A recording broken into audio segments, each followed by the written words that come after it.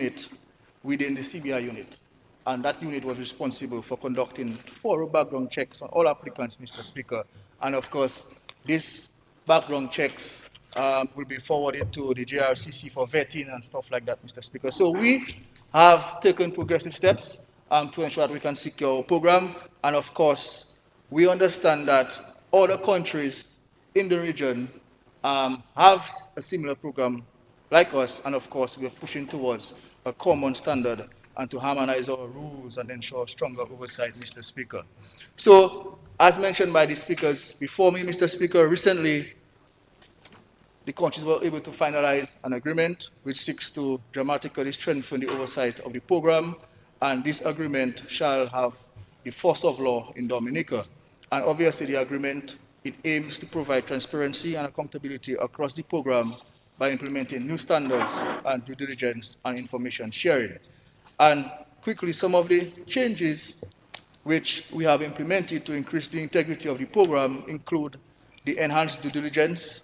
Of course, a provision is made under the new bill under Section 51 to include the collection of biometric data for purposes of verifying the identity of all applicants, Mr. Speaker. And to further strengthen the due diligence process, there is now mandatory interviews as outlined in Section 56.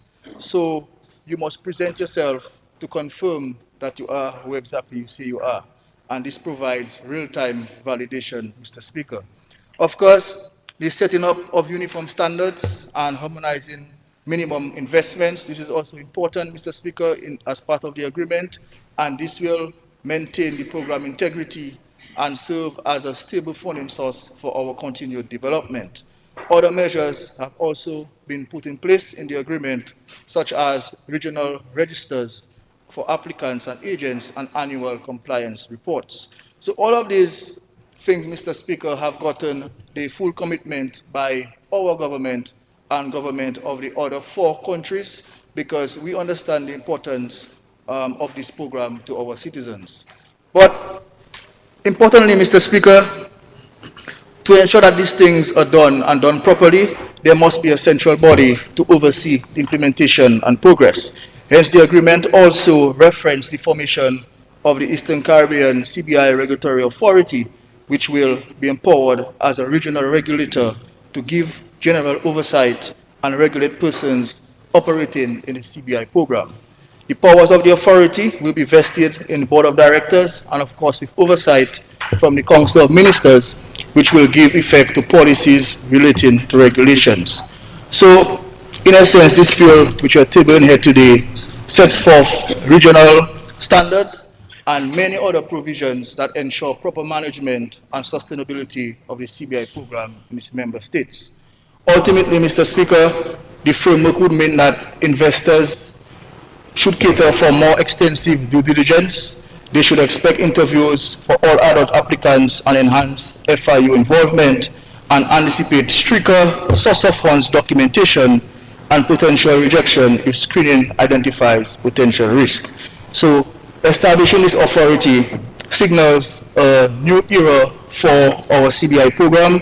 However, all the reforms are very necessary to safeguard the program and ultimately to contribute to our growth and development, Mr. Speaker. So with these few words, I just want to record my support for this bill, and of course, I wish the authority well in their endeavors. Thank you very much.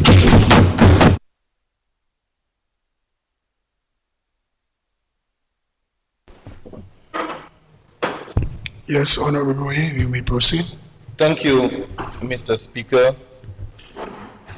Mr. Speaker, it would be remiss of me if I would not contribute to this bill, as we have one of the biggest projects in my constituency being funded by the CBI program, which is the Marina, Mr. Speaker. A project that the people of the North has been waiting for over 60 years. And finally, it has come through funding under the CBI. So thank God for the CBI, Mr. Speaker. We're very grateful in the north of Dominica for the CBI. But what is hurting listening to Senator Paris, being part of the Workers' Party, who took the government to court to stop the CBI, now is pretending to be so concerned of government's commitment to implement or to stick to the agreement that we are attempting to pass in this house. I think that's shameful for a young man to be switching from sides to sides. As Blackburn said, he's educated, so he should know better than that. But Mr. Speaker, Honorable Henderson was very articulate in summarizing the bill. He gave the evolution of the bill, so I won't get into that. But I want to stand to lend my support because it's important to note the transformational projects that the CBI program is funding currently. We can just, in interest of time, we just look at tourism. We're speaking about the cable car, which is funding through the CBI program in Arizona Valley, Dr. Mapp. Currently, we have a lot of persons working for handsome salaries. Guys are doing well. NEP is crunching for guys now to work in the valley because they are employed on the cable car, drawing some good monies and doing well for their families and for their livelihoods.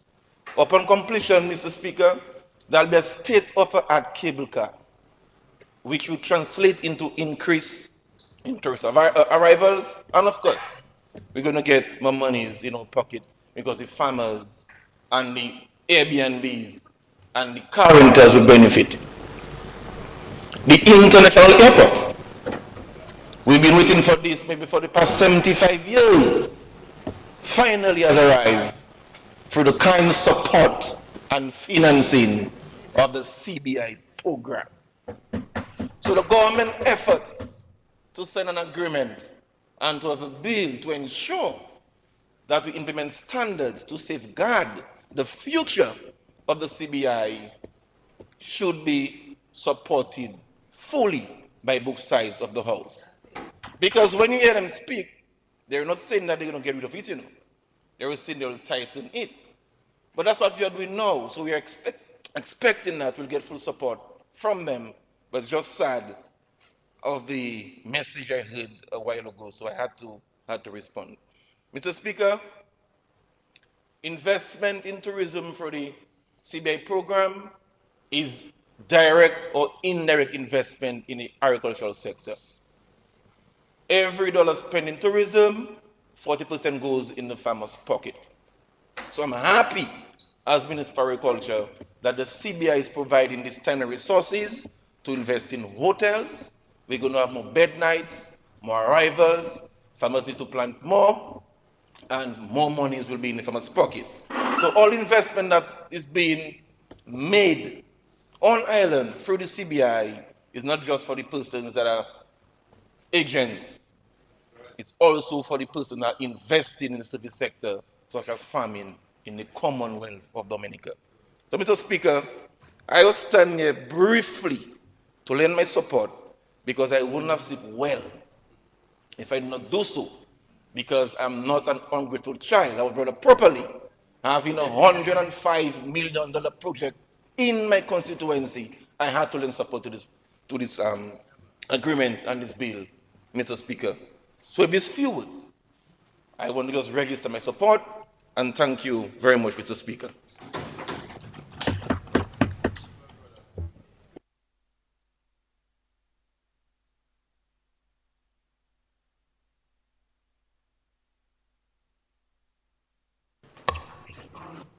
Yes, you can move. So are you comfortable where you are or you want to move where? No, you could move if you want to switch. Okay, good. Proceed. You are recognized, Honorable Defoe.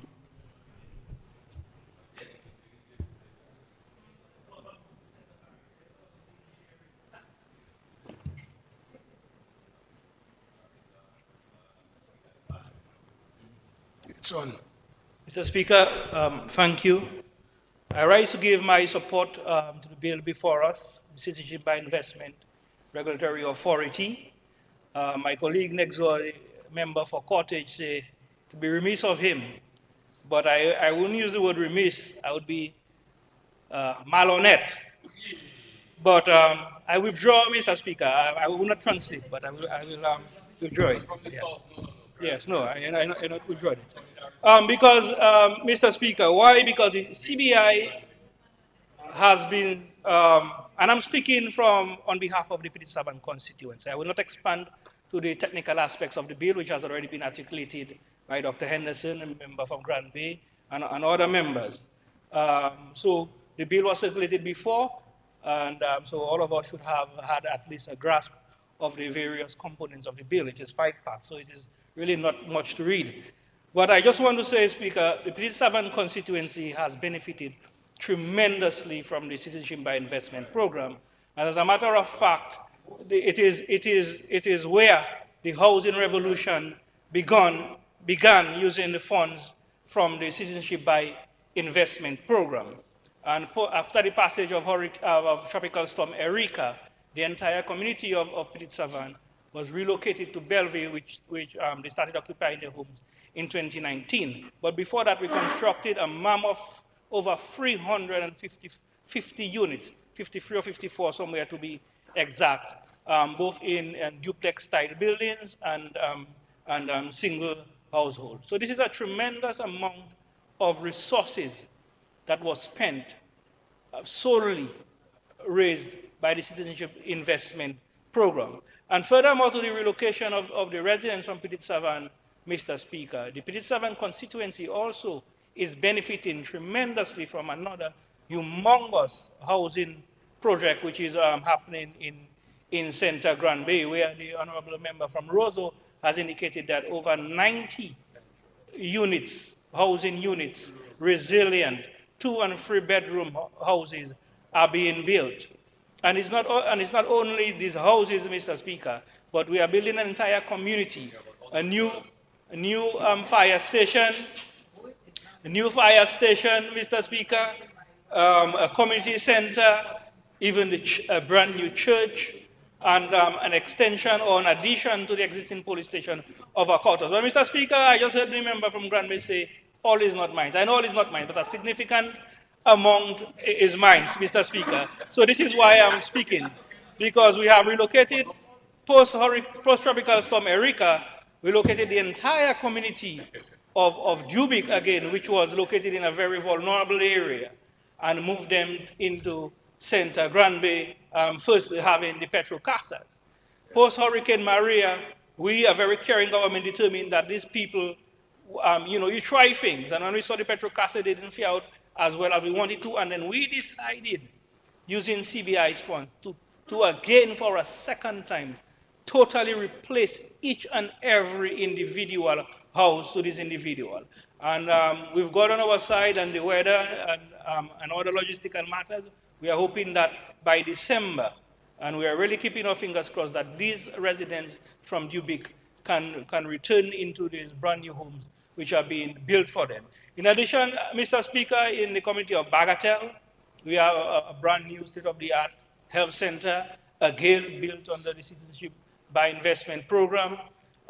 As we know, on a monthly basis, the NEP, as we know, the cleanup and beautification and other aspects of the NEP are largely being supported by revenues from the Citizenship by Investment program. And I want to say from the breadth of my constituency, from Bellevue to Pont-Saint-Jean, even in the original Petit Savan, we have still maintained significant crews which upkeep the communities, and they are one of the best crews known to the island. As we speak, every year we take them, we are cleaning up the city. We have moved them together with our sisters from Grand Bay, and they are doing a brilliant job, Mr. Speaker. So there are many elements in which individual daily lives, apart from infrastructure, are being touched by revenue that comes from the Citizenship by Investment program. And if we even go a little further back, I mean, the school just opened in September. The school books, the uniforms, a lot of these type of programs, Yes We Care, are being supported by the Citizenship by Investment program. So as I said, Mr. Speaker, I just thought, I would not be a malhonnête. And this time I will explain. Malhonnête, that being ungrateful for me not to stand and give a support to the program. Because when you look at what is happening there, and I want to address very last the aspect of the will from the government. It takes to me tremendous will and political will for the government of Dominica to agree to come together with its comrades from the OECS to create one regulatory body. Because the reason why I say so, Mr. Speaker, the program of Dominica is doing very well. And based on statistics, I had my brother from the Collio constituency that the only other program that perhaps has more applications being processed is the Federation of St. Kitts and Nevis. The reason why I say that is because we could have easily looked at it from the point of view of competition, Mr. Speaker. And Agribus, Grenada, all in all the business, check all this in, we are ahead. But no, we decided we will use our collective experience to come together to help each other so that we will all be safe. And also the member from Coliho mentioned that all of this has been done with the inclusion, the inputs of the major areas where many people on the opposite side, or on the opposite side may not be in the house, but also on the outside, are wishing that these people will come down on us. So they want to use them as a de facto hand. But what they do not know is these people are putting critical input into what we are doing today. And these are namely the United States and the European Union, and the UK now is on its own since it is now out of the EU. These people are tremendously helping us to shape the program so that we can use it for generations to come. And when I say generations to come, because what we are doing now, Mr. Speaker, is not the end. Because at every home giving ceremony, you hear the member from Roseau say, wait, your time is coming. So if your time is coming, that means the goose that lay in the golden egg have to stay alive. And for us, it is the Citizenship by Investment program, Mr. Speaker. So we have to do what we have to do to keep it alive so that other people waiting in Bagatelle, in Pichway, in other parts of the constituency, I know they say I get a lot already, but I still want more because there are people who have not been touched. And our time will come, but our time can only come if the program survives, Mr. Speaker. And that is what I want to share. I will be with my colleague, I will be brief, and to once again say that I support the initiative taken by the government of Dominica to establish a regulatory authority in collaboration with its sister islands of the OCS. Thank you, Mr. Speaker.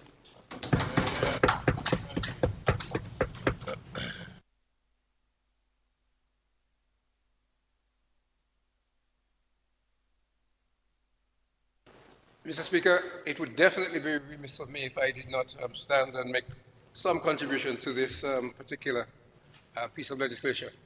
Mr. Speaker, much has been said, all of it on this side of the House, I would suggest in a positive frame. The fact of the matter is, and I think it need not be overcomplicated, is that we all know that the Citizenship by Investment program has been in existence in Dominica, and indeed some of the other jurisdictions, for a number of years. I think the first program was St. Kitts, maybe in about 1991 or thereabouts, or 83, I'm told, and ours in 1993. From the records that I've seen, it appears that there were discussions from as early as 1991, and I'm speaking here of the infamous Grace Tongue project. But the agreement that I just recognized, documents I looked at recently, for that was around 1993. Mr. Speaker, throughout most of the period that the Citizenship by Investment program has existed, whether it's under the original title of Economic Citizenship Program, or whether it's under the subsequent UWP supposed re-engineered program, there was no legislative provision under which the program was being operated. The first legislative provision that I'm aware of was introduced by this government, and it is the CBI regulations. The initial was, I think, number 43 of 2013 or thereabout. I think it's 2013, that was subsequently amended and revoked, actually, by 37 of 2014. And thereafter, there have been a number of amendments to those regulations. Mr. Speaker, I say that to say that it is perhaps rich for those who did nothing to seek to regulate the program, to seek to criticize the efforts of this government to ensure that there is a regulated framework and program in existence. And this current piece of legislation and the amendment that the agreement that it brings into effect, or will bring into effect, is a further step in the direction of ensuring that the program operates under regulation. And indeed, this is, I would suggest, a significant piece of legislation and a significant agreement. To bring the 5 jurisdictions with programs together to have an agreed document, an agreement with 99 articles. So it is a substantial piece of work. And it's all well and good to stand up and ask all sorts of questions. I mean, I could ask, is the sun going to shine tomorrow? And is there going to be rain tomorrow? What color clouds are we going to have? But, Mr. Speaker, all of those questions, they are geographic and other sources of information that could give an indication and indeed perhaps answer the question. And many of the questions that were posed in this House, Mr. Speaker, are actually answered in the document if those who ask the question choose to read it. So, Mr. Speaker, I would want to just say that, for example, in terms of the regulatory authority, the actual drafting of this was driven in effect or under the oversight of the Eastern Caribbean Central Bank. As the Honourable Prime Minister in his contribution made clear, the consultation and the exposure was pretty wide. Indeed, they brought together different entities, different interests. In any agreement, especially agreement of different countries, different sovereign nations, you're not going to get everything that you want. That's just the nature of dealing at that level. Maybe in the playground, if the bat is yours and the ball is yours, or which one of them is yours, you can probably insist that the game will stop if you don't get what you want because you walk away with your bat or your ball. But in the international arena and in the arena of adult arrangements, there has to be give and take. And everybody has to understand that at the end of the day, you have to have a clear understanding of what your bottom line is. What is important to you? What are the most important things that you want to achieve, that you want to see in the document? And once they are there, there's some of the lesser things that you may call frills that you can allow to pass on as part of the arrangement. And in this agreement, Mr. Speaker, it is structured in a way that makes clear that there is a council, which is the preeminent body or group in there, which is a council of ministers. So each of the jurisdictions will have the authority, will decide, and in this instance, the way it's structured, it will be the minister with responsibility for the citizenship or investment, who will be a member of the council. That is the driving body of the regulatory authority. You have a board of directors, which, again, each jurisdiction will have its input into determining how that works in terms of who ends up on that. And then you have the provisions that deal with somebody to be a director has to be a fit and proper person. And what that entails is set out quite clearly in the legislation. And we have to remember that the reality is that our citizenship by investment program, like that of our sister countries, is operating in an international world where there are many international bodies as well as other countries that are looking closely at the programs. So it's not something that you can just go off and do what you want willy-nilly. This regulatory framework allows everybody to know exactly what the playing field is and what level we're operating under. It sets out clear provisions for due diligence. It sets out clear provisions for oversight, involvement of impacts, JRCC and others. And Mr. Speaker, whilst nothing is perfect, and I'm sure this isn't perfect, but it is a very good effort, I suggest, to establish a regulatory framework which will operate in the interest of all of us, will allow us to be seen by those outside who are looking in on at our program as a serious enterprise, and will be able to measure against the legislation and the agreement the actions or inactions of all of us who are involved. That is the particular states, but also the players, the agents, and so on and so forth. And that's an important factor, Mr. Speaker. The agents will have to be licensed. They're going to have to apply and comply with all of the rules and regulations. And Lord knows, Mr. Speaker, that's an area that needs some serious attention. I speak as someone who has been involved in the program for some time, and certainly in its prior forms. The Honourable Member for Granby talked about interviews being conducted abroad. I have been involved in the conduct of interviews in a number of countries in Europe and beyond. And of course, at that time, it could be done, but the numbers that are involved now, that cannot be done in that way, at least not for all, there may be individuals that may happen for. And indeed, Mr. Speaker, this, as I speak of that, this piece of legislation will be very helpful and will I suggest, minimize. It won't eliminate it, Mr. Speaker, because we know some of our fellow citizens will manufacture problems where they don't exist.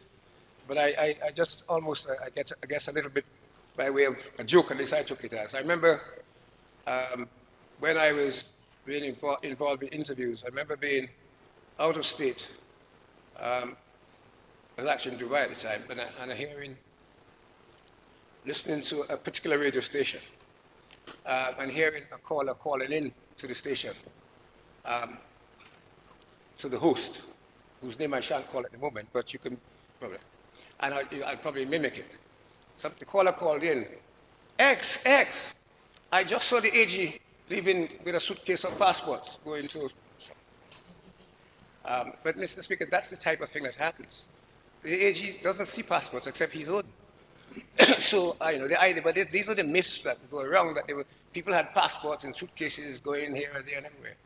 The passports, as far as I know, are held by the Immigration Department, or at least they know wherever they are. And as far as I'm aware, people get passports when they follow whatever the process is, which is, again, another factor in all of the myths and stuff that goes on around the whole CBI program. Is people claim that people are buying passports. Well, no applicant for citizenship under the CBI program can pay money to the Immigration Department to get citizenship. What people do is they apply for citizenship, they go through whatever the hoops are, they make whatever the investment contribution is, they then, if they are successful, are granted citizenship, where once they have citizenship, like every other person who has citizenship, they are entitled to apply for a passport. And they apply for a passport. But it is a separate and distinct process from the citizenship. If you apply for citizenship under the program and you are refused, you're denied, you don't get it, you cannot get a Dominican passport. You can only get a Dominican passport if you have applied under the program. If you've applied for citizenship and you're successful, and then you apply for your passport, and you pay whatever it is, the 150 or whatever it is everybody else pays, or 200 or whatever the amount is that is set up in the agreement. So, Mr. Speaker, I think those simple things are important that the populace understands, because there are a lot of myths out there. And I just finally will say, Mr. Speaker, that this citizenship by investment regulatory authority will, I would want to believe, go a long way to ensuring that the CBI program in Dominica, as well as in the other jurisdictions with the programs, it becomes even more strengthened by way of its integrity and its transparency, because there are requirements for publication of reports, annual reports, financial reports, etc., etc. And all of those are publications that will be available to the public. So, Mr. Speaker, I have no hesitation whatsoever in giving my full support to this important piece of legislation.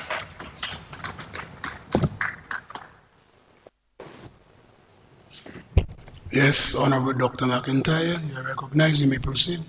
Mr. Speaker, I stand to give my full support to this bill, the Eastern Caribbean Citizenship by Investment Regulatory Authority Agreement Act 2025. Mr. Speaker, my constituency in particular and the rest of Dominica have all been benefiting from programs, projects under the financed by the CBI program.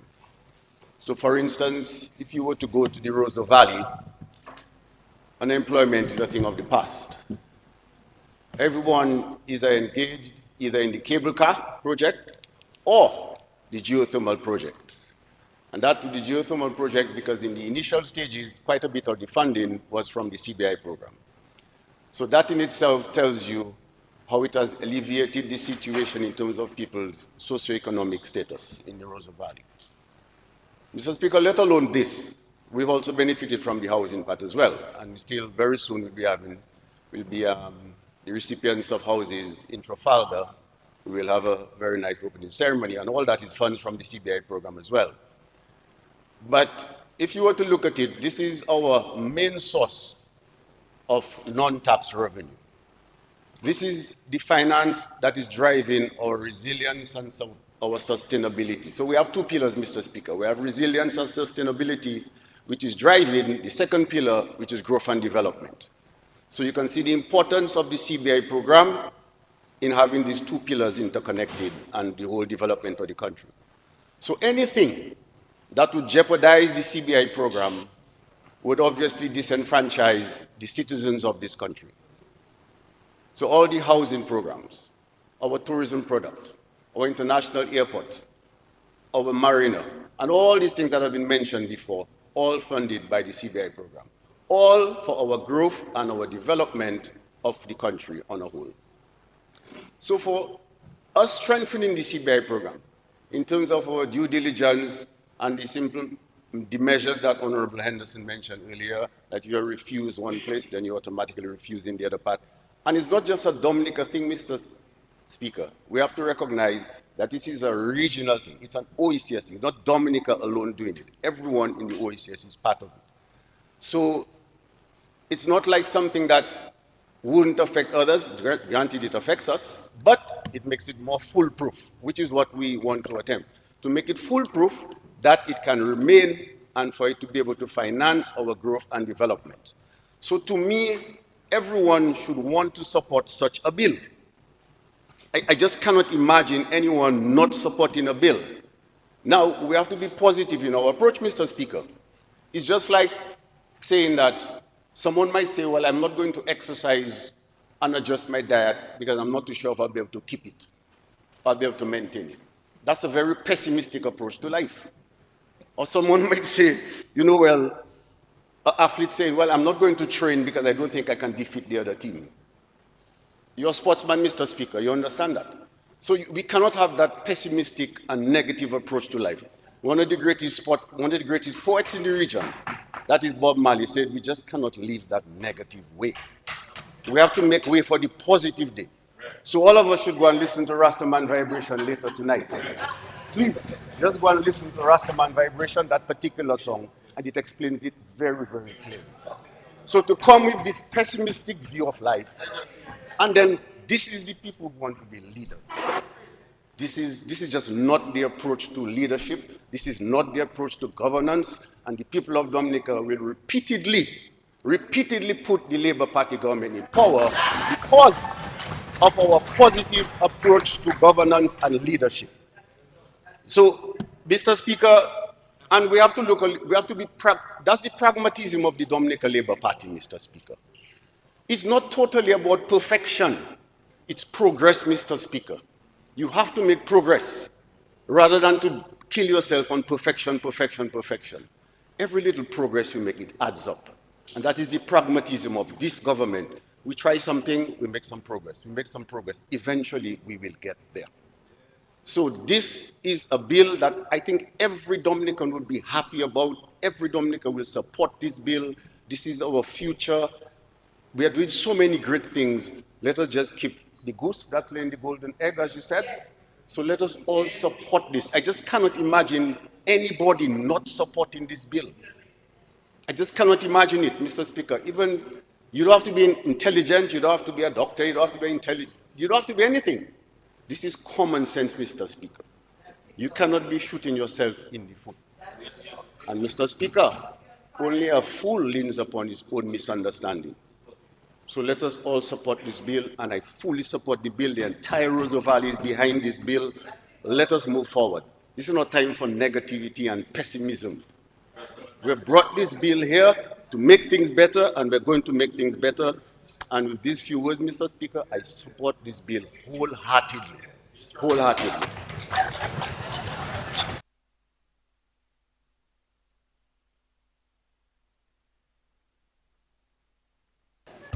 Mr. Speaker, thank you very much.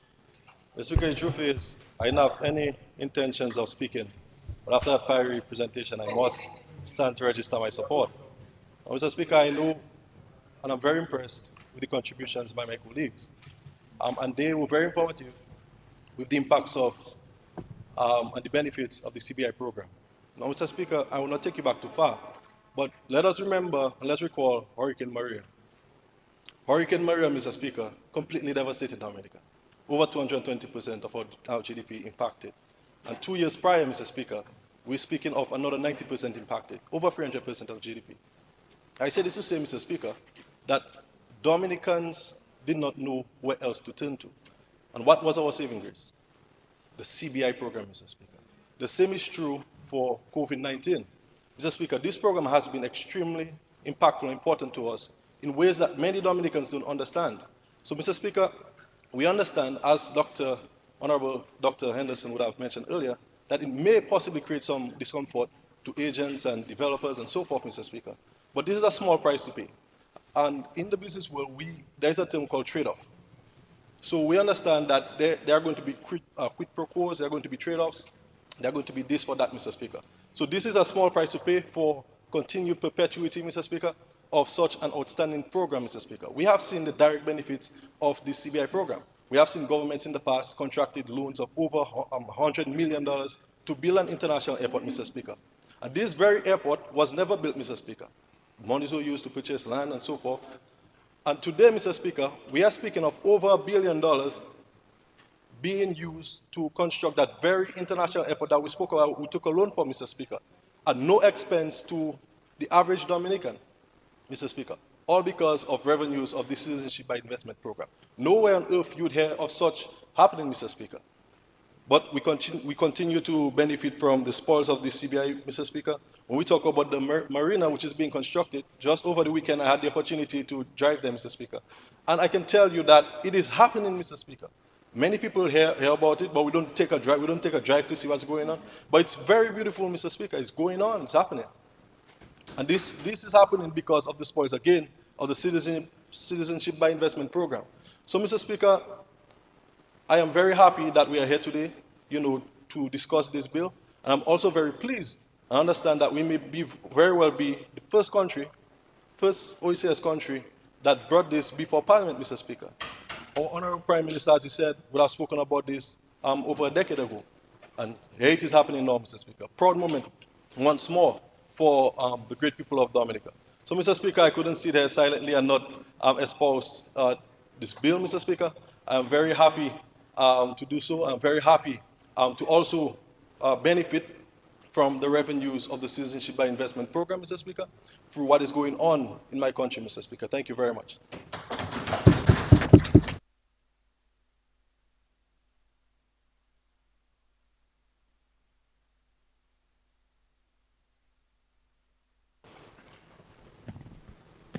Yes, Honorable Shepherd, you may proceed. Mr. Speaker, I too want to rise in full support of the new regulations for the Citizenship by Investment program. And we're starting here in Dominica. Dominica is a leader in its own right, usually a first in a lot of things. And also before I continue, to commend again visionary leadership by our Honorable Prime Minister, 2015 and now 2025, Mr. Speaker, to see this becoming a reality. The initiative, Mr. Speaker, I don't think it's merely one of response.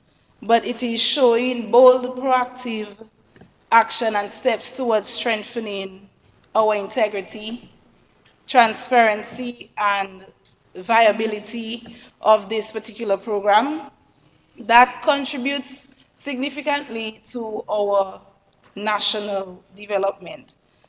Mr. Speaker, I also want to acknowledge that the contributions are also sustainable from the CBI program to our fiscal landscape. We have heard mentioned by previous speakers. It is a cornerstone of our public sector investment program, helping us to finance our quest of being champions in climatic or climate resilience and our recovery plan. We also know that the CBI program funds a number of our projects, our programs, especially like the previous speaker said, after Hurricane Maria and throughout the COVID-19 pandemic. It was and is a saving grace. And we also should register that Dominica's CBI program is one of the most respected. Even if we have naysayers and we have the opposition elements who want to say otherwise. And Mr. Speaker, I often find myself wondering, how is it that people that seek to cry down and bring down their own country want to stay and lead it? Something is not right. Something is not right. And like Dr. Max said, Dominicans will continue to show and will continue to prove that right leadership is with the Dominica Labour Party. Mr. Speaker, the collaboration too between our OECS partners, like I said, Dominica, we're moving first, but we have no doubt that the others are going to follow. And the reforms, we know that it will ensure that Dominica and the Caribbean remain trusted, especially for investment opportunities. That is very significant. We're safeguarding the interests of our Dominicans, our Caribbean citizens, and we're also protecting our state. Mr. Speaker, this again is about responsible governance. It is about ensuring that the benefits of the CBI program continue to uplift our people, funding healthcare, our roads, our schools, our climate resilience programs, and also closing the doors on any intent for abuse or misuse of the program. And in closing, I just want to say that we should all, because every Dominican have been impacted by the CBI program, whether they want to say it or not. All of us have been. So let us stand together for this bill, committed to building our programs that are sustainable, secure, and internationally respected most of all. And with just these few words, Mr. Speaker, I again give full support to the regulations. Thank you.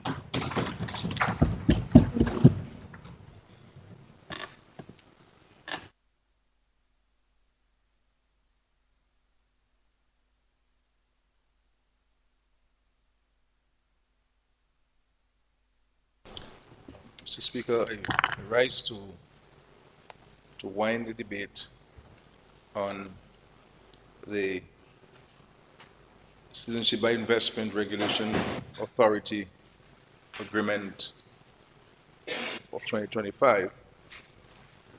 As was highlighted, the reality is a lot of what is contained in this agreement are things which are contained in our own regulations.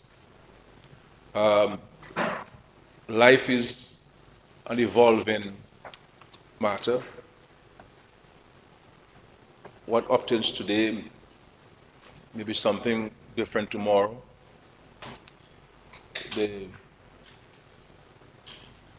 And you have to continuously review and assess and evaluate and make changes whatever it is, whether it's education reform or whether it is new agricultural practices in light of pests and diseases, and you have to use different techniques. You may have to stop growing a particular crop for a year um, and let the soil rest, and you plant something else.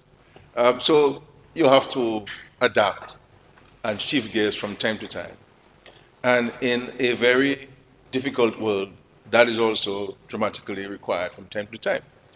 And of course, you live a, in a community of nations, and different countries and different institutions see things differently. Um, they have particular perspectives. Some you may agree with, some you may not agree with, and the whole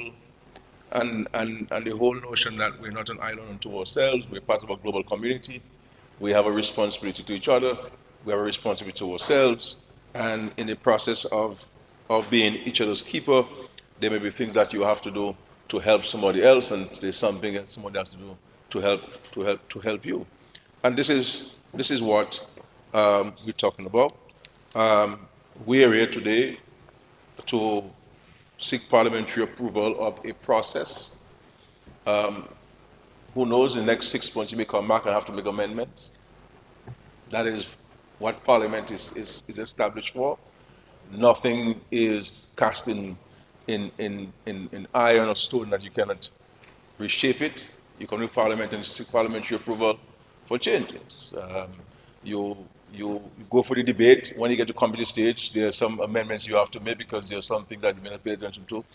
Every time you look at a document, Mr. Speaker, you have to keep changing. That's why most times I don't like writing speeches, because every time I look at it, I have to change it, so I just because let me not speak, and save myself some time. Because every time you look at it, you make some changes to it, and it's never complete until you deliver it. And even after you deliver it, you say, "Boy, I could have said something differently," etc., etc. So that's what it is. Um, one cannot contest the importance of the CBI program to the entire Eastern Caribbean Currency Union. It is well established of the extent of the revenues that are generated from this program for all the participating member states. Um, some have been in it before, and therefore they are more um, they are more established, and therefore sometimes the results might be varying compared to others. But at the end of the day, every country benefits from it. It is an important source of non-tax revenue. The reality is, people have to understand, if you have certain things to do, for example, we build an international airport. No one can contest that an international airport is absolutely important in assisting in transformation of the economy, in creating jobs, in sustaining existing investments, and also attracting new investments. The reality is, if you look around the world, there are not many things that other countries have, beside and from us, that we don't have, except the international airport. And so anybody can fly from any part of the world to these countries, and it makes a huge difference. If you're, we saw the impact of night landing on Dominica. When Dominica closed at 4 or 5 o'clock in the afternoon, now it's open longer hours. It means your place is open for longer hours. It's like you having a shop. If you open a shop from 8 to 3 in the afternoon, then and somebody opens on 8 to 12, there's a great opportunity for the person having a greater return, a greater turnover, because one can go into the restaurant at 8 o'clock at night and it's open. And it's not different from the country. And so we've invested in this. I do not want to lament the extent of the impact of the CBI program on this country. And there are some who, for their selfish reasons, and think they want to pay attention to just housing and believe that that's only what the government has invested the CBI funds in. And a lot of it, sometimes they criticize the housing more from an envy standpoint, not because they don't want to appreciate the impact it's having on the society and individuals and the economy, because one of the major inducement for growth in the economy is construction. Construction being all consumption, and job creation. And when you build a set of homes in the community, say, let's take Scottsdale where we built 21 homes. Every one of the contractors there was from Scottsdale, right? And so all of that kind of money stays in terms of your labor, stays within the hands of the people, and it creates an economic activity in place because you bring money from outside to mix with the money that's in Scottsdale, and then you have economic activity. And in the process, people's lives are improved. And in the process, you take somebody who is in poverty, and literally overnight, you have removed the person from the category of poverty.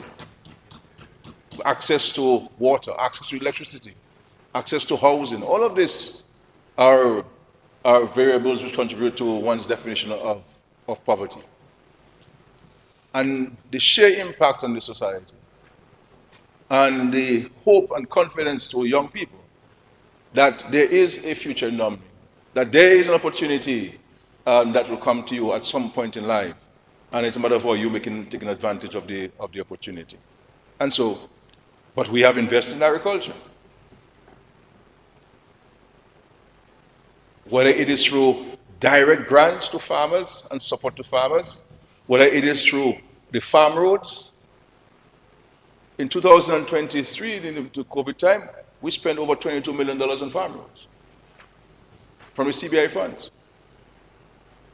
Whether it's a 0% loan at the aid bank or 2% loan at the aid bank for agriculture.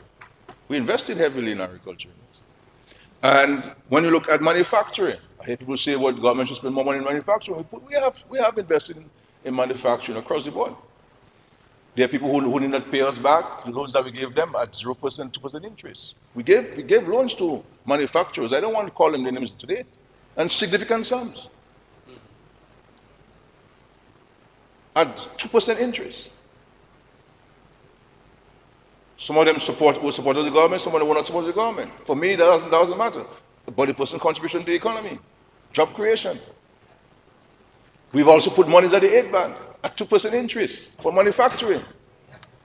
Today, and I'm only saying so because that person took the liberty of saying so publicly at the commissioning of his block plant, which is the most modern block plant in the OECS, that is at P.H. Williams, that P.H. Williams now has the capacity to export blocks anywhere in the Caribbean. Because they went and they took advantage of the 2% loan at the aid bank for manufacturing from the CBI funds.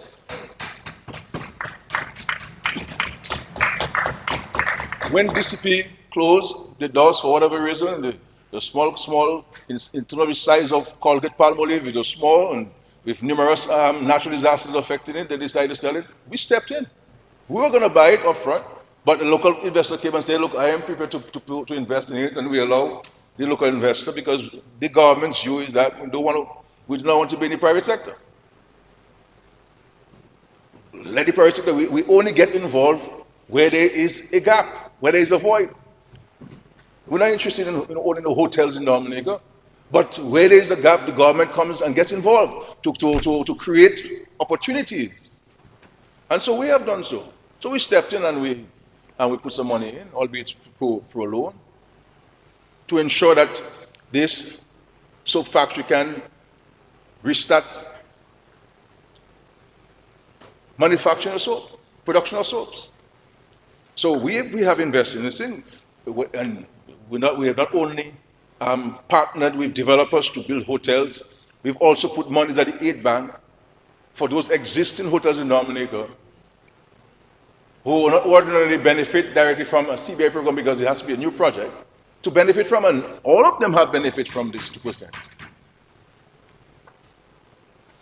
I don't want to call names because they haven't said so publicly, but they have benefited from the 2% for tourism. 2%.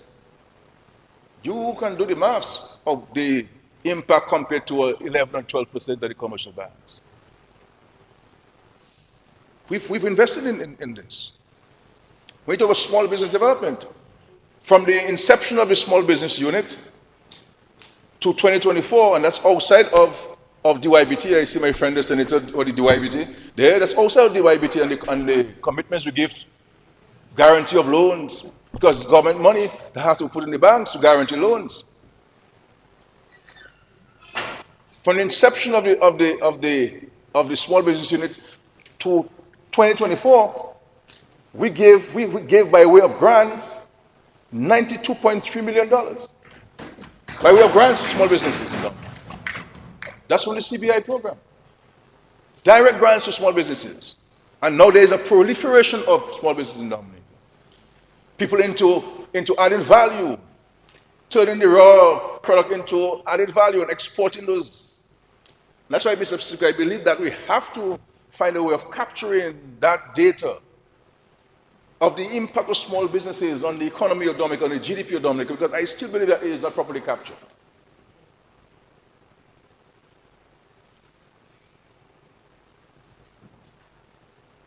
We've been putting in there. And talk about education. Not only about the infrastructure, but teacher training, supplies, tertiary education. Everybody who has gone to study in the last 15 or so years and has gotten a grant from the government, it's CBI money. So when people talking about where's the CBI money or what has it done for me, that's what it's been doing for you, because we don't talk about these things, that's what it is, Mr. Speaker. The millions of dollars that we spend on tertiary education, housing, books, insurance, tuition. We invested, put the money back into the people. And so when we talk about the use of citizenship by investment program globally, Dominica is a living example of how we use that money.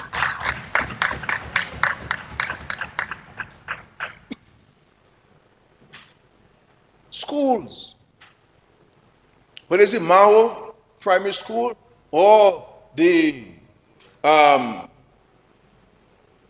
Dominica Grammar School, or the several repairs to schools after the hurricane, many schools, the CBI funds. Infrastructure, Mr. Speaker. The West Bridge and many other pieces of infrastructure across Dominica, roads, bridges, CBI funds. And I keep saying to the government every time, this is why it's important for us to, all of these interventions, do like how the USAID did, do like how the EU does, they put a little map, a little flag, sorry. We should put a little flag, a little something, a little marker on every home, on every infrastructure, on every investment we make. Every small business owner who got assistance. Every young person who got scholarships to go and study should have something that says CBI. And then we'll appreciate the impact of the CBI.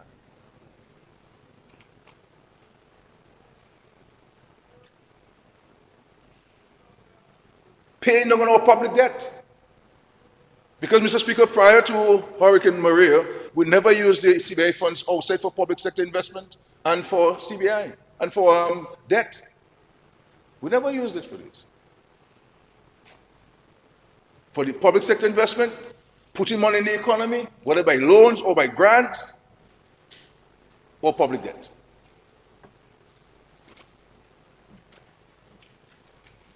Water project.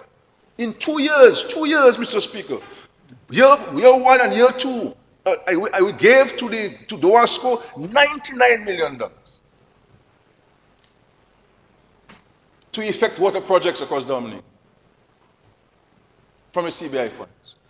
That was just, I'm talking about just 2 years. We get more beyond that. $99 million in 2 years to effect new water projects and enhance existing water projects. And even when you do, for example, you will see that we took a loan from the World Bank to finance from the Bois Diab to Casa Bruce, through the Caligo territory to Pegua. And even when you have those projects, whether it's a loan or grant from these entities, there must be counterpart funding. Significant land acquisition. Significant crop compensation. These funds have to be found from the government sources. So the millions that we gave to the Kalnago people for the land And it is the first government in the history of the Carnago territory that's ever given the Carnago territory 1 cent for taking land from them. And we paid them millions and all over Dominic. Whether it is in Loubier to Pishler, Granby Road now, with the millions that we have spent. One property owner, we paid $1.3 million in cash from the CBI funds for the property. For this road we're doing. That's just one person.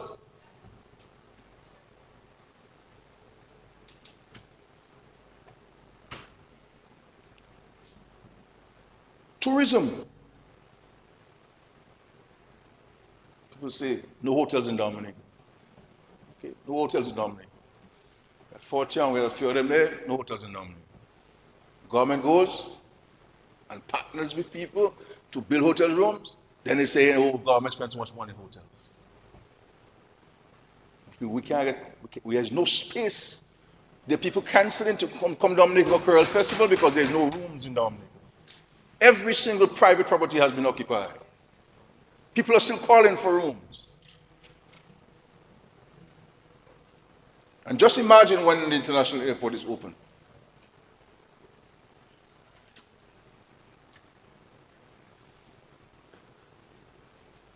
National security. Successive police officers, chief of police will tell you that there's no government that has invested more into the police than this government.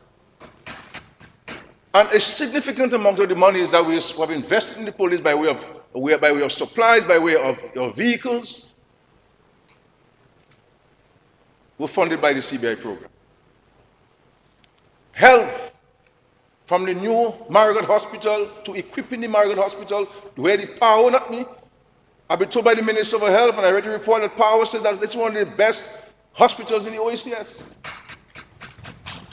CBI. And plus the 13 or 14 health centers across Dominic. Transforming not only tertiary care and secondary care, but primary care, health care is so important for delivery of healthcare services in Dominic. This is how we have been able to use the CBI funds, Mr. Speaker. And Dr. Mack indicated in the earlier days, geothermal, we underwrote a significant portion of the action that have been taken now, or commitment to renewable energy, and doing the transition. And we can speak about, you know, sometimes I wonder if I should, you know, speak about those things or not. But Erica damaged Douglas Charles Airport. And it cost us about $200 million to fix Douglas Charles. $200 million to fix Douglas Charles. The runway, we had to do new river defense walls. We had to raise the one along the parking, dive with a portion of the river. $200 million. This is why I was even more motivated to pursue the international airport. Because in my view, this is going to happen again at some point. I'm saying that $200 million could have really knocked off some mountains for us if we didn't have to spend this on this. And any one of us listening to me can understand what you do with $200 million in Dominic. CBI funds, Mr. Speaker. So when people talking about, okay, well, why have we done this and now we've done that and so forth, we could have said, well, leave people where they are in Erica, leave people where they are in Murray, and use the money to do other things that we wanted to do. That's not who we are. We responded to the needs of the people. When we said we were going to build, we're going to relocate Jubic and PD7, even the people in PD7 said that scary joking that never happened. Because for them, they couldn't understand, they couldn't fathom, how are we going to take on that project of relocating every one of them and making a commitment to provide each of them with a home.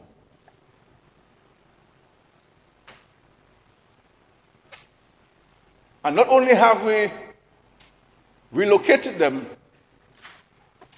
57 people, We are now equal in the task with the two big people. We got the help from Venezuela to build in Petrocastles. Most of them were damaged by the hurricane. And now, every day they send me videos and pictures of what the homes look like and how excited they are. And I want those who criticize me and criticize the government for spending money on housing to tell me, if they were the government of this country, what would they do for these people? So don't say what Skewedge is doing, so tell me what you would do.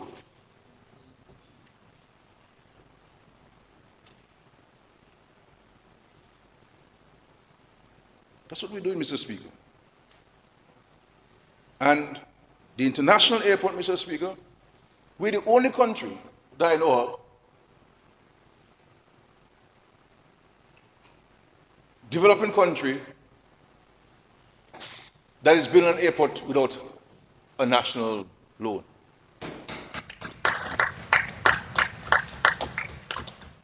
And I don't think sometimes we take time ourselves in the government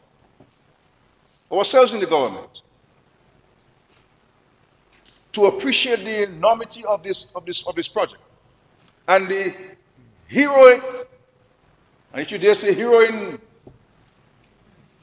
task of building this airport under the circumstances that we're tearing it down. Yeah, I realize Honorable Minister stand to give you extra time. I thought if I was supposed to take 45 minutes to present. I only took 10. Yeah.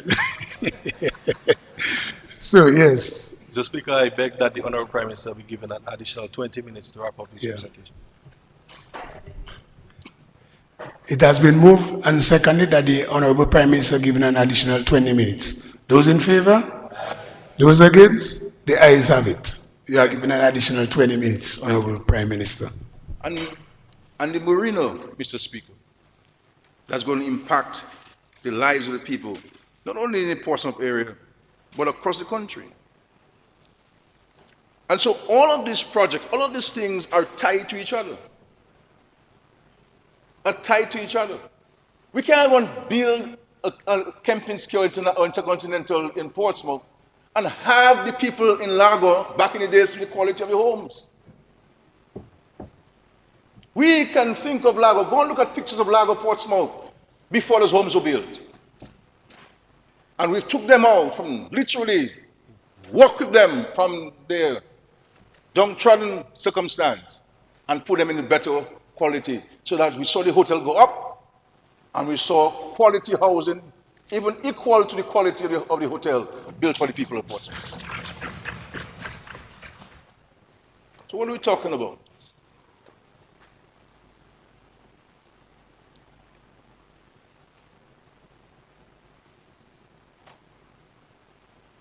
So that there's not the disparity, Mr. Speaker, of people coming from outside and enjoying a nice hotel and people around it are living in squalor conditions. And so we'll continue the National Empowerment Program.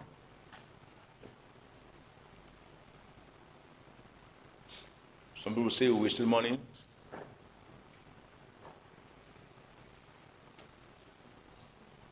But I know you're supposed to keep your country clean and beautiful. And who's going to do it? We should be grateful in this country that we have people who still have a sense of pride in themselves, in their country, and who will go out in the hot sun and the rain and to cut the mulch and the grass on the side of the roads for us and plant flowers and maintain the beauty and the aesthetic of the country. And in any event, Mr. Speaker, you have to pay for it. When you look at the size of contracts we used to give for maintenance of the sidewalks inside roads in Dominica, it was huge. And what has the NEP done for people? For the ordinary folks in Dominica, for the working people of this country? What has it done? That in a home of 4 people, you have taken home $4,000, Mr. Speaker. If they consolidate that, they can go to the credit union and take a loan. Building a sense of dignity in people that they can go and know that a single mother can know, as small as $1,000 may be, that at the end of the month she gets $1,000 and she's going to take credit and pay for it. Maintaining the dignity of people, they can go home, go to work, and come back and take care of the children. And we designed such a program, Mr. Speaker, very carefully and skillfully. This is why we do not allow people to leave one village and go to another village. We want you to stay home, stay in your village, so that you can be at home to provide for your children as well. So we do not have children going to school and not have something to eat when they come back from school. Or nobody there to take care of them. And we have raised the pride and the dignity and the sense of purpose for hundreds of people across Dominion. And you can see how committed they are to the task of making a contribution to this, Mr. Speaker. And so, don't even talk about the kind of support we give to people going overseas for medical care. I was at my home on Sunday, 2 Sundays ago. 2 Sundays ago, a young child got into an accident.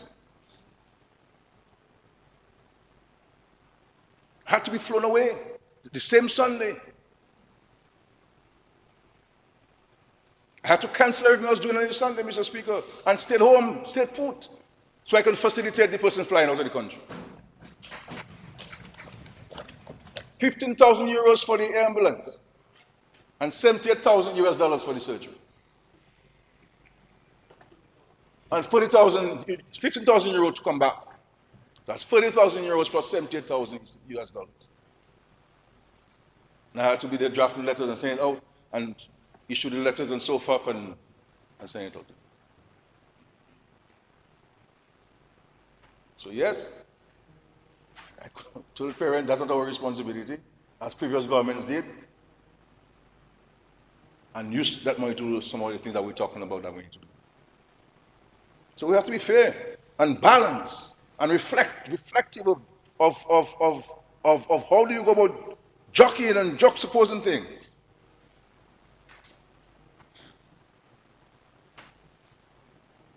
And so all of this from the Citizenship by Investment Program. Don't talk about COVID, Mr. Speaker. Nobody was working, no revenue. We paid for hundreds of private sector employees. Hundreds of private sector employees. When I got wind that they were not going to pay people for the time home. I'm saying when you are experiencing adversity, that is the time you're supposed to hold people's hands. It's not time to kick a guy down the curb. After Hurricane, Mr. Speaker, I was advised by our financial advisors to cut the wedge bill after Maria. Cut the wedge bill. And I said, nothing doing. We have to hold people's hands. We have to get out of the rubble together. I cannot go home as Prime Minister with a salary and the junior clerk goes home with no salary because what? We had a cut. No. So both in Maria time and Erica and COVID time, we paid the salaries of hundreds of private sector employees. It was no legal responsibility. And all of those funds came from the CBI.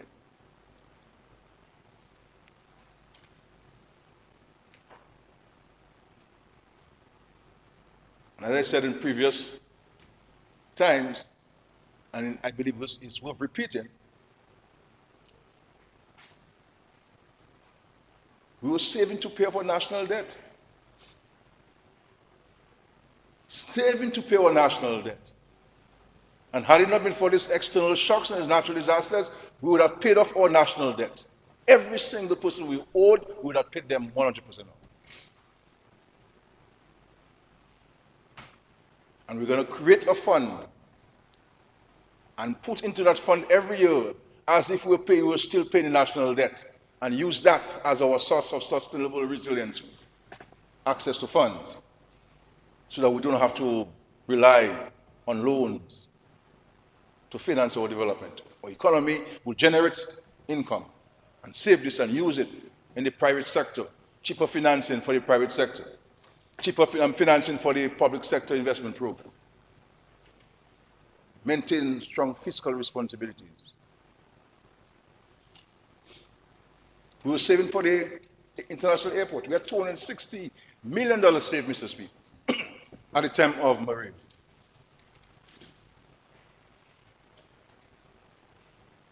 Maria, we spent over $86 million just removing debris.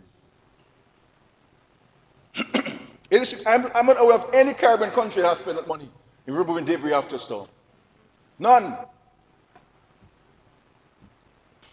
And notwithstanding all of this, Mr. Speaker, all of these setbacks in the last 12 years, that we hear speaking about major capital investment programs, most of them financed by the CBI program.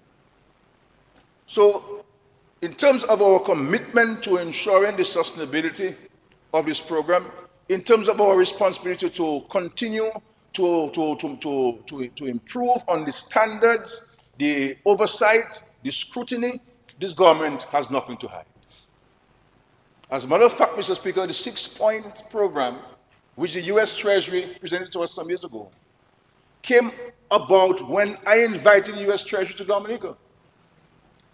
And I said, come to Dominica and examine, independent of us, question whoever you want to question. They came and they had discussions. They did their own assessment. A couple of the points that we were the one presenting, because the ban on Russia and Belarus, we did that long before anybody talked about it. And this is why we say, no, let us invite the other countries to be part of the 6-point. And that's how the other countries came about.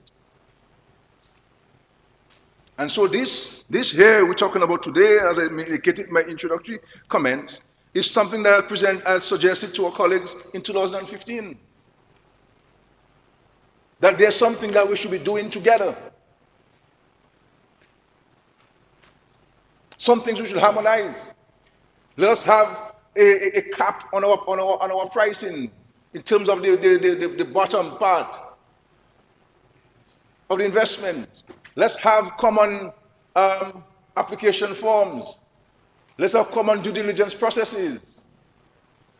Let's have proper sharing of information, so if once somebody apply in your country and they turn down, you apply to mine, we would know. Have a database for this.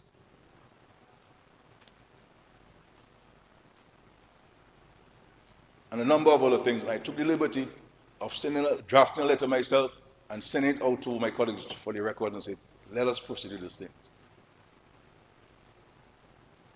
And Gaston Brown will tell you that he and myself were the ones who agreed to proceed then with this. So, while some of these things may have been motivated by external requests, the bulk of them were things that I always felt that we should be doing together by ourselves.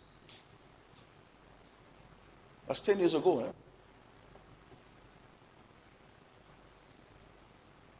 Because the way we recognize the world is an evolving place. So let me say to Senator Paris that in terms of political will, there is absolute political will to ensure the viability of it.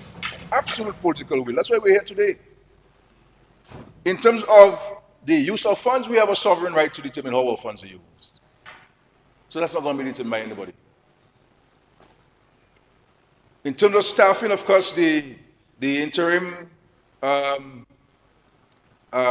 commission will prepare draft budgets and so on. They'll send it to the ministers responsible. They'll make a determination on the budget. We have a mechanism in the fees to ensure that this is self-financing. For example, the GRCC, that we are going to be putting a special fee in part of the fee structure, so that goes to both the GRCC and the Regulatory Commission for its funding, so that within the structure that this is the thinking that we have there in terms of the financing of those entities and the due diligence processes. And of course, we have a mechanism for post-approval monitoring. We do it here, for example, with the FIU. And that also will be at a regional level. This is why the biometrics come into play, and that's why the database is coming to play, so that you can track people post-citizenship. And I take the point that you made that the issue of residency may make our programs less attractive. But let's face it, while we are benefiting from the investment that applicants are making. But we're also giving them something that they do not have, which is the privilege of our citizenship. And if a citizen if somebody who wants to become a Dominican citizen, doesn't believe that he can come to Jamaica for 5 days a year, then you can't be serious. You go to Paris, you want to go to Paris, you want to go to England, you want to go to America, you want to go to everywhere, China and Russia using our passport. Why can't you come to Dominica and bring a family and spend 5 days? This is highly reasonable. As a matter of fact, the applicants should say that that's not enough. We don't mind say 21 days. But we have to be practical. People have to work, and not here in Dominica we have holidays. People call sick, they don't have no medical certificate, 2 days off from work, no social security thing, nothing, and they go out of the country. Nobody get approval to go. This is not overseas, my brother. The moment you don't show up for half an hour, you don't get paid for half an hour. Or you may lose your job entirely. We have it sweet in here, nice in Dominica, flexible. People don't show up for work. You see man driving around Dominica. People come to work 11 o'clock when it's supposed to be 8 o'clock, and Public Works Corporation patching 2 holes a day. 2 holes a day.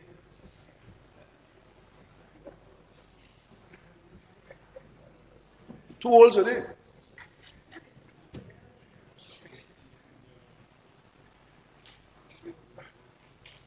So let's understand this. So, Mr. Speaker, I just wanted to give this highlight of the things there, just to remind us, because sometimes those who know better, because of their selfish motivations, will not set the record straight. And I believe that it is my duty, it is my solemn duty as the leader of the government to always take the opportunity to set the record straight. And I do not need any documents, Mr. Speaker, as you can recognize, to speak to the facts of the matter at hand. Because I know what this government has done with the funds that it has been entrusted with. And I know that we can account for the funds that we've been entrusted with. And I know we can point out to all of the beneficiaries, sectors of the economy of how we will spend these funds.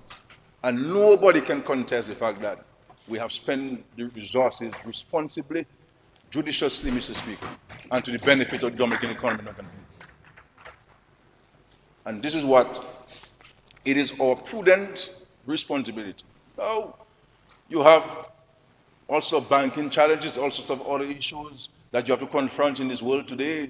It's difficult for people to open a bank account. Even Dominicans having difficulty to open a bank account in their own country. So you understand what I'm saying. So you have challenges. And you cannot grow an economy, you cannot do trade, you cannot do business if it's impossible to open a bank account.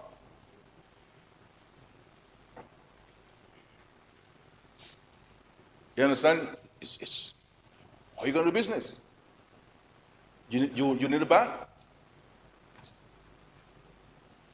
So these are some of the things that we have to confront as a regional country, because every country is suffering from this challenge. But we can stand the test of scrutiny and so forth, and we look forward to implementing this. Obviously, the other countries will have to go to the parliaments to pass this legislation. But the draft, the bill makes provision for it being it's coming to force by an order. And so once we set the date, then each of us will sign this order in our respective countries and give effect to this thing. But this does not stop the work from continuing. So there are a lot of administrative things that we have put in place, and that all of the things have been worked on.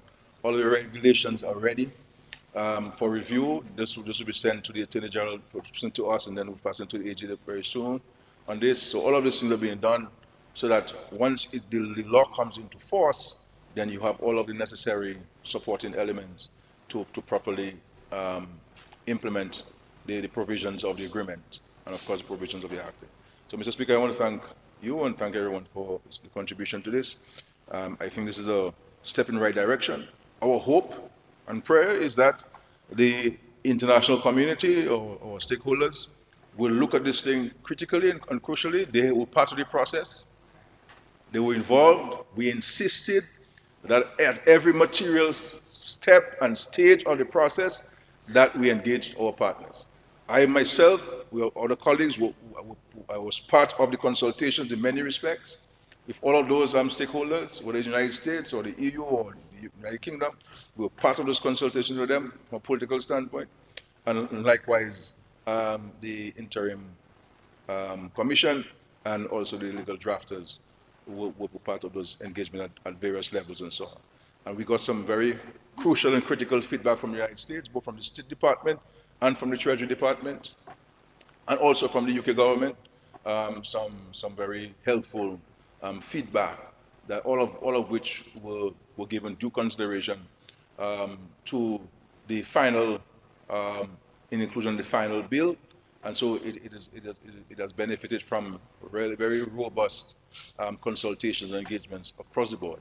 And so this is now the aspirations, all of the concerns people have, all of the views, all of the expressions and so on, all of this things were taken into consideration, and then consensus was arrived at, and we're here today. And so we look forward to the next step of this. I think this is a responsible thing for us to do. We're doing this because it is the right thing to do, and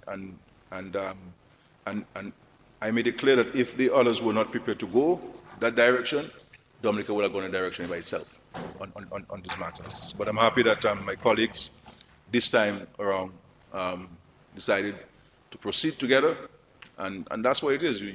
When you work together, more can be achieved, and we look forward to that, Mr. Speaker. Thank you.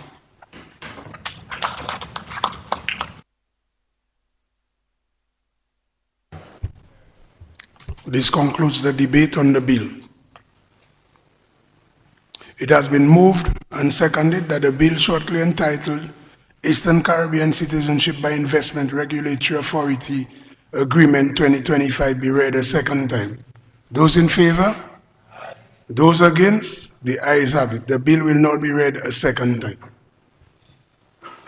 Eastern Caribbean Citizenship by Investment Regulatory Authority Agreement Act 2025.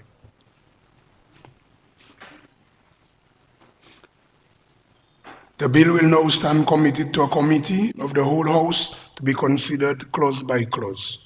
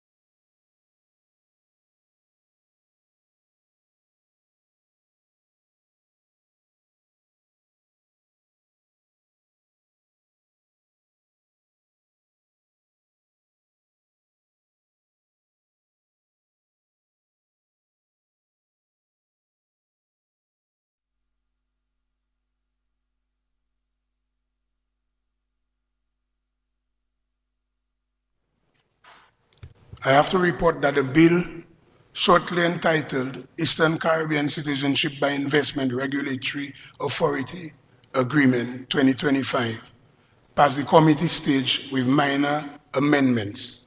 The question is that the report of the committee on the bill be adopted. Those in favor? Those against? The ayes have it.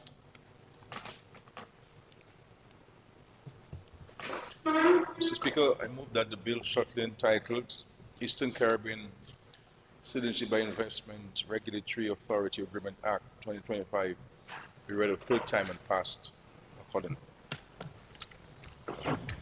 Mr. Speaker.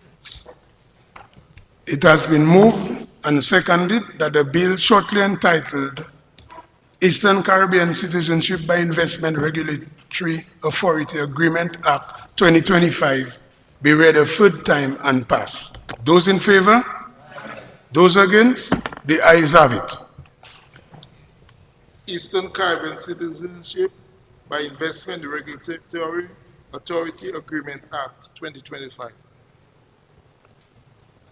The bill has been read a third time and passed accordingly.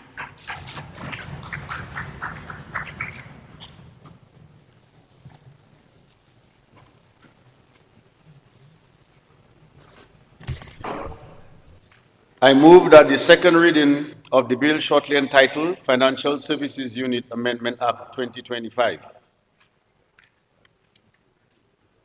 Seconded, Mr. Speaker.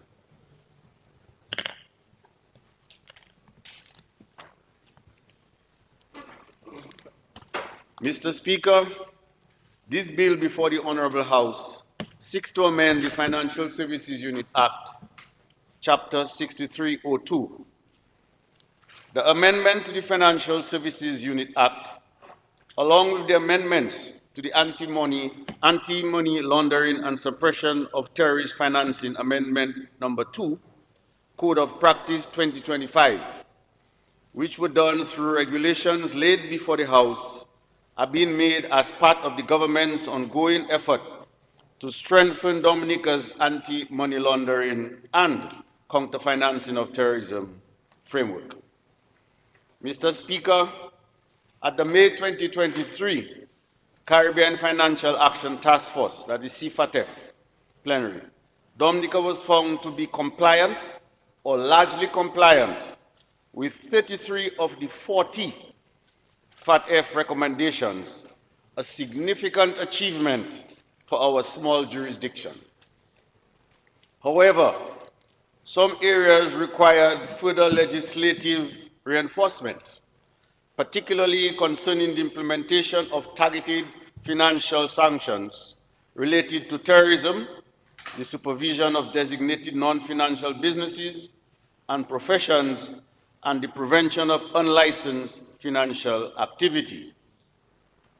The government therefore moved swiftly to strengthen the institutional framework within the Financial Services Unit, Financial Intelligence Unit, and other competent authorities. We have also, through our National Anti-Money Laundering Advisory Committee and our Technical Working Group, prepared the required amendments to various legislations.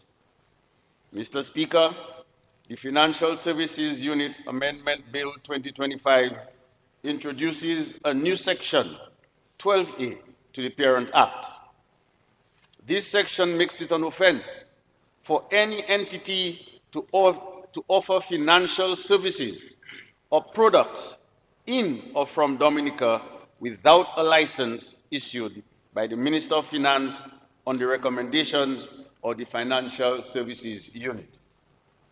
It therefore provides for the Minister to make regulations governing fees and supervisory arrangements for such entities.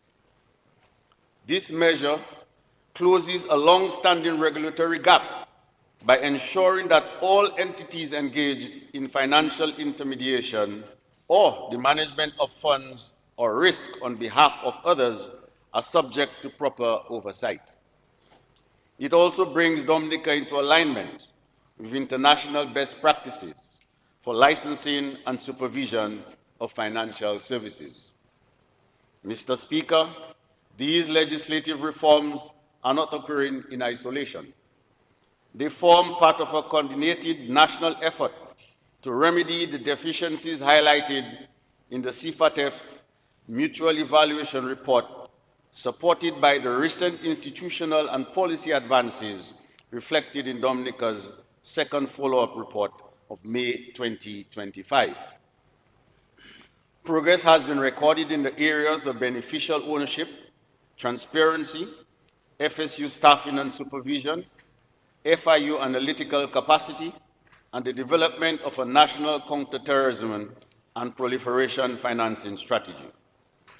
The passage of this bill will therefore demonstrate Dominica's continued commitment to international AMLF CFT standards. It will reinforce the country's credibility within the global financial system and contribute to the safeguarding of Dominica's reputation as a transparent and compliant jurisdiction. Mr. Speaker, the government remains resolute in ensuring that Dominica maintain all compliance with international financial standards, thereby protecting our financial sector, preserving correspondent banking relationships, and facilitating continued access to global financial markets. These legislative measures, though technical in nature, are vital steps towards achieving that goal and ensuring the long-term resilience and integrity of our financial system. Mr. Speaker, I therefore commend the Financial Services Unit Amendment Bill 2025 to the Honorable House for its favorable consideration and approval. I thank you, Mr. Speaker. The bill is before the House for debate.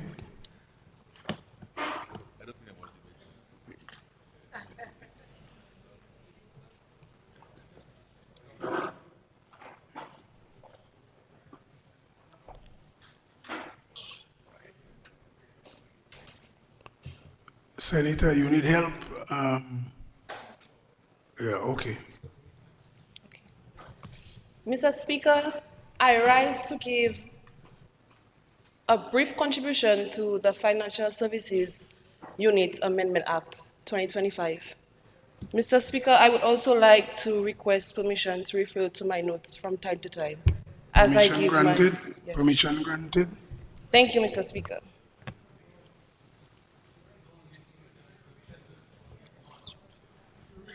Mr. Speaker, the Financial Services Unit. I can continue? Okay. Proceed, do not you. By now, you should not be distracted. Mr. Speaker, the Financial Services Unit Act is straightforward and technical. It is designed to ensure financial services in Dominica are fair and transparent for all the citizens. It ensures that our financial sector is trustworthy and reliable. Moreover, Mr. Speaker, as we consider the proposal to bring the Dominica Cooperative Societies League under the supervision of the Financial Services Unit, it is clear that this is a matter of careful reflection. Questions around oversight, autonomy, and the best approach to safeguard both accountability and cooperative spirit is important and deserve robust discussion. Different individuals may have differing views, Mr. Speaker, on this matter. It is not to diminish any body or institution, but rather to raise questions and concerns that through open dialogue, as is expected here, to open dialogue and respectful deliberation will ultimately serve the greater good for our financial system and citizens. I hope that we can all truly work together in ensuring that everyone's voices are heard in the matter and that the financial system in Dominica is truly a matter of transparency and that principles are upheld and in a steadfast commitment. Thank you.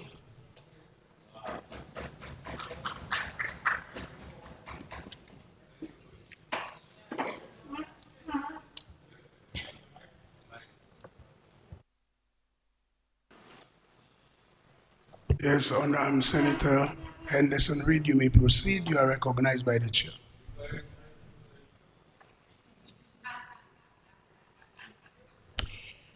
Mr. Speaker,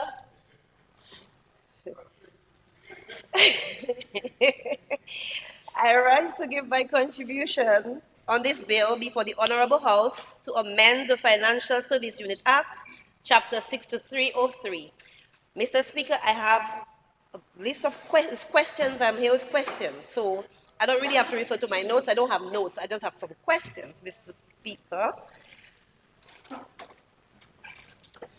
Okay, the long and short of it, Mr. Speaker, is that after this bill is passed in this Honorable House, and we know that it will pass, then the Dominica Cooperative Societies League will now be listed as a financial institution under Schedule 2. Mr. Speaker, what does this really mean? Is this a method of regulatory oversight? It's one of my questions. Some of my questions I had too numerous to mention. Dr. Mack, you answered a few. The Dominica Cooperative Societies League presents itself as an apex body for the cooperatives in Dominica and should be responsible for advocacy, training, strategic development, and marketing of its affiliates' interests. The Dominica Cooperative Societies League has been in existence for 65 years, serving the cooperative sector. This question, Mr. Speaker, is licensing the league a method to ensure that it operates within the legal and financial regulatory framework, even if its primary business isn't financial? But why now? What would prompt this sudden change of circumstances? I have a question, but Mr. Dr. Mack, you answer that one because I wanted to know, why does the government now see the need to license the league?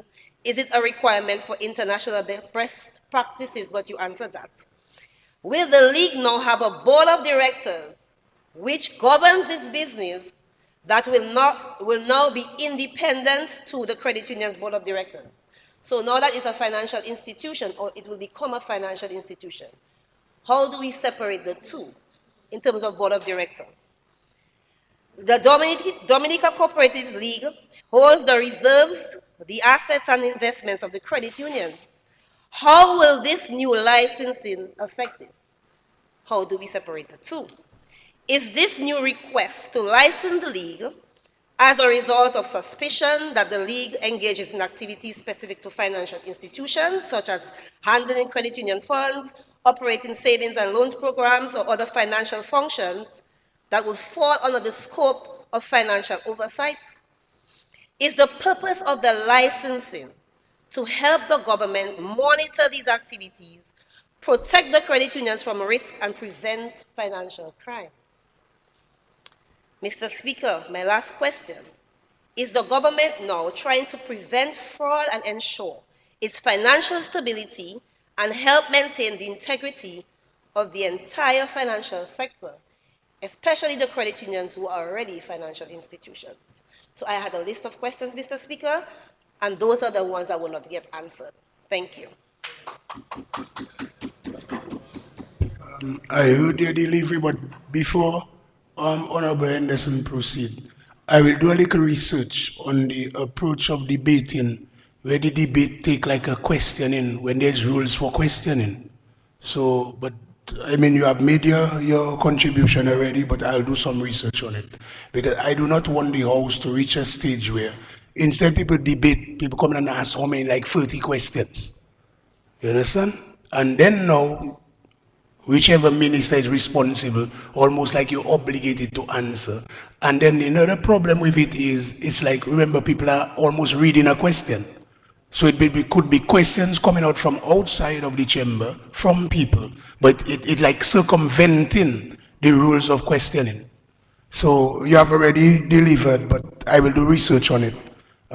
Maybe not this evening, but will deal with the ruling on that matter, because I really want us to be careful how we approach it. Yeah. Just a thought. Proceed, Honorable Henderson. Thank you, Mr. Speaker. Mr. Speaker, it's your house, it's your rules, based on the standing orders. But, I corrected that by saying based on the standing orders.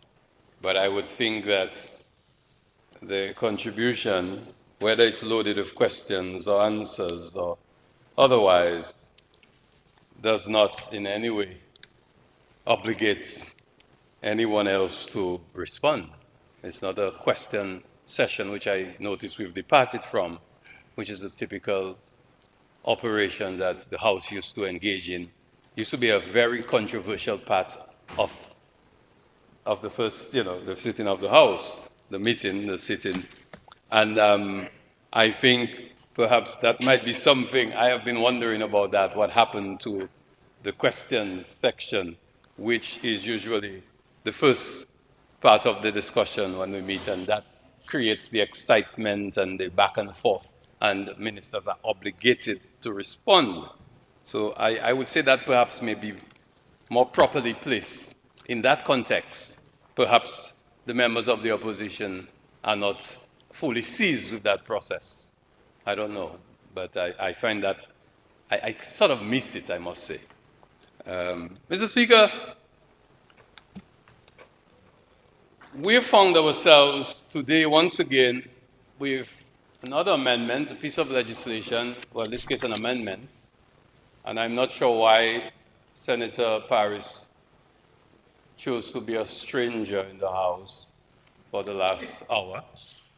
I think there should be some rules about that too. It's either you're in the House or you're not. You cannot be halfway. There's no purgatory in the process. It's either you go to heaven or hell. So you're in the House or you're not.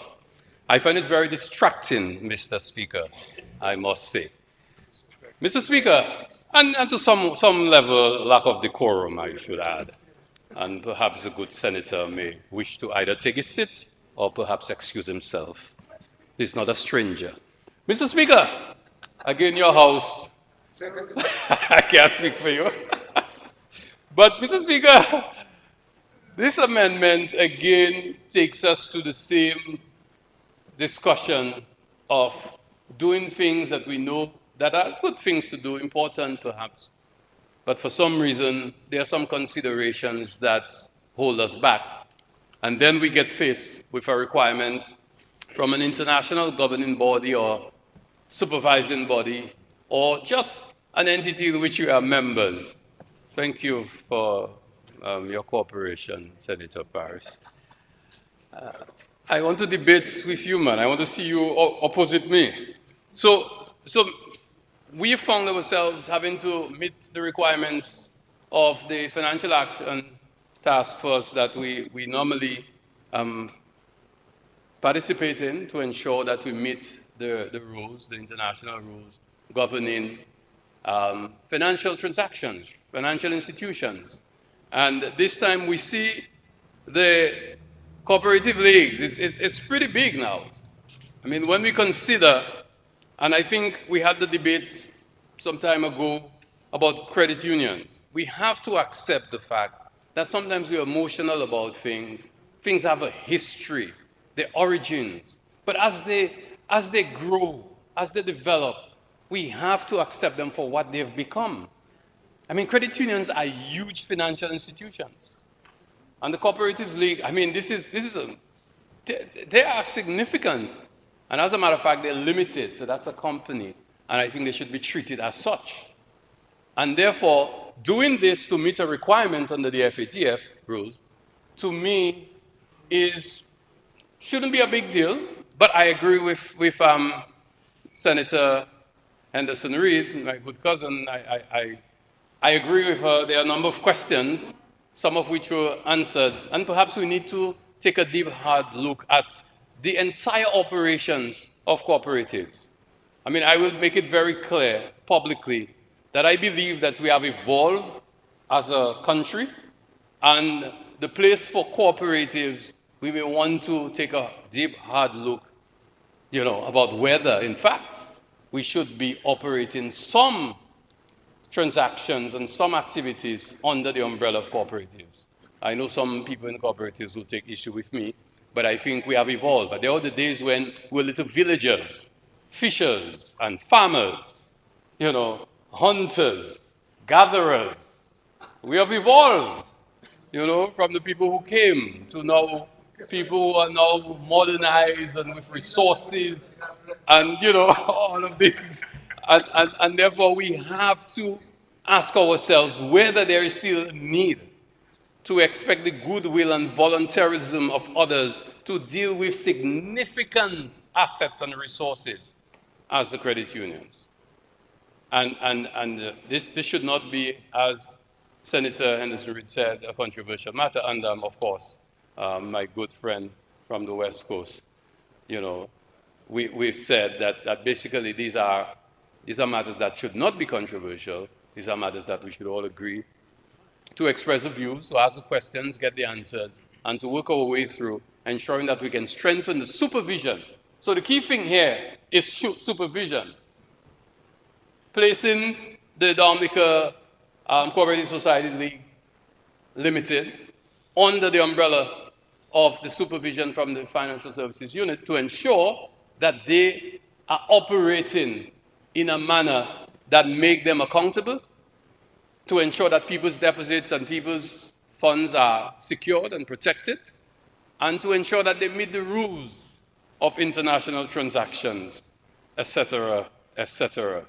And I think this is something that we should all engage ourselves in, and to ensure that without compromising what we have created for decades, Sister Alicia and all the good things, that we know about. They really help to build rural communities. We have to accept that. And they've played a very important role in our development as a people, as a nation. But we have to ensure that as we modernize, as the asset base, really increase, that we need to ensure that there's proper supervision and to meet our own international obligations and requirements on the various treaties and international agreements that we have signed. So, Mr. Speaker, I wish to support the amendments before us for the, I want to say it properly, just for the record, I like to be correct in these matters as it is rather legal. Well, I will not sit, but it is the Financial Services Unit amendment. I wish to support the amendment. Thank you.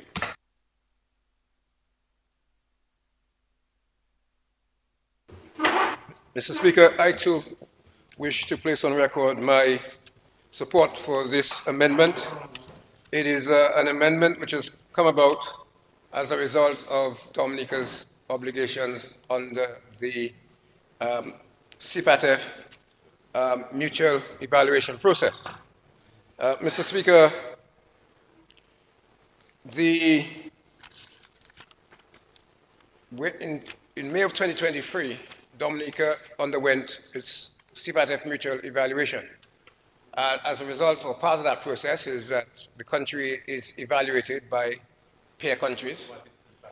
CPATF, I was asked what is CPATF, and I suppose, like speaking a foreign language or non-English, one has to interpret.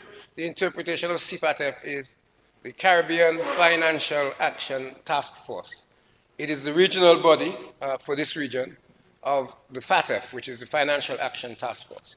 The Financial Action Task Force is a task force set up by the big boys, in other words, world powers, and leading, as they would call themselves, first world countries, the international financial system. And there are a number of bodies, regional bodies, from Africa, and Latin America, and so on. In fact, a number of Latin American countries used to be part of CPATF, but they've now branched off and gone to the Latin countries, or the Spanish, primarily Spanish-speaking GAFIC. But, Mr. Speaker, whatever name the regional entity goes under, it is an entity which is bound by the FATF rules and recommendations. Those recommendations change. FATF changes them quite regularly. And currently there are 40 recommendations. And so you get marked compliant, partially compliant, non-compliant in respect of those, each of those recommendations. And there were 3 in particular. Well, let's deal with today. So we had recommendation 6, recommendation 22, and recommendation 28. So this is seeking to address the deficiency that was identified in terms of the supervision that was provided or is provided by the Financial Services Unit to entities that engage in financial lending and so forth. Hence, this short amendment to address that deficiency. And, Mr. Speaker, we, that is Dominica, will be seeking re-rating from the partially compliant that we had for this next year in May. But it is critical. We have to actually indicate the intention and make positive steps towards that, which this is, by the end of this month. Hence, this is where we are. Now, this is, I should also say that this is not just plucked from the air. There's a national grouping which incorporates members of the Financial Services Unit, Financial Intelligence Unit, the Chambers of the Attorney General, and various other entities, including non-governmental entities who have representatives on this core committee, which its function is to look at the recommendations and look at what is required and make the necessary recommendations, and then the legislation comes out of it. In this instance, it would have also incorporated the engagement of the Chief Parliamentary Council, and they have done some significant work on these 3 bills that would be here today, including this one, and a couple more which have not yet reached the stage that they can come to the House. So, Mr. Speaker, in short, I lend my full support to this amendment. Thank you, Mr. Speaker.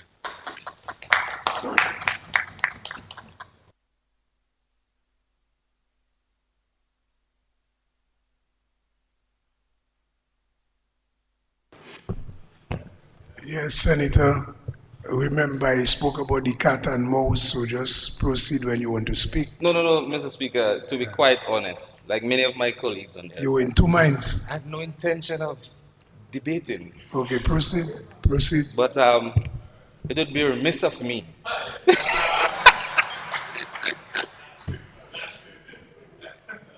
Mr. Speaker, just to clarify a few things, right? Honorable Henderson mentioned the fact that he misses the question and answer segment of what used to be a heavy feature of the Parliament before. I'm not sure if Honorable Henderson recognizes that what obtains now, as it relates to the rules, is that members get notice of a sitting 12 days before. But the requirement for posing questions are 14 days before the next sitting. You never know when it's, no, but then, no, hold on. You couldn't answer the question a while ago. Let me explain to you why you miss it. Because it cannot happen, because it has become dysfunctional. Because by the time you send the question... Well, Senator, what you are saying is totally incorrect. In the past, Madam Speaker, not in my time, Madam Speaker have ruled that you can ask your question way in advance. You don't have to wait for an announcement of a meeting for you to ask your question. Especially, hold on, especially questions, and just take your seat because I'm on the floor now. Yeah. Especially questions that are just there that you can get the information for, or nothing is changing about the question. And then let me just read something for you before you proceed on that line.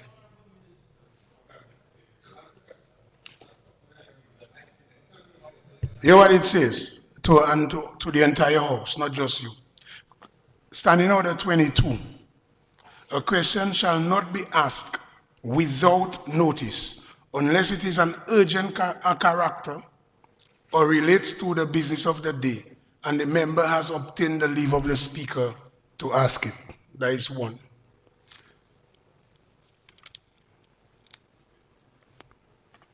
That is standing order 22-4. A member who desires an oral answer to a question shall so indicate clearly on his notice, and such a question shall be put down for a day to be named by the member, being the day not earlier than 14 days after the question has been submitted to the clerk. So that means, if the notice is supposed to be 14 days, so that means all 16 days, 18 days, a month before, you should have asked your question. Let me go for a last one, because I want us to focus on the debate there today.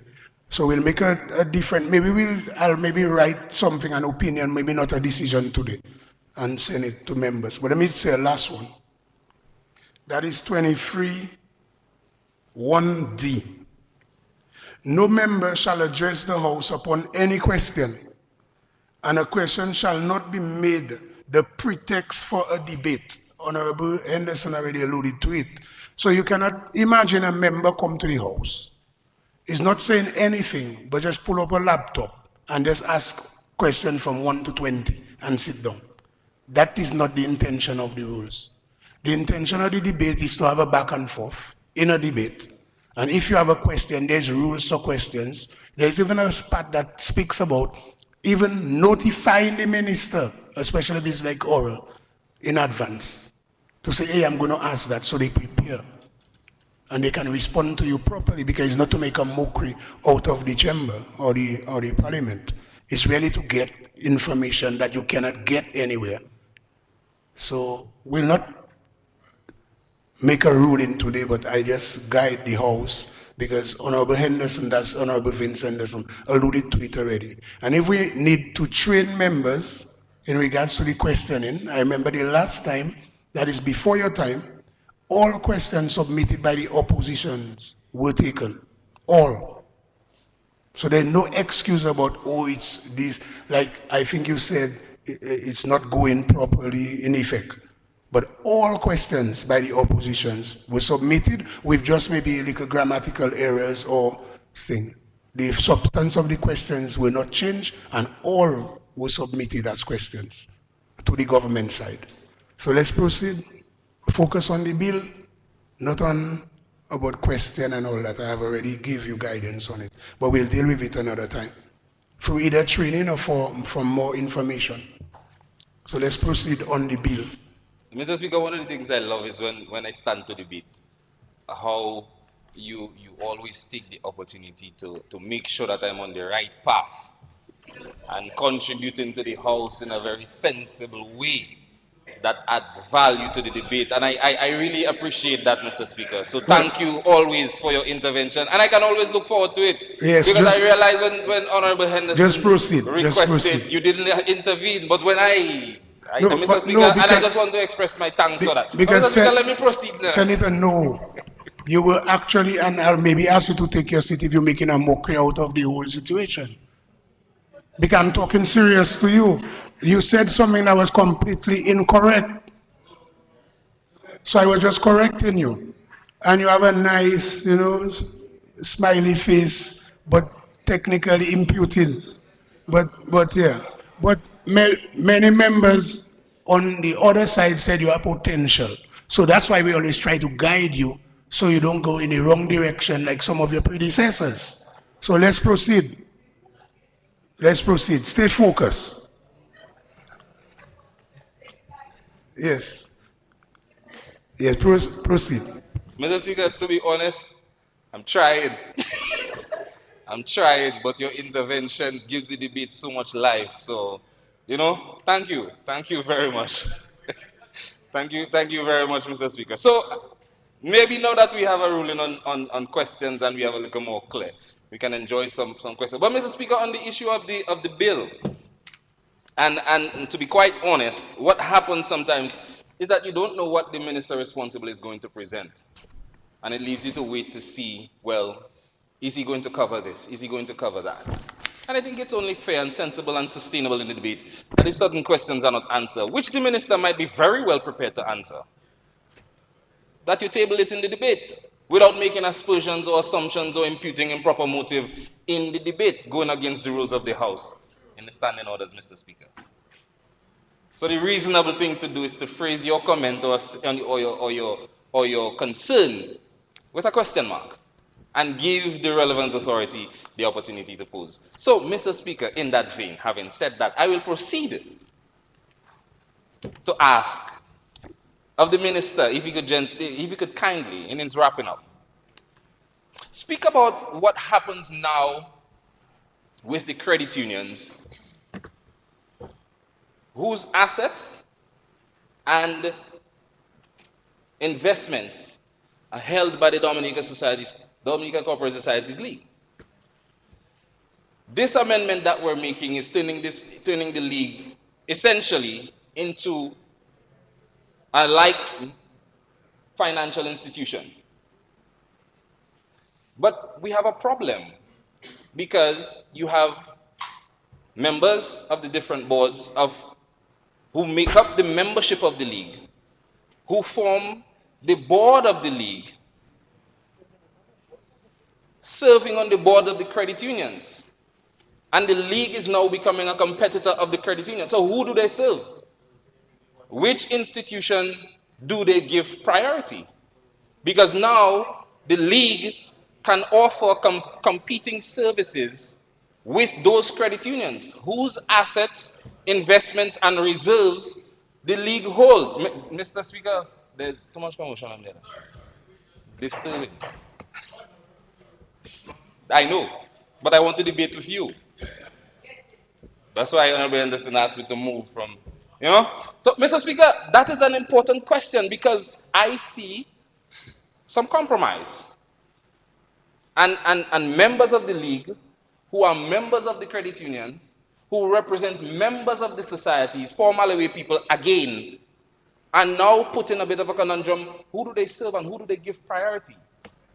When the league decides to offer a loan that is cheaper or offers less interest than what the credit union that it is supposed to be serving is offering, what happens? Isn't that a situation that can now obtain? Now that the league is being licensed to operate as a financial institution under the same Cooperative Societies Act, now being regulated by the Financial Services Unit. I think we are now in a position where we need to explain that to ordinary people so that they understand what's going on. Because I don't think that in the spirit of the legislation of why the league was created by credit unions, I don't think that's what it was created to do. So, and thank you for that, Minister. Given that it is, what happens now? What happens now? What happens now to the investments and the assets of the members? Because from my understanding, the league doesn't have money of its own. The money that it has is given to it by the members who are member credit unions. The members govern the league that is now going to compete with them. So, so you see how I worded that long-winded question, Mr. Speaker? So I would, Mr. Minister, if you would oblige, and put some clarity to this section of the debate. Because answering that, I think, now is going to raise more questions, and now credit unions around the country now have a decision to make as to how they move forward with the implementation of this. By the way, a bill that I would like to support. A bill that I would like to support. Because once you're handling the assets and the investments of poor people, it's something that we should take seriously. Thank you, Mr. Speaker.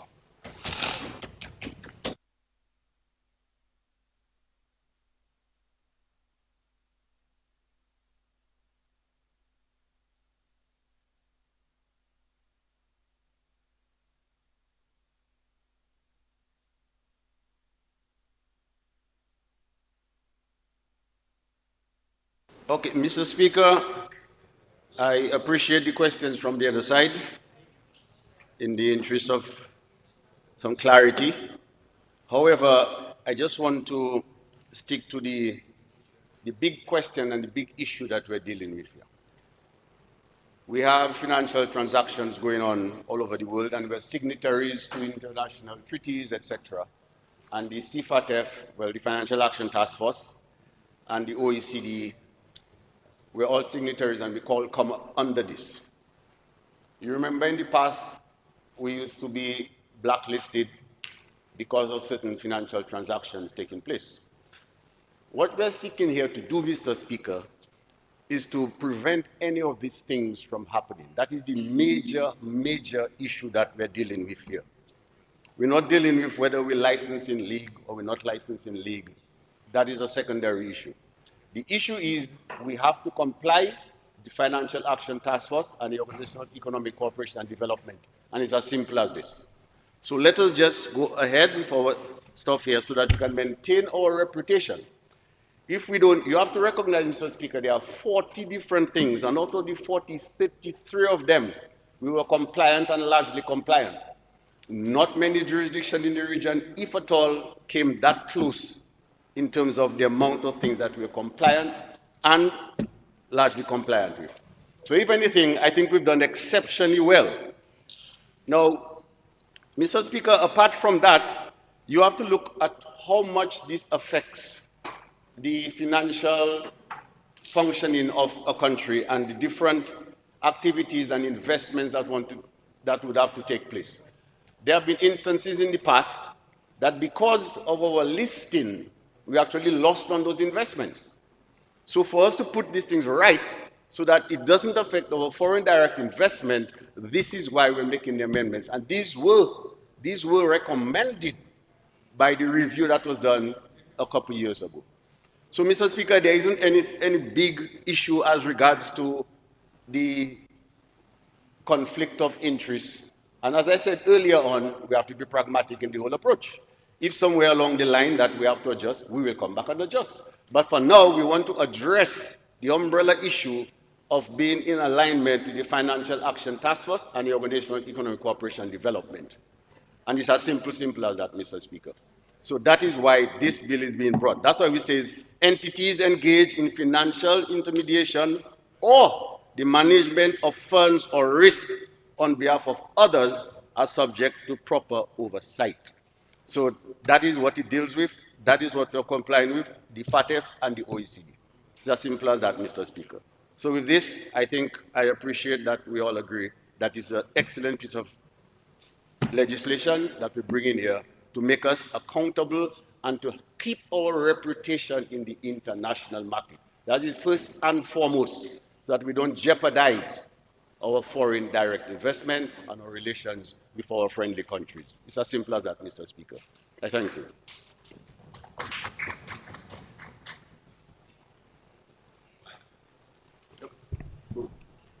This concludes the debate.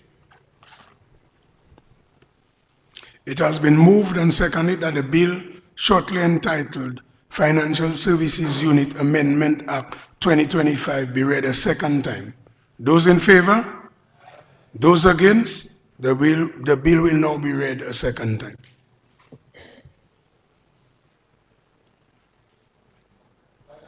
Services Unit Amendment Act 2025.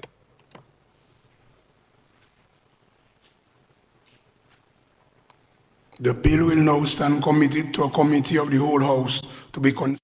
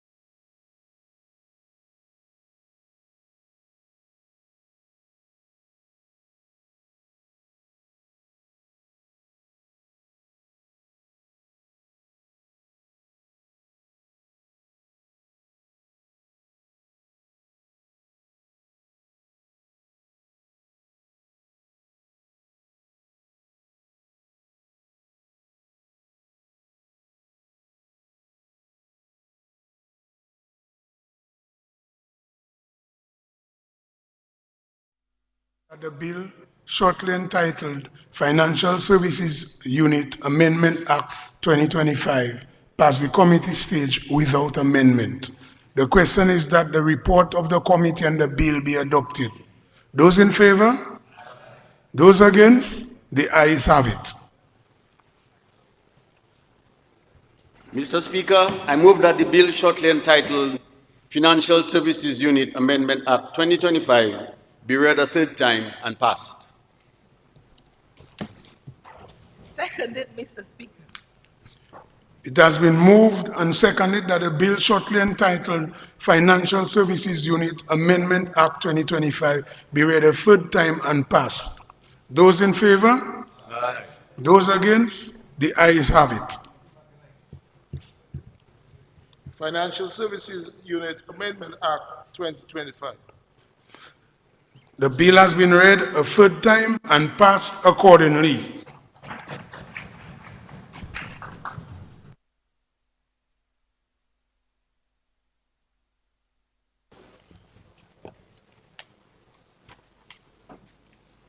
Mr. Speaker, I move the second reading of the bill shortly entitled Sperm Whale Reserve Act 2025.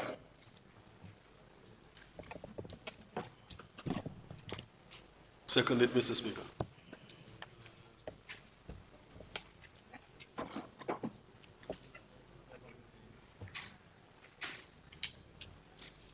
Mr. Speaker, in the 2023-2024 annual budget address, the government gave a firm commitment to establish the blue economy and to introduce appropriate legislation to govern national frameworks for the regenerative development of our marine resources, to include the establishment of the world's first sperm whale reserve for sperm whale protection and a well-managed sustainable operation with a low carbon footprint and a high economic benefit in whale watching, water sports as diving, and recreational fishing, marine research and education, marine and coastal resource conservation, mariculture, photography, and film. Over the last 2 years, the government has been actively engaged in drafting legislations and consultation with experts and stakeholders to establish the sperm whale reserve. Being the first of its kind, we required support and specialized expertise to accomplish this important goal. The draft legislation was prepared and submitted by the Environmental Law Institute with direct input, review, and continuous feedback from a special task force comprising Ambassador Francine Barron, former CEO of the Climate Resilience Executive Agency of Dominica, CRID, and the permanent secretaries of the Ministries of Tourism and Agriculture, the chambers of the Attorney General, the Chief Fisheries Officer, and staff of the Fisheries Division, the CEO of the Discover Dominica Authority, personnel of the Maritime Unit, and representative of the National Geographic Preston Seas, the Damic Planet, and the Dominica Sperm Whale Project. A series of consultations and a review of the proposed legislations were undertaken among key stakeholders, such as the water sports operators, maritime units, hoteliers, tour guides, police coast guard, gas suppliers, Dominica Air and Seaport Authority, the Customs and Excise Department, fisheries cooperatives, and fishermen.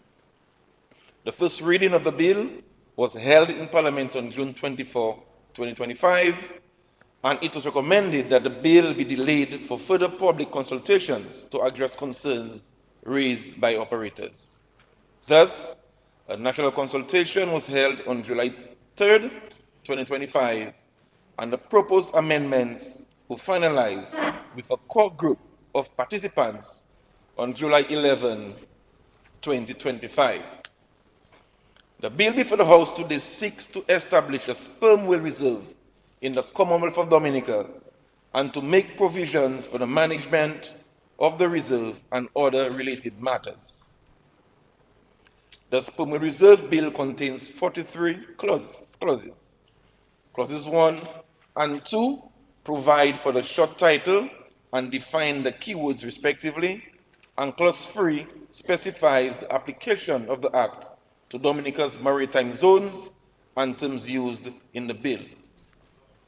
In Part 2, Clause 4 of the Act establishes the Sperm Whale Reserve. The reserve spans 923.3 square kilometers, inclusive of an area of 143.4 square kilometers, part of our exclusive economic zone. So the majority of the reserve is contained within our territorial sea. Notwithstanding the defined boundaries, the Minister, in consultation with the Sperm Whale Reserve Board, the Fisheries Advisory Committee, and the Minister responsible for maritime affairs, is empowered by Section 5 of the Act to change the boundaries of the reserve. Part 3, comprising sections clauses 6 to 8, outlines the arrangements of the governance and management of the Sperm Whale Reserve, which will be carried out by the Sperm Whale Reserve Board. Section 6 states the composition of the board, while its functions are listed in Clause 7. Mr. Speaker, a critical component of this bill is the establishment of a Sperm Whale Reserve Fund in Clause 8. This fund shall consist of monies from fixed penalties for breach of certain provisions, funds appropriated by Parliament, grant funds, philanthropic donations, and royalties accrued from activities performed in accordance with the Act. Monies received through the magistrate court in respect of fixed penalties or breaches of any provision of the Act shall be held on trust by the Financial Secretary for the benefit of the fund and paid to the fund at the end of each month, which is March, June, September, and December annually. Parts 4, 5, and 6 of the bill, which is clauses 9 to 19, deal with the functions of the Minister with responsibility for maritime affairs, the primary functions of the Minister with responsibility for fisheries, and the administration of the Sperm Whale Reserve. Clause 9 speaks to the consultation which must occur between the Minister for Fisheries and the Minister for Maritime Affairs before establishing additional traffic separation schemes and other necessary measures where the area of the reserve is expanded in accordance with Section 5(1).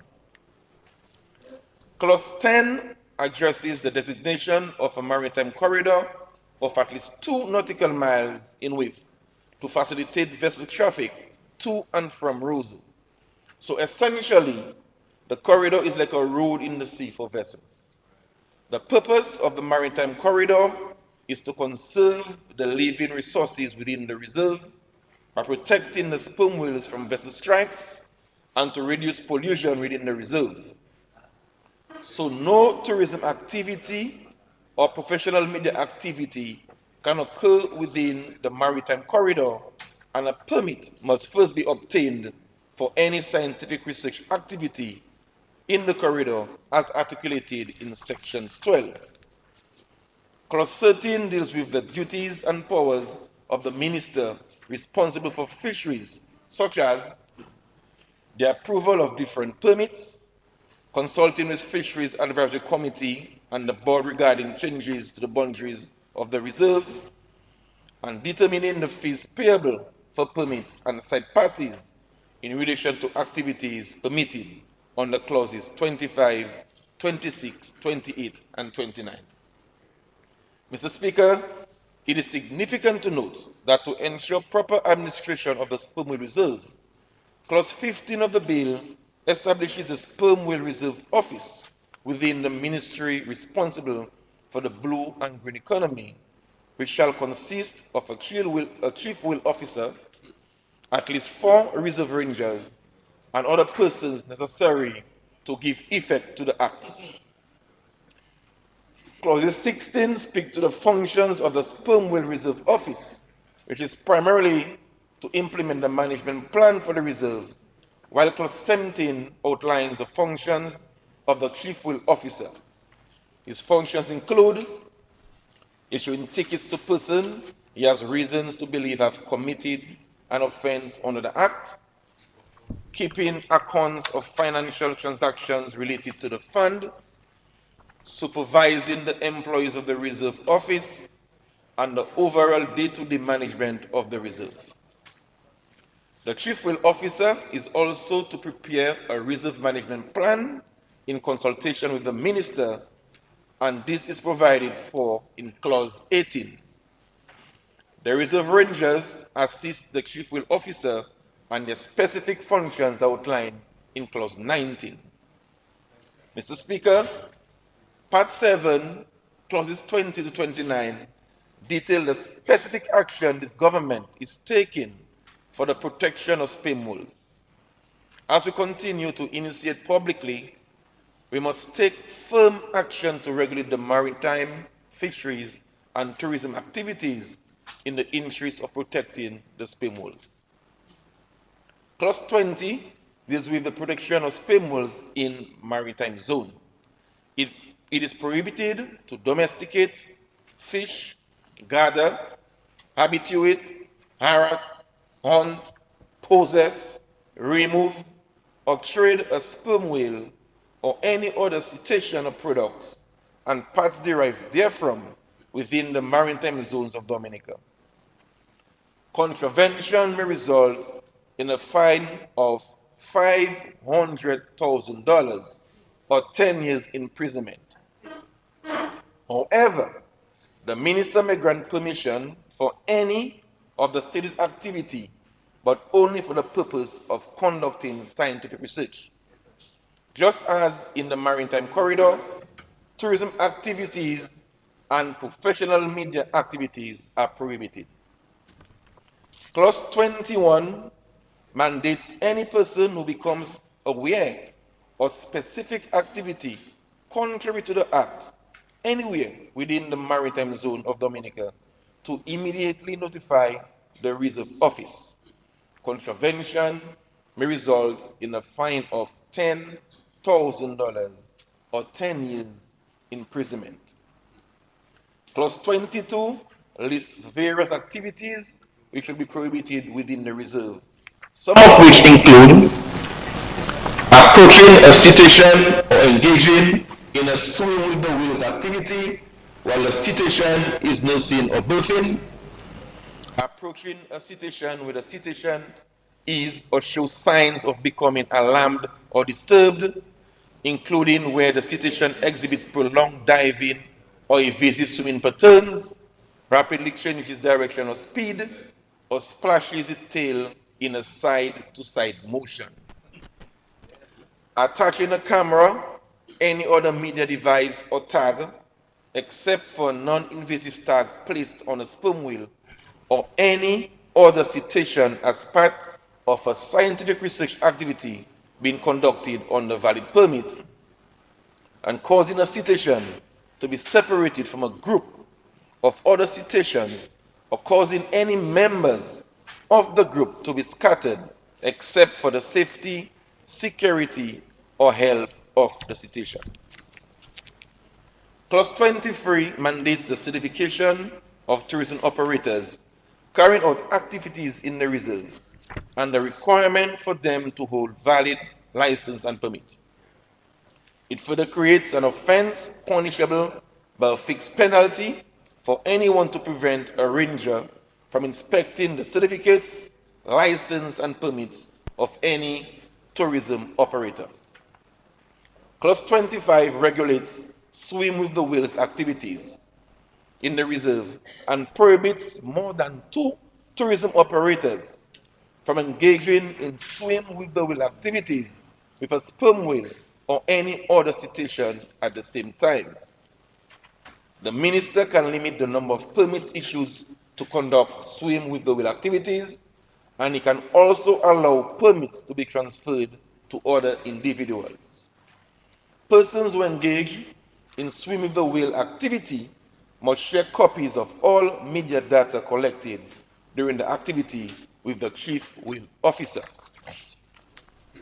Clause 26 provides for the issuance of site passes by the Chief Will Officer to engage in whale working activities, and the Minister can similarly limit the number of site passes issued during any specific time. Clause 27 requires the Minister to consider the well-being and protection of sperm whales and other cetacean from incidents of harassment when setting the number of vessels allowed to conduct boat-based whale working activities at the same time within the reserve. Clause 28 regulates scientific research activities within the reserve, which must be conducted in accordance with a permit issued under Section 23 of the Fisheries Act and any other required permits or certificates.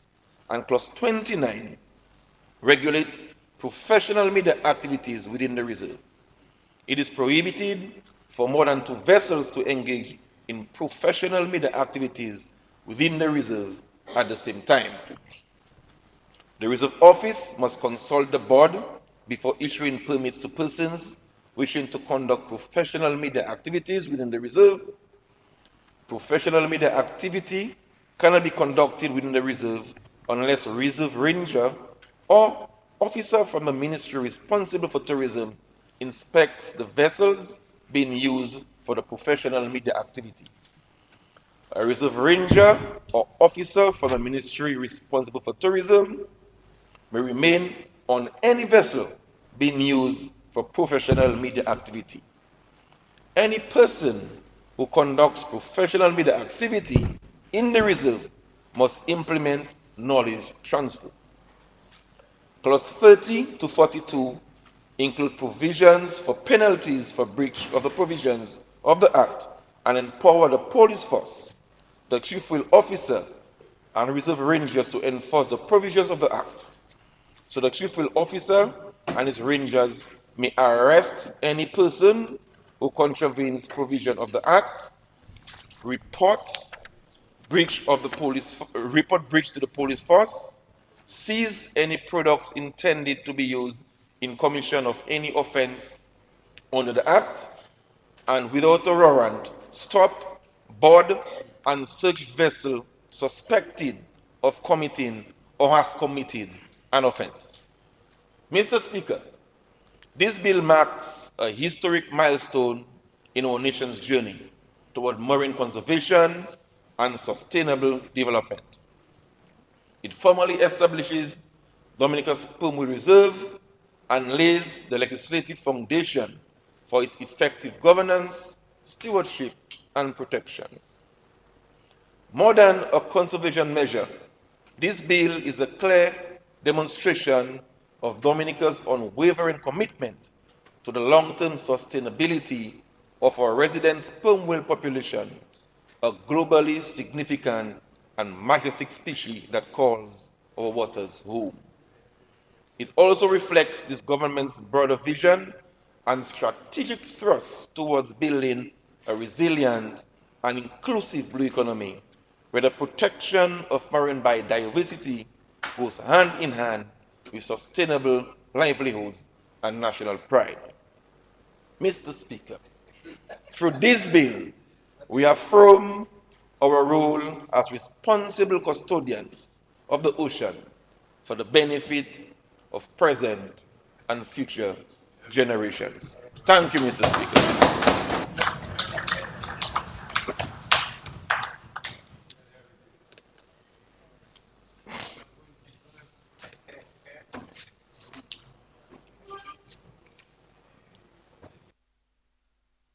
I called.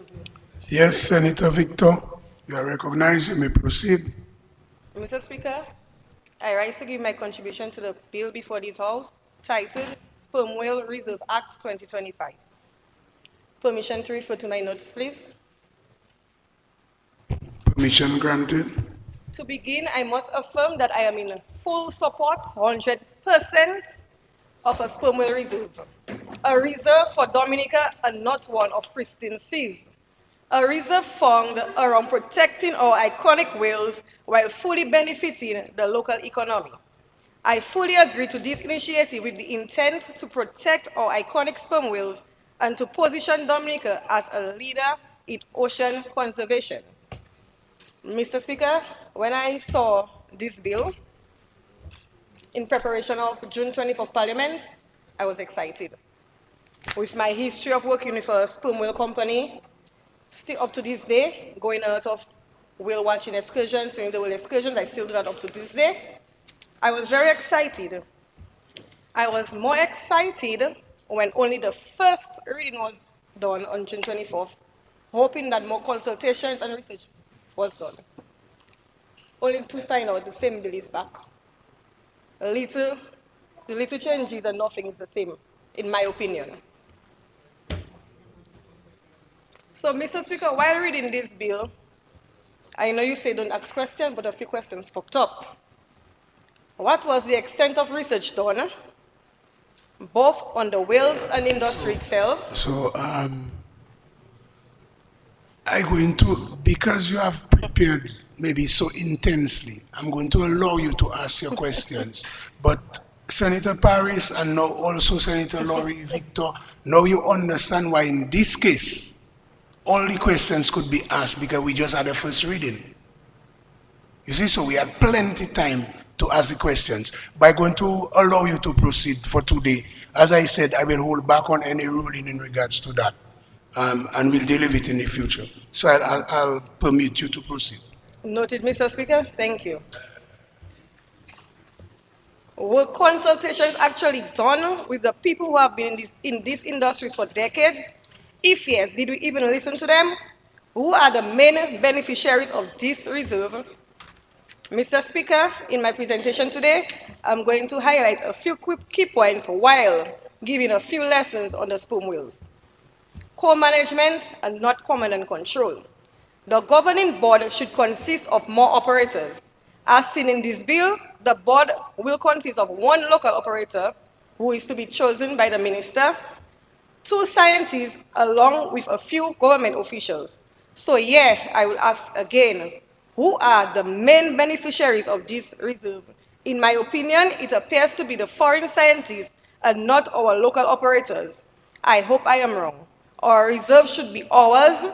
The people of Dominica should be the head and not the tail. Now, down to schooling, swimming with the whales. The swimming with the whale activity is one of our top products in the whale watching industry. In the act, it implies that only foreign researchers are competent to film the birthing of a calf. Here we see again, in this act, the foreign scientists are the main beneficiary, and it should not be. The act also mentions that swimming with nursing mothers should be prohibited. Mr. Speaker, if the proper research was done, we would know that mostly all our whales in Dominica are either nursing or pregnant. You want to know why? Because the male only visit our waters to mate and go, hit and run. They come, they do what they do, and they go. They don't stay there. So we are basically crippling the swimming with the whale part of the whale watching industry with that act. We are crippling the tourism part of swimming with the whale. I hope you pick that up, Honorable Minister of Tourism. Habituation of sperm whales. In the act, it states that it is prohibited to habituate sperm whales. Mr. Speaker, our whales are already habituated. Habituation occurs when wild animals become accustomed to frequent human interaction, particularly close, repetitive, and intimate encounters such as swimming with the whale activity. That's something that we're already doing, swimming with the whale. Our whales are already habituated. Many of the whales who are already habituated have been here since 2000, as far back as 2000, and they are still the star of the show today. They are still here, interacting with people. We have scientists already went on an excursion with a scientist that went out and swam with the whale. It happened, so they are already habituated. So prohibiting that is another crippling of the tourism aspect of the sperm whale. We need whales who come to the swimmers and not run away from them. However, in that same act, the minister may grant permission to carry out habituation for the purpose of conducting scientific research. Once again, the scientists, they are the men, we're doing that for them. Apparently, it's for the scientists. Mr. Mr. Speaker, the local operators who are already conducting swimming the ways cannot habituate, but the scientists who are not familiar with our whales can. Margarita, make that make sense for me, please. Shipping corridors, shipping channels and corridors. Mr. Speaker, the whales are very smart creatures. They hear song from a distance, far distance. That's why most time, if you go, I think you guys should take time and really go and do a whale watching excursion because, yeah, most times when your whale is spotted, what the operators usually do, they turn up the engine of the boat. They allocate themselves together with the whale from a distance and they turn up the engine and wait for the whale to come to them.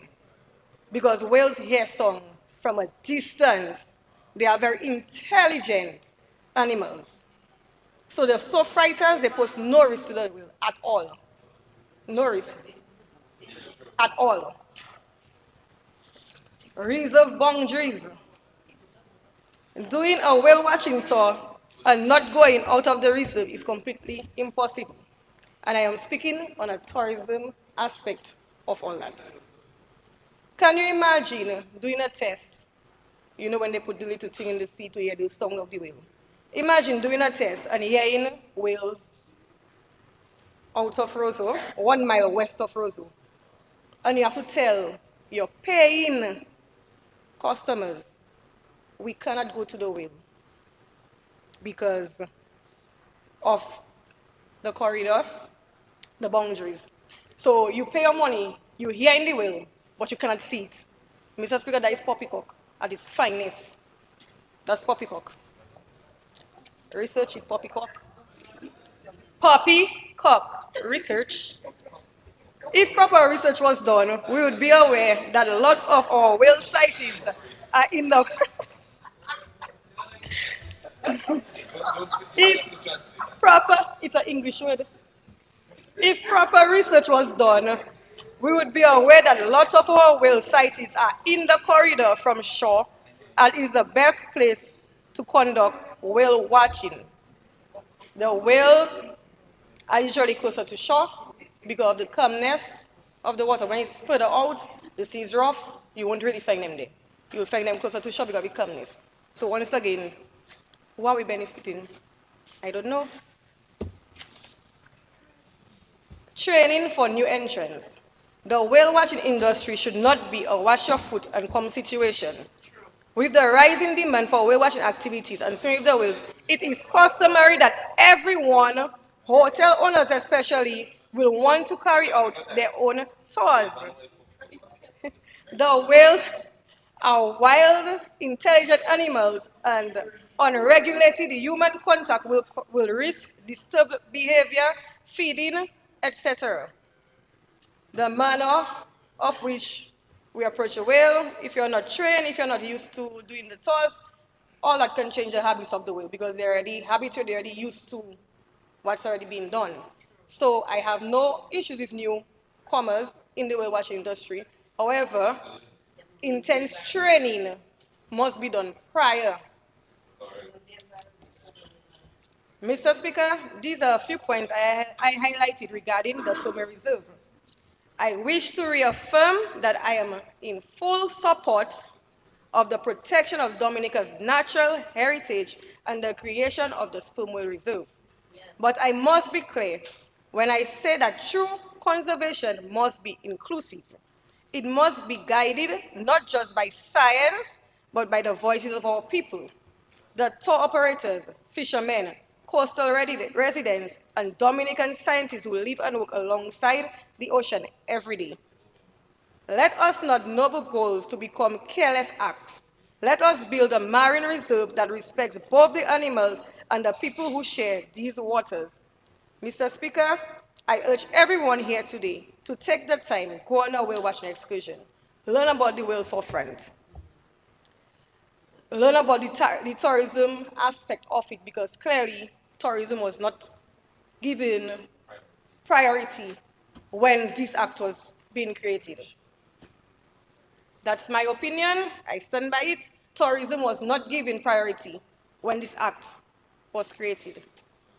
So I urge all bills can be amended. I urge that somewhere down the line, I know the eyes have it, I can stay there and talk from here till December, it will still pass today. I don't have much say. But what I can say, amendments can be made, and I hope somewhere down the line, we amend this to actually benefit the tourism industry and not just the foreign scientists.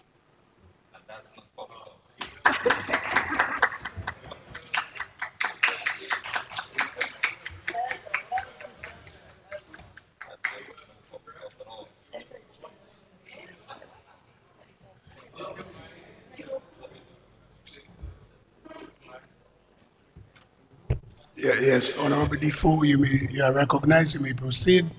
Thank you, Mr. Speaker, and I think you have already granted me permission to move, so I've taken it for granted. Yes, no, not to take it for granted. Go through the process. So you have to ask. Yes. Yeah, so permission granted. Mr. Speaker, I had planned, I did not know what time of day I would have spoken on this matter, so be it morning, afternoon, or evening, but I had planned for it to be my day. And I was very excited by, and see my tie, Mr. Speaker, all silk, with wheel on it. I came prepared, Mr. Speaker. But of course, I know this is a very important matter, and I had prepared a wonderful address, and because I'm out of my usual character, I wanted my delivery today on this bill to be very structured. But because we have a very good working relationship with my colleague, the member from Cottage, and he was able to give a lot of the technical aspect of the bill, breaking down, because this bill consists of 11 parts, Mr. Speaker, 43 clauses, and the 4 schedules. So it is quite an elaborate bill that covers all aspects. So listening to the member from Salisbury, the senator, my friend, I was kind of very confused. But then again, I've heard these points before, and I know it comes from a confused individual. So therefore, I was not surprised that she herself was very contradictory in a lot of the things that she's saying, knowing where the source of information is from. And many of the things that she has mentioned that she would like to be addressed are addressed, was addressed. And but the principal advisor is never present in discussions, but seek to make comments outside of official consultations. So henceforth, I can understand why, and I forgive her. Mr. Speaker, on June 24th, 2025, the honorable member from Cottage had the first reading of this bill. And upon then, we heard that there were several members in the industry, in the water sports, and those who care otherwise had concerns.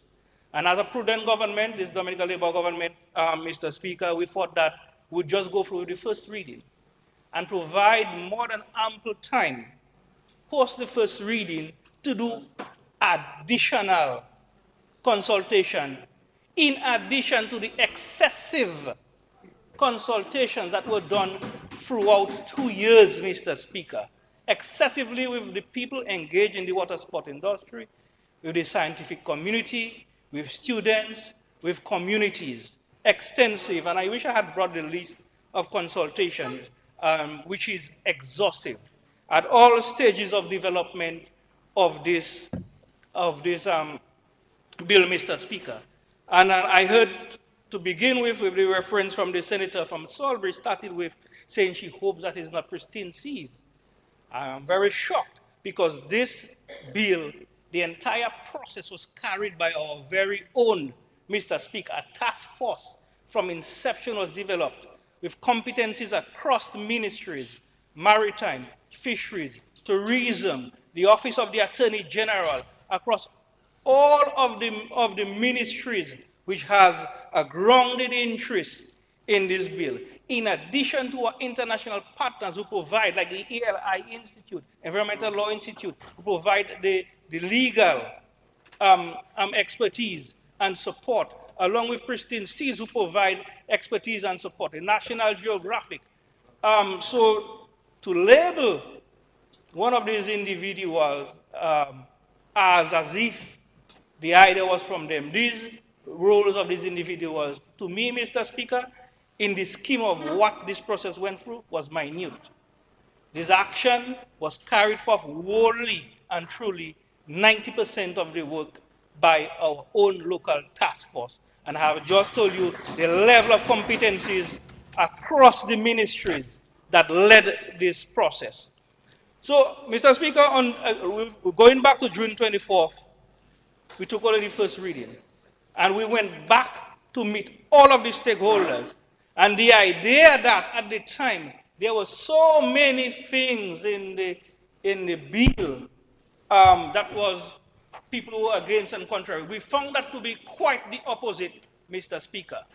In our post-consultation at the parish hall and with smaller groupings, the water sport people, the people who are out there, all of them I know personally, all of them were present. We came out with about 4 major, I wouldn't say major, 4 areas where we had consensus on, and then these changes were made, and these are the amendments that went through. And I will go through all of them, Mr. Speaker, and I think I will sort of navigate around the intention I had of how I was going to deliver this address because of these questions that have come up. The first of which being the size of the reserve. Can you believe the original size of the reserve, Mr. Speaker, was 923.3 kilometers square. Now, you would think that the so-called stakeholders that are not involved, when you meet them, they're going to say, no, boy, that is too large. What happened, Mr. Speaker? The major stakeholders, the water sport operators, told us, the government, that we were not protecting enough ocean. And therefore, they recommended an additional area past the territorial sea, which goes up to 12 nautical miles. And therefore, we have extended the reserve up to 16 nautical miles.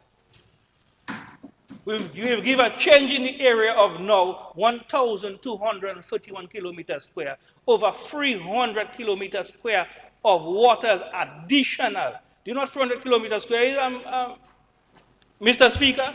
Because even this Sufrias Cotzhead Marine Reserve, the only marine reserve that we had prior to this proposal, is just about 5 kilometers square.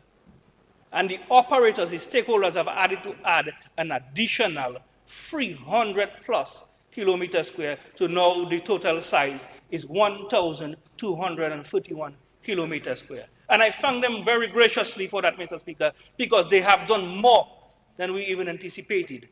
So what have we added? We have added, so before in the entire reserve that is proposed, operators could do tourism activities throughout the whole reserve. And they told us, no, there must be an area where we cannot go. So we have added, with their proposal, their direct intervention, an area now in the reserve, which is now a full sanctuary, an area where no tourist activities can occur, which is 12 to 16 miles, that they proposed. So the principal advisor of my friend, he is never there.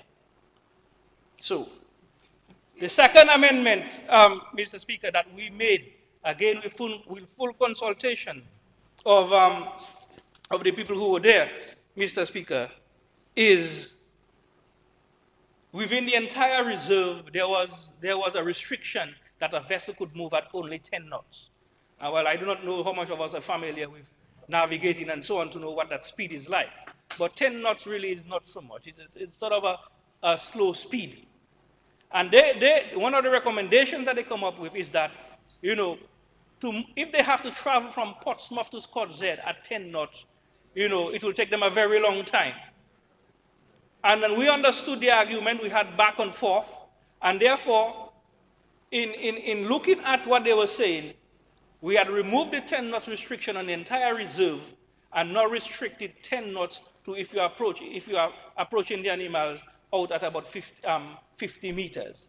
Okay, so these are compromises that we did with the industry to enhance their business, to enhance the product that they're offering for their guests so that they can get more out of a day than what was previously envisioned. And we thought that this area of compromise was fine, and we agreed with them, and we made the necessary adjustment. The next major area was the senator said that the board is dominated by scientists. Mr. Speaker, one of the main amendments again that is made in this proposal is there were only 2 members from the academic institutions. Now, I do not know why people think when you say academic institution means overseas people. And she conducted it herself because she said they are local scientists. But I know, I mean, yeah, you can be self-taught, you can have a certificate from somewhere, but whoever you define as a scientist, that's fine. I will not look at what is the matriculations that makes up our scientists or the criteria.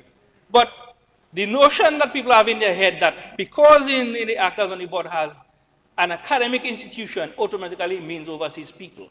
So therefore what we did, Mr. Speaker, again in consensus and listening to the operators, we have reduced the 2 members on the board to now 1. So now it is represented by 1 academic institution. Okay? So I'm aware, the senator was not even aware of this amendment. So what she was worrying about. And the fourth and major one, Mr. Speaker, is that what we did, we recognize there are aspects of the bill, once it is passed in Parliament, sometimes might come into effect immediately. And that the operators currently would not have the time to make the necessary adjustment. Because when this bill is passed, a lot of operators have to put themselves in order. And that is what some of the people is fighting, those who are advising against, because they do not want to be in order. Because once the bill is passed, you are dealing with high-end clients, you are dealing with tourists, so there is liability involved, Mr. Speaker. Once you deal with tourists, even on land, people going on tour, I am sure they have liability. I'm not so familiar with the activities on land, but all our people who operate in the marine environment, we ensure that they have some level of limited liability for their tourists and their guests. So in this proposal, once the act is passed, operators who wishing to conduct activities out in the ocean, be it swimming in whales or be it whale watching, has to have some level of liability. And not just that, they need to follow they need to have certain standards based on their vessel in terms of safety, inspections, and also there are certain guidelines and protocol that they will have to follow when dealing with these sensitive and majestic creatures, Mr. Speaker, which are the sperm whales, or for those of us who like science, Phecita macrophasalos is the scientific name, Mr. Speaker. And this majestic animal is world-renowned. For those of us who know about Moby Dick, and like the story of Moby Dick, Herman Melville's novel, the whale in that story was a sperm whale, Mr. Speaker, a white one. I don't know if you have a white one, but the one in Moby Dick was a white one. And those of us who know about Moby Dick should know about Captain Ahab and what amount of trouble that sperm whale gave him. So, Mr. Speaker, that is why we want our boat captains, our operators, well equipped. And the third consideration, the final consideration that we took, which comes is in terms of timing of some of the aspects of the. So we put in a clause now to give the minister the power to effect the timing of certain aspects of the bill. So a critical example would be in the standards of the vessels that we're going to have operating. They need to have what we call AIS, Automatic Identification System, which is a requirement by IMO, the International Maritime Organization, for a lot of vessels, so that you, the authority, the regulator, can know at any time where a vessel is located. So we can know if they are doing whale watching or so many whales in the sanctuary where they should not be. But we recognize, Mr. Speaker, that these technologies something can be expensive. And the local operators may not be able to afford it immediately, or they may need time to learn the system, to get accustomed to how the system works. Also, we recognize that we on the regulatory side, Mr. Speaker, will also need some time ourselves to acquire the system because we have to monitor. And we need people who are trained on how to monitor. So therefore, regulations will be made post the bill, and I hope that it will be passed and become an act. So post this bill so that we can give the appropriate amount of time that it would take for these individuals to train, acquire the system, whether we help them as the regulator to acquire the system or whatever mechanism it is that. So these were the major things that came up, Mr. Speaker, from the operators, from the stakeholders, contrary to what people were saying. Because most of the things people were talking about had nothing to do with the bill. Were things totally outside of the bill, were hypothetical things, were superficial things, were theoretical things, and it was not. So this is what we learned. We thought that people had issues to do with the bill, only to find out that these were just the areas of the bill that the operators, and not all of them are operators, and other people with vested interest in the tourism industry. Now, Mr. Speaker, the link, I heard that the tourism people are left behind in this bill. Mr. Speaker, this bill only is for almost the tourism industry. And I was even a little bit surprised and panicking a bit because it is a sperm whale reserve. But I find a reserve making it conducive and creating so much environment for commercial activity to take place, for tourism activity to take place, that we would almost lose the semblance of the reserve itself. So thanks to the stakeholders who brought in the sanctuary. So now I'm hearing that this is not a bill for tourism. And when I was over concerned that there was too much tourism in the bill, because all of the operators who are in this bill, and Mr. Speaker, I don't know if you know about the type of charges. These guys charge per charter. This is not like a bus hire to go Portsmouth for $400. I will not put the people business outside. But in addition to the type of clientele, so if I were to put this into context, Mr. Speaker, and I have also told the member of Soufriere that our ministry should really get some level of revenue from their ministry. They should put a head for us in their budget. Because recently we saw an issue from the WTT, the World Tourism Organization, no, there are many of them, World Travel Tour, something like that, which indicated the level of increase in terms of tourism arrival and how tourism was growing in a few countries. And listed Dominica growing by 7-point-something%, at one of the highest in the region, Mr. Speaker.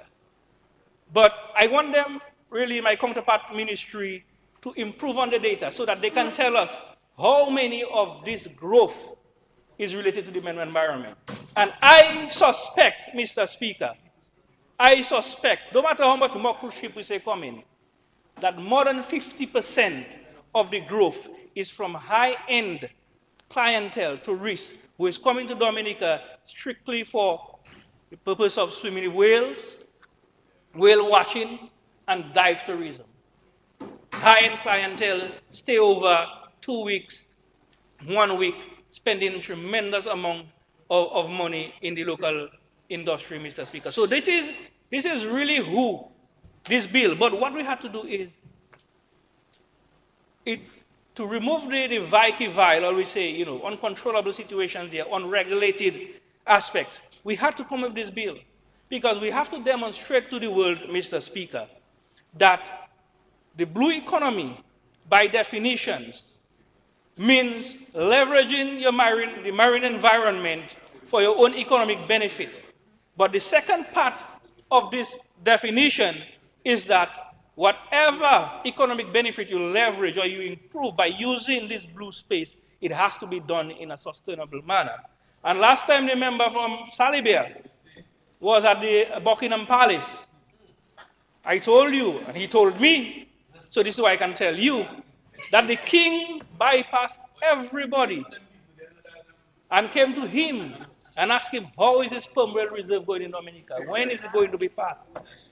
Mr. Speaker, I just saw one of the world premier ocean magazine. It's called Oceanographic.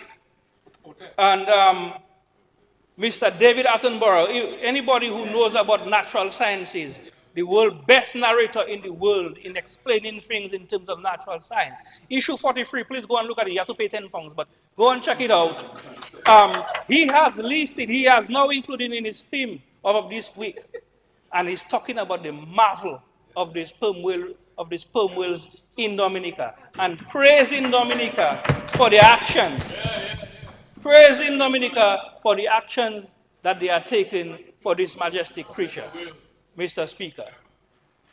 Mr. Speaker, those who are concerned about the fishing industry need not be, because in developing this bill, we looked at the fishers of Dominica in a special lens. So therefore, there is nowhere in these reserves that inhibits or affects any fisher in any way whatsoever.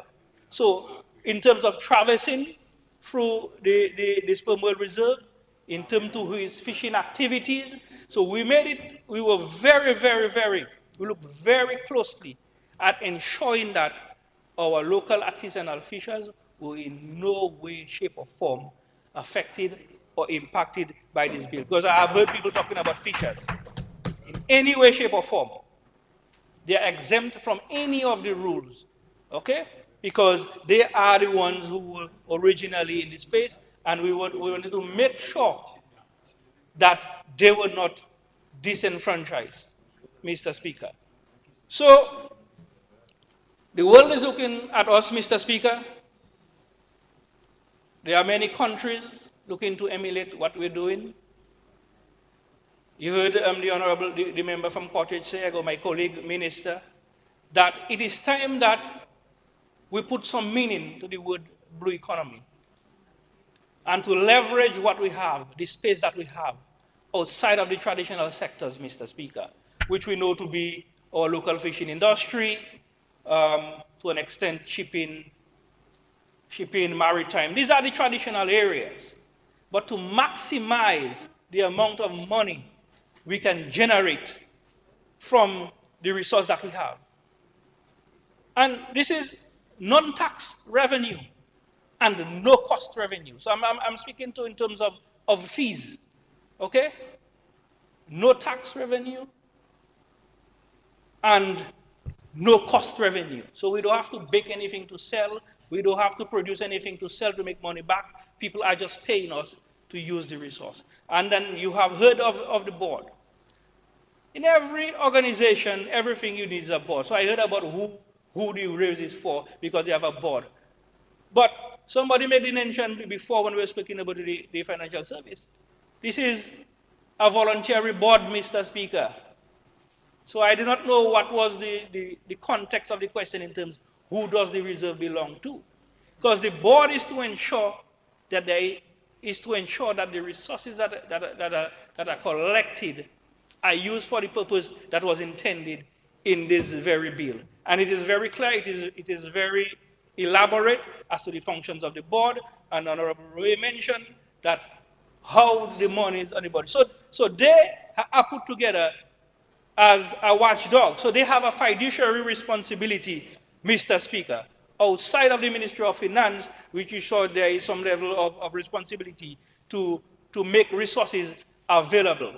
And we are very confident, Mr. Speaker, that the governance of the reserve is self-sustaining, because we know of the revenues that we generate, and we know there are potential to raise much more revenue, not by increasing the amount of activities in the reserve to compromise what we're trying to achieve. But we know that the people who are willing to undertake such activities like swimming whales do not have a problem in paying the proposed fees, Mr. Speaker.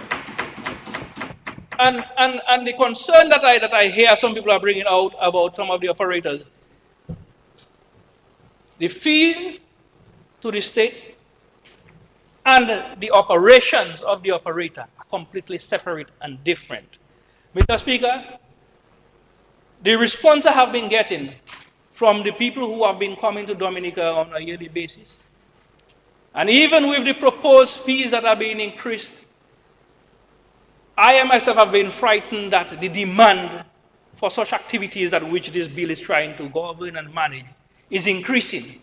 But Mr. Speaker, we have in this, so instead of we or the minister having to exercise his sole decision and discretion over managing the entire industry, Mr. Speaker, it is well spelled out in this proposed bill as to how and how many permits and how many people will be out at the same time. And also, subsequently, the final section clause in this bill, which is sections 43, also will give the minister powers to develop regulation for several aspects which is put into the bill. Because as we have said, Mr. Minister, for every type of bill, it is not static.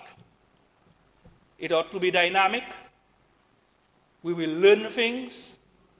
We will revise things. We may have confront things that we thought would have worked, would not work.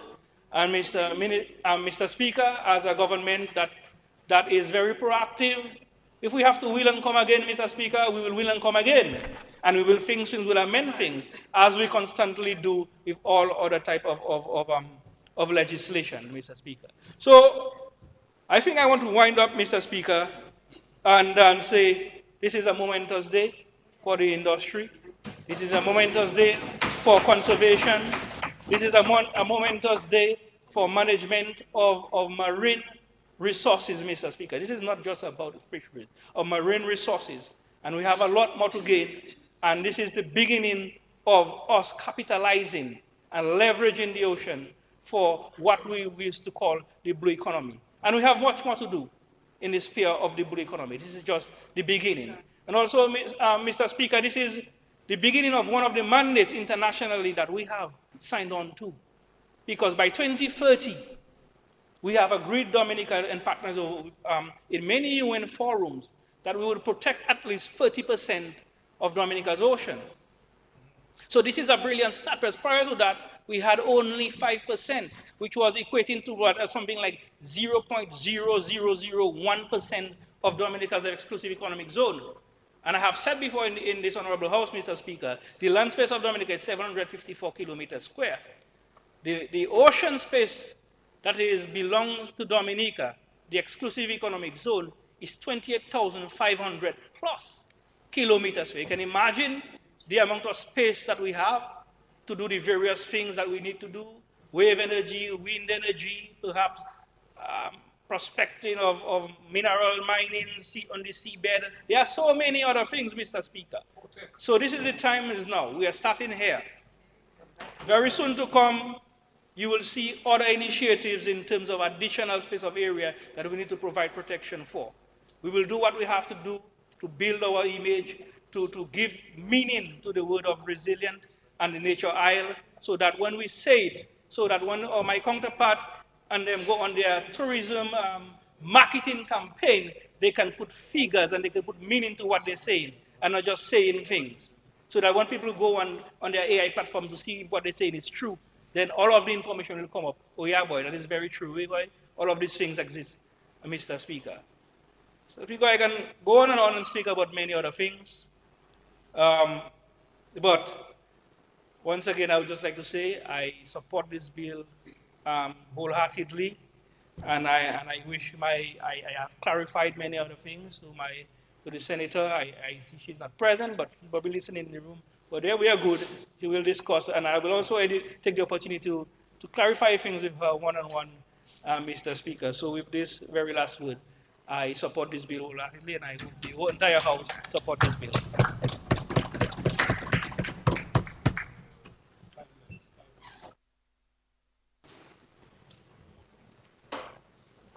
Yes, Honorable Pemberton, you may proceed. Yes, Mr. Speaker, it gives me great honor to fully endorse the Sperm Whale Reserve Bill 2025, which in my view is a groundbreaking legislation, a groundbreaking piece of legislation, Mr. Speaker. And Mr. Speaker, I heard the Senator Laurie, I don't remember her last name. Victor? Senator Victor said that she was excited about this legislation, Mr. Speaker. And she went on to say how she was disappointed that it did not factor tourism activities, Mr. Speaker, which was totally incorrect, Mr. Speaker. But Mr. Speaker, when the Honorable Minister, Julian Defoe, rose to give her the clarification and let her know all the amendments we made post the consultation and the many consultations we've had for over 2 years to bring this bill to this House, Mr. Speaker, she was absent, just like she was in all the consultations, Mr. Speaker. And that is the problem, Mr. Speaker. People come to the House, they speak, to get information, Mr. Speaker, they are outside. They are outside, Mr. Speaker. But Mr. Speaker, this is an extraordinary step, one that speaks not only to our environmental duty, but to our national identity, Mr. Speaker. Once again, and I say once again, Mr. Speaker, because we were the nation that went, we were the country that went before the United Nations and declared after Hurricane Maria that we would build the first climate resilient nation, Mr. Speaker. And today, Dominica is sending a powerful message to the world that a small island can lead in conservation, sustainability, and climate resilience.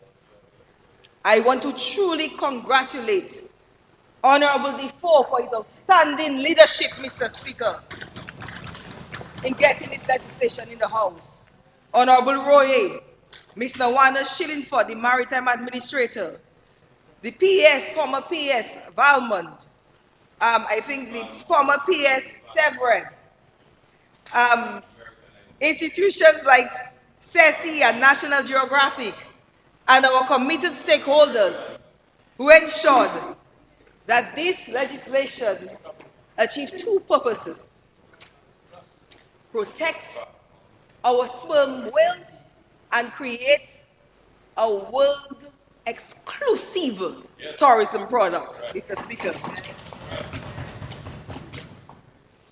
Mr. Speaker, this bill recognizes that the same ocean which sustains our people through fishing, tourism, and trade is also home to the majestic sperm whales. They are our marine citizens. They are part of our ecosystem, Mr. Speaker. And Mr. Speaker, I understand what she spoke about the connections, because when you speak to the tour operators, even Ms. Barron, Defoe's sister, you can tell the personal relationships with the whales, Mr. Speaker. So we know that they have developed personal friendships over time, and they have their own way of communicating with the whales, Mr. Speaker. But it is important that every Dominican and visitor understand that the ocean is their home. Mr. Speaker, how would you feel if every time you come out on your porch for a little fresh air, there are tons of people waiting to swim with you or take pictures, Mr. Speaker? Mr. Speaker, you will feel harassed. You may feel like changing your location and move to Zion, Mr. Speaker. So, Mr. Speaker, by establishing the World Sanctuary, we're ensuring that our whales have a safe haven, protecting their breeding and feeding grounds. And I am depending on the reserve rangers who will be engaged to enforce regulations and tour operators to respect the laws governing the reserve, Mr. Speaker. But if there are breaches, Mr. Speaker, as Honorable Roy pointed out, the fines are hefty, Mr. Speaker. And I can promise you, we will have zero tolerance in ensuring that our people follow the rules. Mr. Speaker, she spoke about tourism. In terms of tourism, Dominica is known as the nature island of the Caribbean.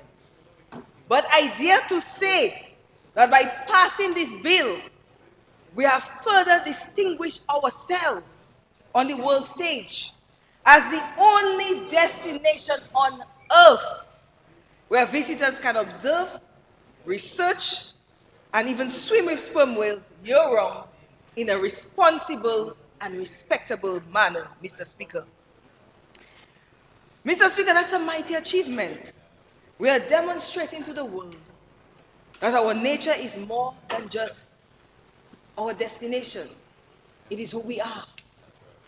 We have our marine reserves, like the Sufre Scott said, marine reserve, Mr. Speaker. We have our forest reserves, and now we are establishing a new marine reserve, Mr. Speaker, the sperm whale reserve, Mr. Speaker. So, Mr. Speaker, we have been welcoming many guests to our shores for swimming in the whales. And as Honorable Defoe was afraid to say, the tour operators in Dominica make a good change, Mr. Speaker. It's a very lucrative business, Mr. Speaker. I just hope they're paying their taxes, Mr. Speaker. They have to file their taxes and pay, you know, Mr. Speaker. Because, Mr. Speaker, if we have to sit down and calculate the annual income of a tour operator in that industry, Mr. Speaker, it's a lot of money, Mr. Speaker. So, Mr. Speaker, with the passage of this bill, we expect more and more visitors, especially high-end clientele that are willing to pay for this exclusivity, Mr. Speaker. There are people that want to pay for it, and they don't care how much money, Mr. Speaker, because they have the money and they just want the experience.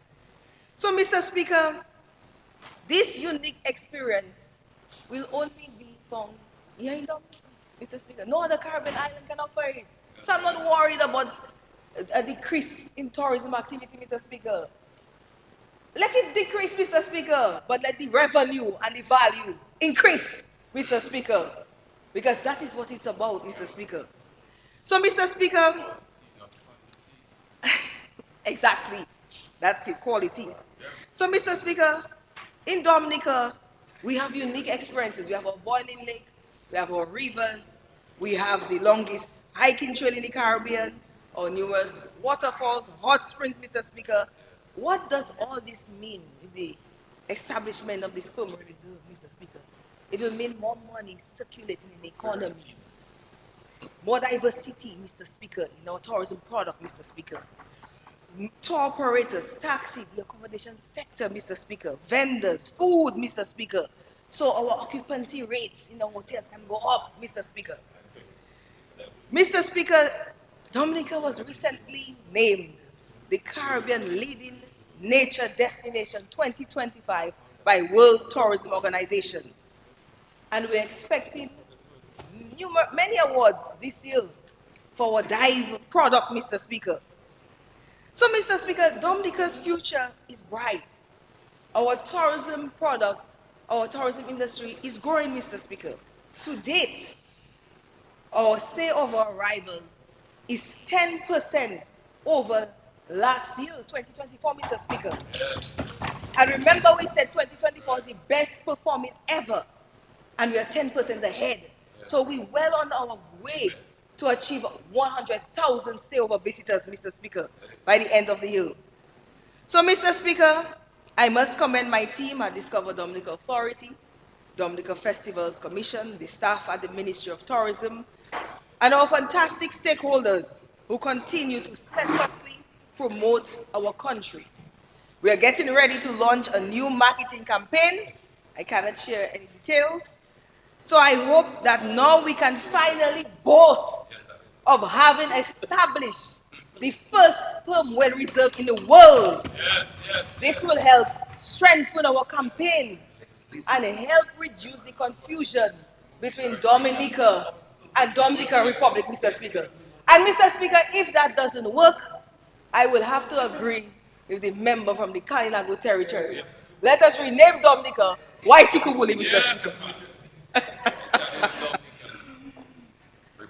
Mr. Speaker, Honorable Defoe spoke of the establishment of the Sperm Whale Reserve Board. I don't need to go over that, which will have representatives from tourism, fisheries, environment, finance, maritime, and academia, as he said. Mr. Speaker, he also gave information, I think Honorable Royan Defoe spoke about this, the creation of a Sperm Whale Reserve Fund. which will be well managed, Mr. Speaker, an independent fund. So it's not going in the consolidated funds or the treasury purse, Mr. Speaker. I know that was a concern that came out, so I want people to understand very clearly that if an independent fund has been created that will be managed, Mr. Speaker, by a board.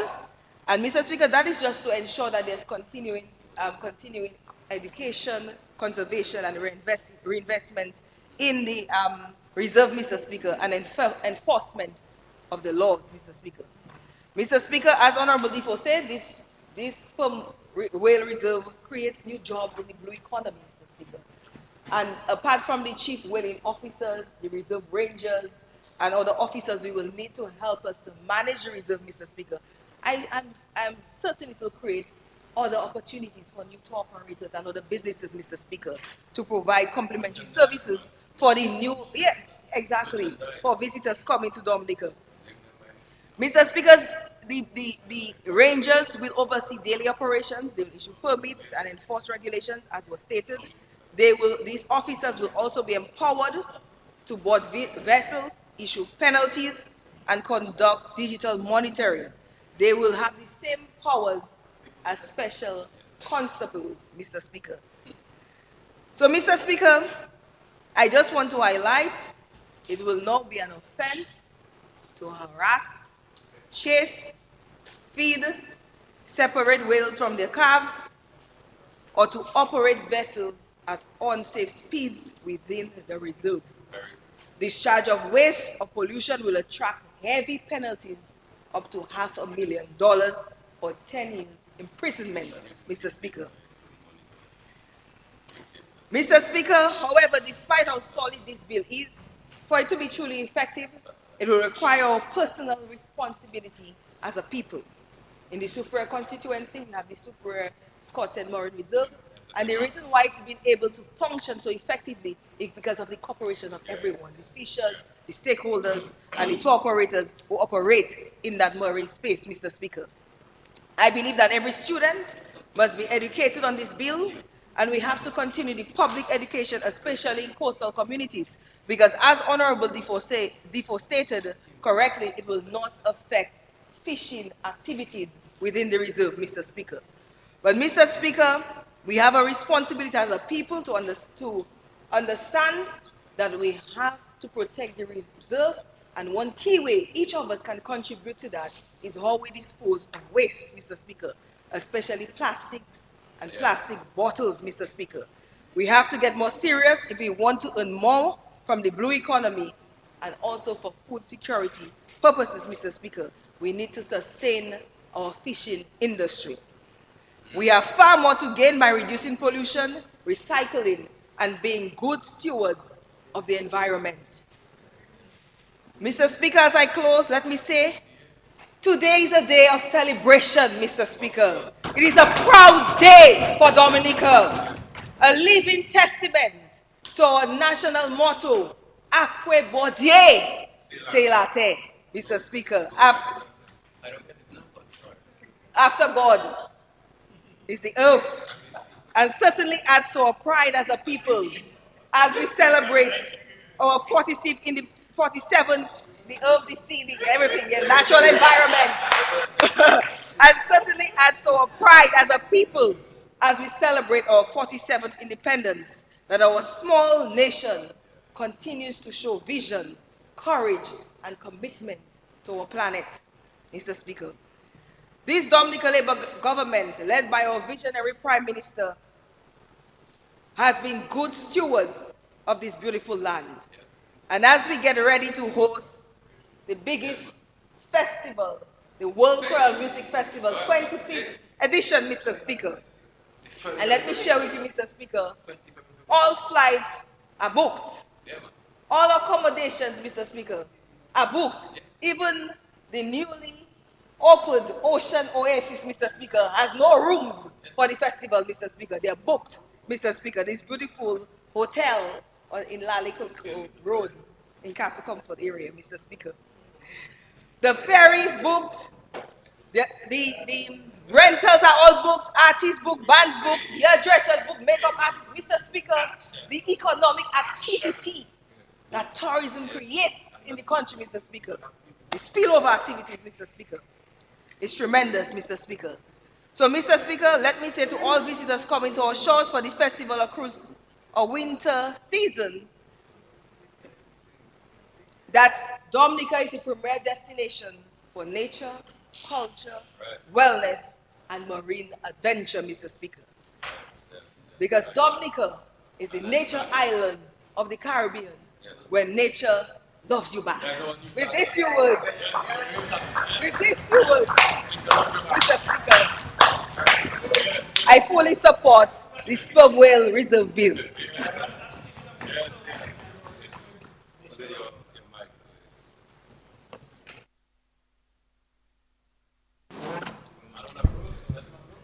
Yes, Honorable Frederick. Good evening, You may everyone. proceed. Mr. Speaker, as the minister responsible for the environment, I want to add a little twist to the conversation here briefly, and to speak about the importance of the sperm whale reserve or sanctuary.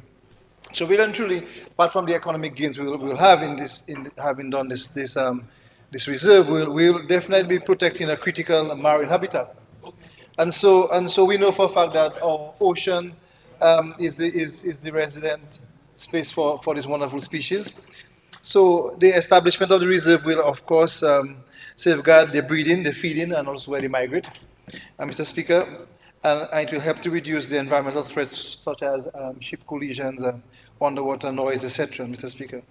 Importantly, Mr. Speaker, it will be doing a major good to the ocean balance and the conservation of what we call a keystone species. Because really and truly, Mr. Speaker, the sperm whale is a species that is very important to the ocean health because their deep diving patterns, etc., store nutrients on the sea floor, etc., Mr. Speaker. And so, Mr. Speaker, by protecting the whales, Dominica will safeguard the nutritional cycles and also the carbon systems that sustain the marine environment. Mr. Speaker, importantly too, we should have and continue to have a promotion of environmentally responsible ecotourism. And we get hype about the money and making strides and ensuring that everyone gets some dollars out of this. But it's important to do this in a very respectable way. And we can continue to have meaningful, Mr. Speaker, experiences with the marine life and to balance human activity and the ecosystem of the sea. Mr. Speaker, visitors will also gain meaningful experiences, learning about marine ecology and conservation, and the local communities that we spoke about just now will also benefit from the eco-friendly livelihoods that are increasingly tied to the ocean. Mr. Speaker, so sustainable tourism will really not just be an economic asset, but a model of living in balance with nature. And this is an old and very old First Nations, indigenous peoples concept. Mr. Speaker, we know for a fact that within the bill we speak to the advancement of marine science, environmental education, and stewardship. Very important pillars in the bill that we speak about. And definitely the ocean and the space within the reserve will serve as a living classroom for research and for understanding the ocean systems. Mr. Speaker, the scientists they study whale communication, migration patterns, social structures. All of this depend on the knowledge, and to also deepen the global knowledge of the sea and the marine ecology, and how all of this, Mr. Speaker, are interconnected. At the same time, we'll expect that local schools, youth programs, and all those will serve to ensure that there will be proper ocean conservation, which is tied into climate resilience, and also proper environmental ethics. Very important, Mr. Speaker, because we take all of this for granted. That we have a big ocean, we have wonderful animals in that space, but we have to be mindful that we have a part to play as stewards of the land to ensure that that children and the future generations, and like again we say in First Nations, 7 generations down the road will benefit from the world that we do know. Mr. Speaker, I want to close by saying that we have a blue economy vision, and we also have a climate resilient vision, and all of this will tie nicely because we have been saying to the world that we will continue to play our part even if we are a small emitter, even if we have a very, very small or almost non-existent carbon footprint, that will continue to do initiatives that can be echoed and can be modeled across the world, Mr. Speaker. And so by protecting the ocean ecosystems on the West Coast, the island will advance our natural defenses against climate change and also reinforce our identity as a leader in sustainable development. And Mr. Speaker, just to tie it briefly with the UN Sustainable Goals, especially SDG 14, Life Below the Water, um, and it anchors Dominica's emerging blue economy in a very sustainable way, Mr. Speaker, adding that to the cultural values that we have, and also really magnifying our environmental integrity.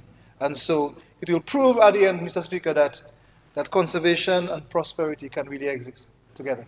Thank you very much, Mr. Speaker.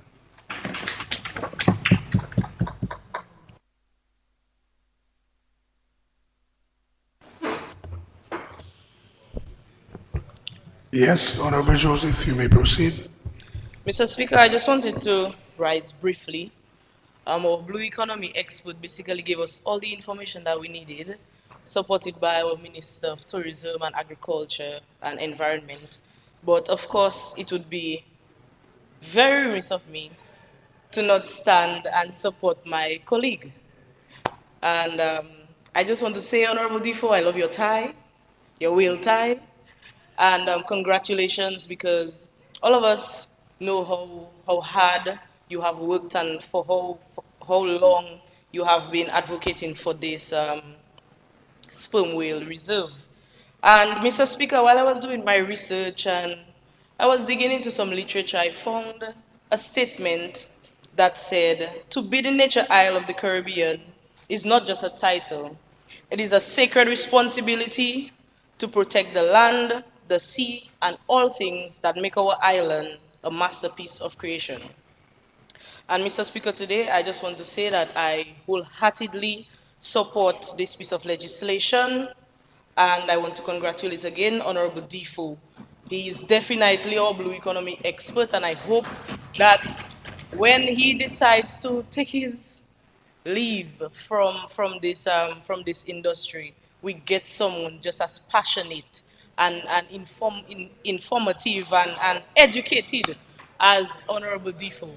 And I want to tie in our sperm whale reserve with some of the opportunities that are available out there or that exist. And this sperm whale reserve represents one of the most significant milestones in our journey toward a fully realized blue economy that we have been advocating for so long. A sector that recognizes the immense value of our ocean resources, not only for conservation, but for innovation, entrepreneurship, and sustainable growth. Mr. Speaker, I wrote down a few points because I'm not an expert like Honorable Defoe, so allow me to occasionally read my notes. You were doing well, so Okay. with permission So, granted. yes. So, Practice. Mr. Speaker, this initiative and this bill goes far beyond environmental protection. It is a strategic development policy, one that balances ecological preservation with economic opportunity. And if any one of you in here or listening to us have not had the privilege of either watching or swimming with the whales, we want to encourage you to make an appointment today. There are many tour operators who do whale watching, swimming with the whales, because I can tell you it is definitely a magnificent sight to behold and experience. And through this bill, we established the world's first sperm whale reserve, a global statement that Dominica leads by example in sustainable ocean management. This bill carries profound economic and social implications, especially for our youth, entrepreneurs, tour operators, and coastal communities. As Parliamentary Secretary within the ministry, Mr. Speaker, I have witnessed the vision of Minister Defoe, Minister Roye, and our team at the ministry to ensure that the blue economy becomes not just a theory, but a living, breathing engine of opportunity. This reserve will create a space for ecotourism ventures, research collaborations, and technology-driven marine monitoring. It will encourage youth innovation, support tour operators in offering premium, conservation-centered whale watching and marine experiences, and provide training and employment for Dominicans in monitoring, education, and research support services. Every wave of the ocean, Mr. Speaker, carries with it a potential job, a business idea, or a moment of inspiration for a young or veteran Dominican ready to build something new or expand an existing venture. Mr. Speaker, this bill is perfectly synchronized with the major national developments transforming Dominica's economic landscape. And we can name them: the international airport, the cable car, the geothermal energy, the marina. Mr. Speaker, even the Ansdime port, because it has started. Ansdime jetty. So, Mr. Speaker, this bill is therefore not a standalone initiative, but a pillar of the larger blue and green economic vision, one that ensures every Dominican benefits from the responsible use of our natural resources. As a small island state, Dominica continues to lead globally on climate resilience and environmental diplomacy. And Mr. Speaker, when the world speaks about climate change, they must mention Dominica now.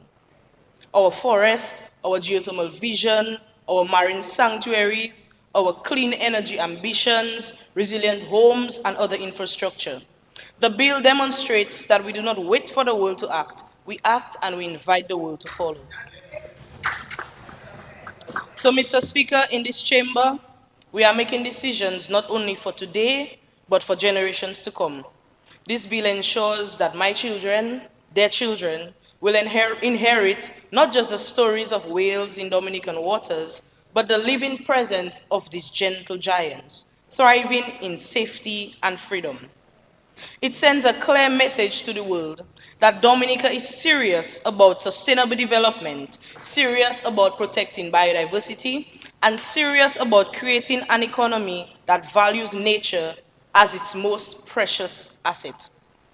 So, Mr. Speaker, once again in my capacity, I stand in full and unwavering support of this bill. I salute Honorable Minister Defo for his brilliance, humility, and unwavering commitment to this cause. I extend gratitude to the Honorable Prime Minister, Honorable Roland Royer, the Attorney General's chambers, the Cabinet Secretariat, technical officers, marine experts, and every stakeholder and partner who contributed to shaping this groundbreaking piece of legislation. Mr. Speaker, as I close, I want to mention that this bill is more than a policy.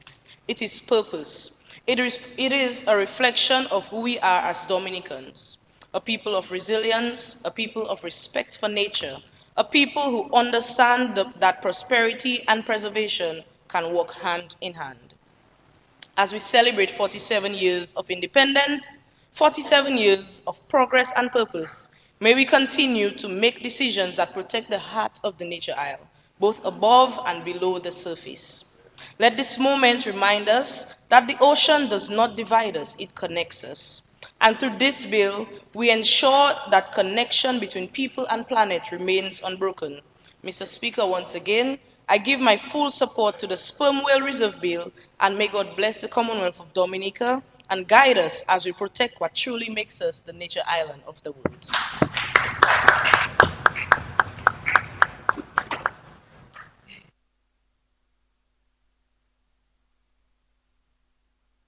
Sorry, Mr. Speaker.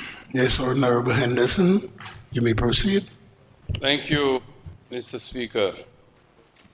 Mr. Speaker, a whale is a mammal.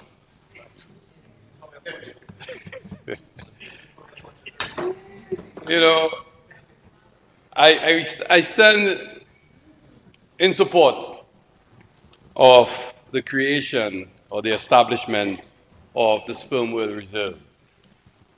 And I hope the officer will also be named after the title of the bill. Thank you for that, Minister. But I think the Sperm Whale Reserve is a vision that was created through discussions with partners, but more so articulated by the Prime Minister, Roosevelt Scarrett, a few years ago. And the basis for the creation of that sperm whale reserve was to ensure that we could protect those mammals, those majestic creatures of the sea, from the abuse, harassment, and to some extent, the destruction of the habitats.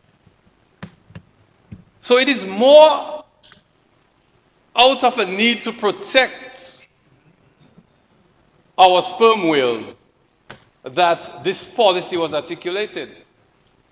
It was not about making money.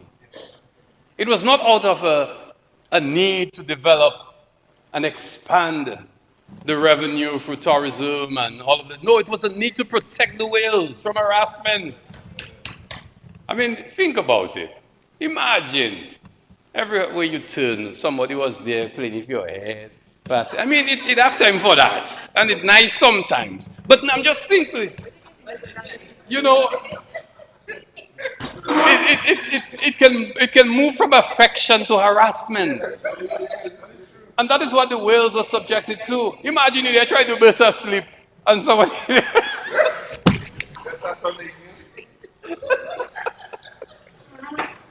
You know?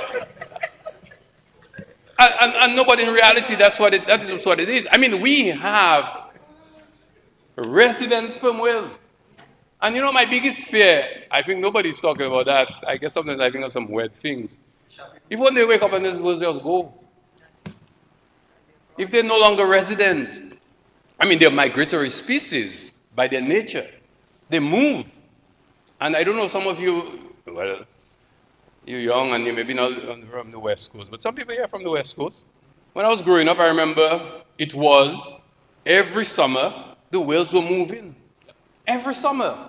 You could stay right on the playing field in St. Joe and see the whales moving. I mean, I grew up in a fishing family, so I spent plenty of time in sea, so maybe I'm a little more than some other people. So I'm always thinking that, aren't we risking the danger of harassing the whales so much that they eventually just disappear? It is not impossible. There are no barriers. They don't have to get visa. They don't have to book a flight or a boat or something. They just go. They just swim. It's open seas. And I'm thinking that this is a resource. These things are so beautiful. And we're fortunate because they live here. I watched a documentary once. I was in Toronto and I saw the documentary from a Canadian research group. And that was the first time I understood that we actually had resident sperm whales. That was a few years ago. And they call them by their names, which is another thing it leads me to. Rather than, we need to monetize this.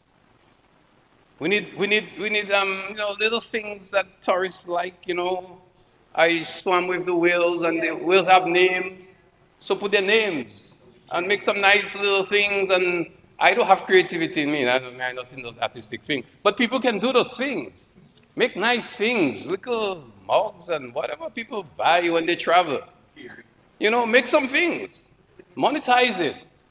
Because this is a bragging right. Now, I don't want to be long. I want to get to the main point why I stood up, because I didn't go to Buckingham Palace, Minister Frederick.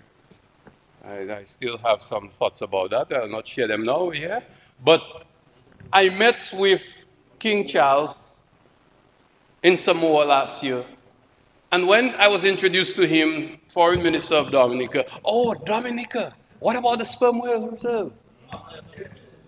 No, this thing had created so much excitement globally, internationally.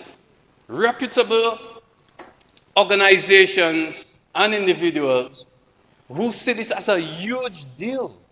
Well, the thing that came to mind before I stood up to make my contribution, it reminds me of then Vice President Biden when President Obama passed the Obamacare. Remember what he said to him? This is a huge You know, I can't say that in Parliament. But that's what because this is huge. This is, where's the PM? That's what I'd like to say to him. This is huge. This will captivate, this will get us some attention that can have serious impact on our overall tourism product, on the country, as a responsible country. Nature conservation, sustainable use, protecting, in this case, protecting our sperm whales. This is a huge deal. And I think we need to really celebrate this moment. I want to thank, as I said, the Prime Minister for that big vision. I want to thank Ministers Roe and Defoe for the work that they've done, the Ministry of Tourism and our people at the Maritime Unit, and of course our parliamentary draft, our consultant, you know, my good neighbor, Sir Anthony Laron, for the work that he did in pushing this forward. The Ministry of Legal Affairs, PS, is here, and the staff, parliamentary draftsperson, AG and his staff, for the work that they've done to get us to this, the consultations that were done and the feedback from the operators. And I want to thank Senator Victor for her very passionate presentation, but very informative. Very informative. I don't agree with her because, as I said, this is about protecting the whales, not about taking this as expanding some economic benefit out of it. But what I appreciate is that she understands the business. And I love how she says some words there, I like the way she said them. But it's the habituated thing that captivated my attention. And the fact that we've become, they're like family. The whales are Dominicans. And people know them and they play with them and they say hello and they have names and so forth. Anyway, but I still believe we shouldn't harass them. So, you know, we have to understand what is being done here. It may have impact on people's business, but I also believe that it has more opportunities for us overall, Dominica, and we should embrace that. There's some high end, and the Minister of Tourism spoke about that. And Minister, I know for a fact that last year there was a group of billionaires that were coming just because they wanted this whale experience. Now that we have the reserve, I am sure that it will be even more attractive in marketing whale watching in Dominica, because it's becoming more exclusive in that sense, because it's reserved. There's a reserve, so there's protection and there's an environmental value to it.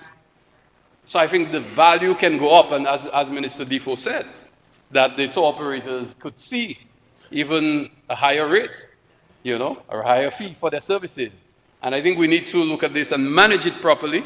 I look forward to the establishment of the units, because the unit is going to be very, very important in managing, supervising. But I also believe, and I've said that to ministers as well, we need to bring in more international partners. That I know we had some from the beginning, and they're still here with us. But we need to expand this, because one of the key things is supervision, monitoring.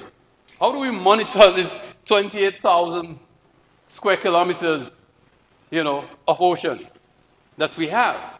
And I think we should consider the use of big data, using Google and AI. I know the Chinese have this big initiative where they're actually observing areas, vast areas, and that may be the best way to monitor what happens, because we don't have the resources to monitor what goes on in our waters, especially where we have the reserve. So we may have to now think of creative ways to partner with institutions that have the capacity to use satellite imagery and to use big data, using AI, that we are able now to do some monitoring, some supervision. So this legislation that we will have enacted will be fully enforced, because that is where it's really going to come down to. Are we really enforcing it? So do we have the capacity so to do? And therefore, we need to consider how those partnerships can work for us, so that we can use modern technology and ensure that we can supervise and monitor the sperm whale reserve. I am encouraged by the fact that the fishers are not affected, because, you know, that was one of my concerns, Minister. And I'm very happy that we have protected their livelihoods and that we will continue to see more development in that area. So, Mr. Speaker, I am very happy to celebrate. I cannot, unfortunately, express the same excitement as the Minister of Tourism, but I am also, according to a former employee of a ministry, I am very, very excited about this. Thank you, Mr. Speaker.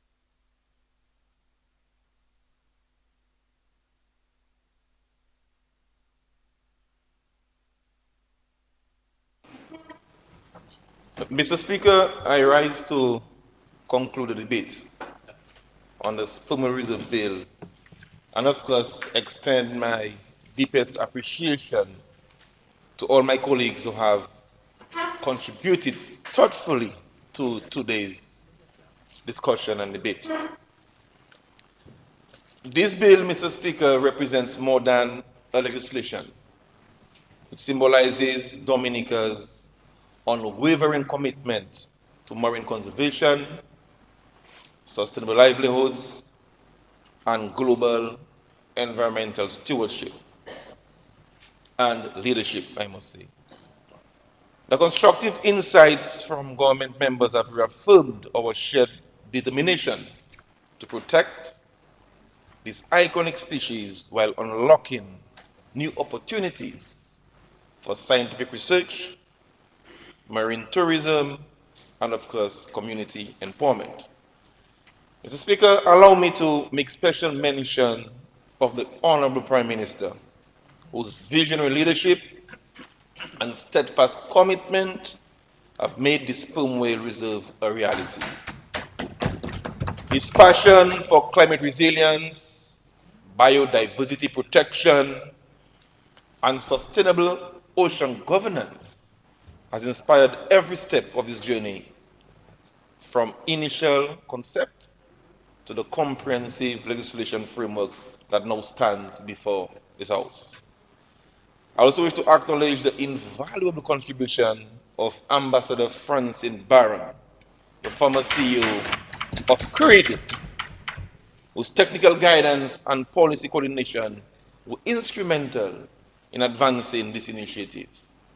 Our gratitude extends to our international partners, National Geographic's Pristine Seas, the Dynamic Planet, and the Dominica's Sperm Whale Project for this scientific expertise, advocacy, and unwavering collaboration. Together, we have forged a model of partnership that exemplifies what can be achieved when national will meets global science and shared purpose. For this bill, Dominica becomes the first country in the world to establish a marine reserve dedicated specifically to the protection of sperm whales, a milestone that aligns with our vision of building the world's first climate resilient nation. This initiative balances conservation with opportunity, creating a space where whales thrive, scientists learn, local community benefits, and the world takes notice of Dominica's leadership in ocean stewardship. So, Mr. Speaker, as we move to the final passage of this bill, let it be remembered as a statement of who we are as a people, proud custodians of nature, builders of resilience, and advocates for a sustainable future. May this legislation serve as a legacy for generations to come, reaffirming that in Dominica, our blue and green economy is not merely an aspiration. They are the foundation of our national identity and prosperity. Thank you, Mr. Speaker.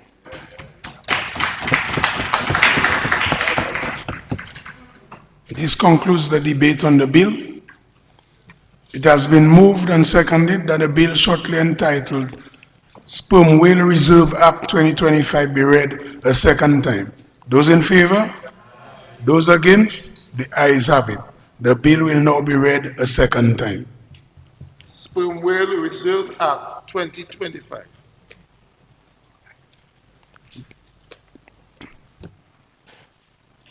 The bill will now stand committed to a committee of the whole House.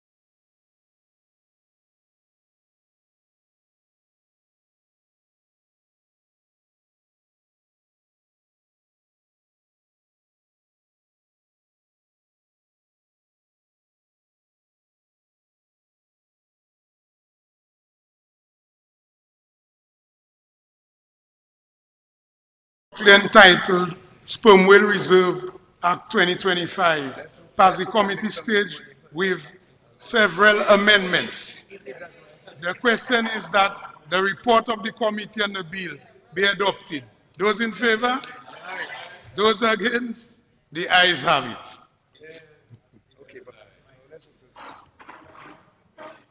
Mr. Speaker, I move that the bill shortly entitled Sperm Whale Reserve Act 2025 be read a third time and passed. It has been moved and seconded that the bill shortly entitled Sperm Whale Reserve Act 2025 be read a third time and passed. Those in favor? Aye. Those against? The ayes have it. Sperm Whale Reserve Act 2025. The bill has been read a third time and passed accordingly.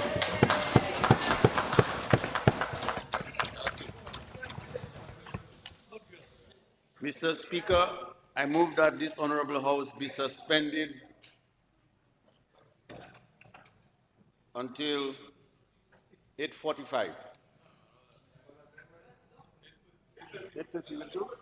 8:30, Mr. Speaker. Seconder? Seconded. It has been moved and seconded that the House be suspended until 8:30 this evening. Those in favor? Those against? The ayes have it. House stands suspended until 8:30 this evening.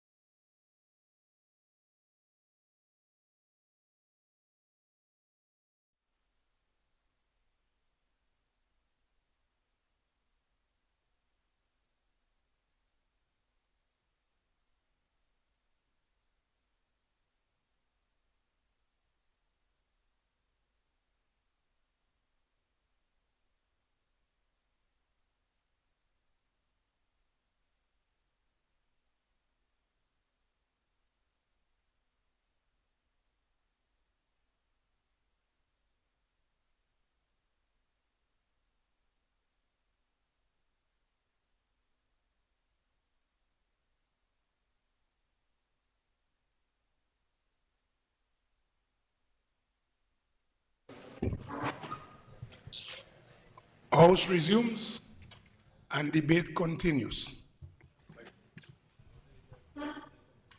Mr. Speaker, I move the second reading of the bill shortly entitled Suppression of the Financial Terrorism Amendment Act 2025. Be read a second time.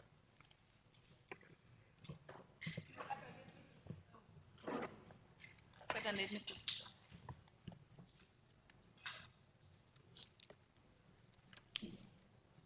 Mr. Speaker, we have been there for a very long day. So I know that all of my colleagues in the Honorable House on both sides would want, therefore, for this introduction of the bill to be very short, and that's what I shall do, therefore, Mr. Speaker. Mr. Speaker, we have made significant changes to our legislation to comply.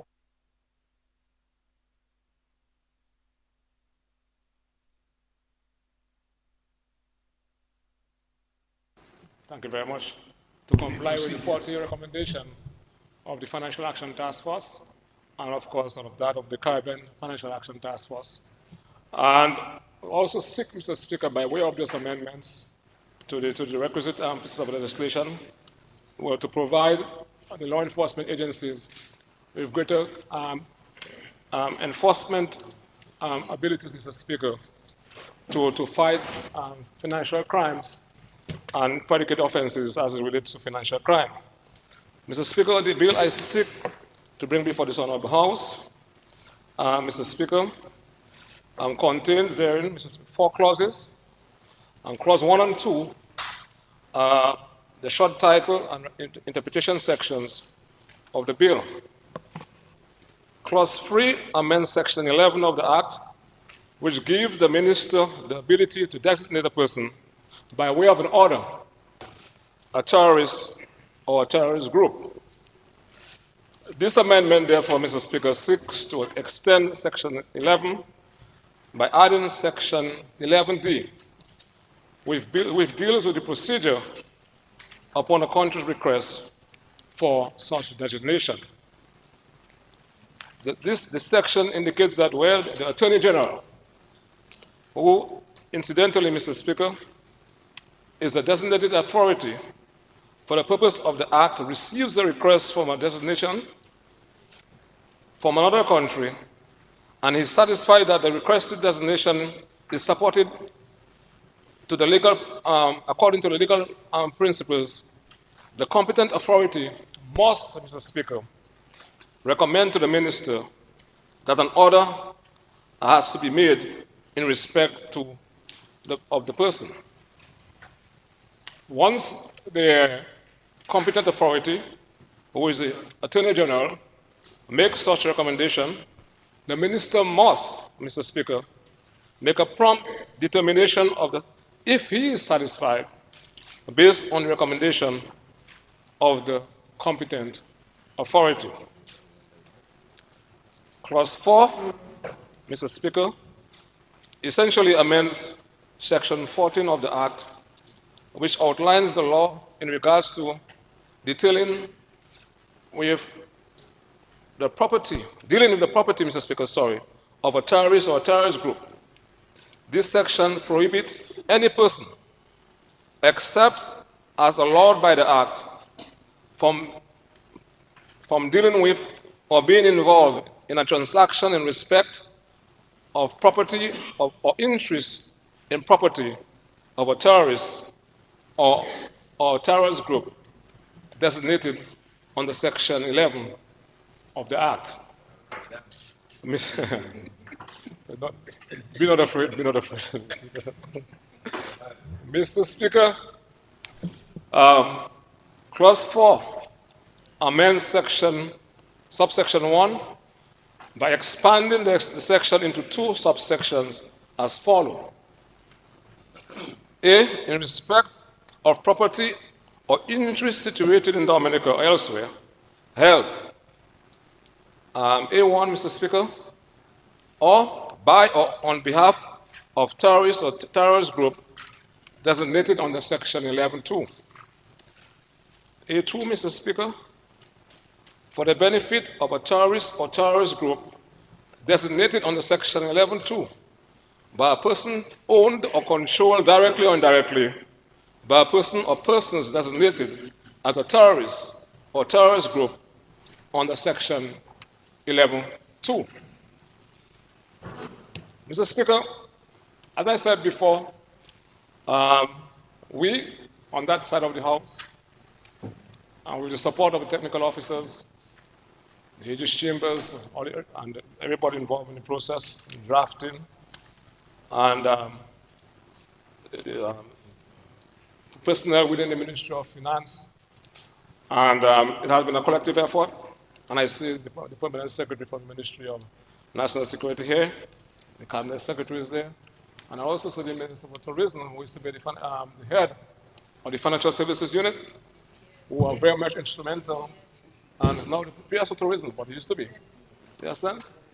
For tourism. I see the PS for Foreign Affairs. So we are very proud of the advancement we have made so far, Mr. Speaker, by way of the changes presented on a consistent basis, Mr. Speaker, over the years by this administration, all in an attempt, Mr. Speaker, to comply with the recommendation, 40 recommendations, which we have been largely compliant with.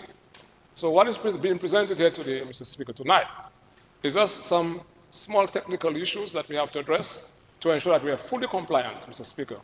And to ensure, although I must say that there's no direct evidence of any attempt to finance terrorist groups, but we have to be proactive and futuristic in our planning, Mr. Speaker. So with this few words, Mr. Speaker, as I promise you, I present this bill to this honorable House. The bill is before the House for debate. Yeah, man, I give my partner a little support there. Yes. Yes, you are recognized, Honorable. Thank You may you. proceed. Thank you, Mr. Speaker. Mr. Speaker, the Suppression of Terrorism Financing, or the Suppression of the Financing of Terrorism Act, which was passed in 2003, it's interesting how you've been around so long, you won't forget, the details of those things. But I remember the backdrop that was after 9/11, in 2001, when the terrorists attacked the World Trade Center and, of course, the facilities in Washington, that countries around the world came together in solidarity with the United States of America and to condemn the acts of the terrorists. And a series of legislations were passed. A series of legislation were passed throughout the world. Maybe every parliament participated in that process, and we made our contribution to ensure that we passed a series of legislation at the time to ensure that we can make our contribution to the international efforts to fight the financing of terrorism throughout the world. From time to time, so Resolution 1373 of the Security Council of the United Nations gives the definition of a terrorist. Sadly, today we see some countries unilaterally moving away from that in their designation of terrorist groups. But obviously, every country, in its own interests, may feel from time to time to protect its citizens and its territory, may have to take actions that they find in their national interests. But that notwithstanding, we strongly believe that multilateralism is the most productive and progressive way to deal with international issues. And this is why the United Nations is so important. And this is why we have to ensure that the definition of a terrorist is based on that resolution 1373 of the Security Council, to give some clarity and uniformity throughout the world as to what competent authorities, that is to say governments in sovereign states, can define as terrorism and who would fall under the category of being a terrorist. The amendment before us is to ensure that we can expand to some extent the actions that we can take as a sovereign state in our cooperation with other countries who may make a designation of a terrorist group and inform us accordingly so that we can assist in taking the necessary action. And in this case, wherever property is held by them or people related or on their behalf, that we would move in to take the necessary action. I think that is very important. It is not like what we hear in our neighborhood, where the designation of terrorism have given some countries the authority to take unilateral extrajudicial action that perhaps that sometimes can be rather frightening. But we, as a country that continues to play a very important role, take its responsibilities very, very importantly in ensuring that we can fight money laundering, we can fight the financing of terrorism, any actions being perpetrated against any group of people. And this is important because we have a history of cooperating, and from time to time, we get requests from countries which, of course, have to be passed through the relevant ministry and Ministry of National Security whenever such a designation is added to the list, and therefore they can take the necessary action. So this simple amendment here is, again, a demonstration by us, by our government, by the Labour Party government, that we take our international obligations very, very seriously. And with this, I hope, we'll be sending a very serious message to our friends, especially our friends in the North, the United States of America, that we continue to take those responsibilities seriously. Our European neighbors, right there, Martinique, Guadeloupe, St. Martin, that we will continue to play our role, and any other country that has a concern with terrorist groups in their territories that may be extending their reach and assets within our sovereign borders, so that we can play a part to ensure that we can cooperate with them. I think this is a very, very important signal that we're sending, and we'll continue to do that. Mr. Speaker, I support the bill. Thank you.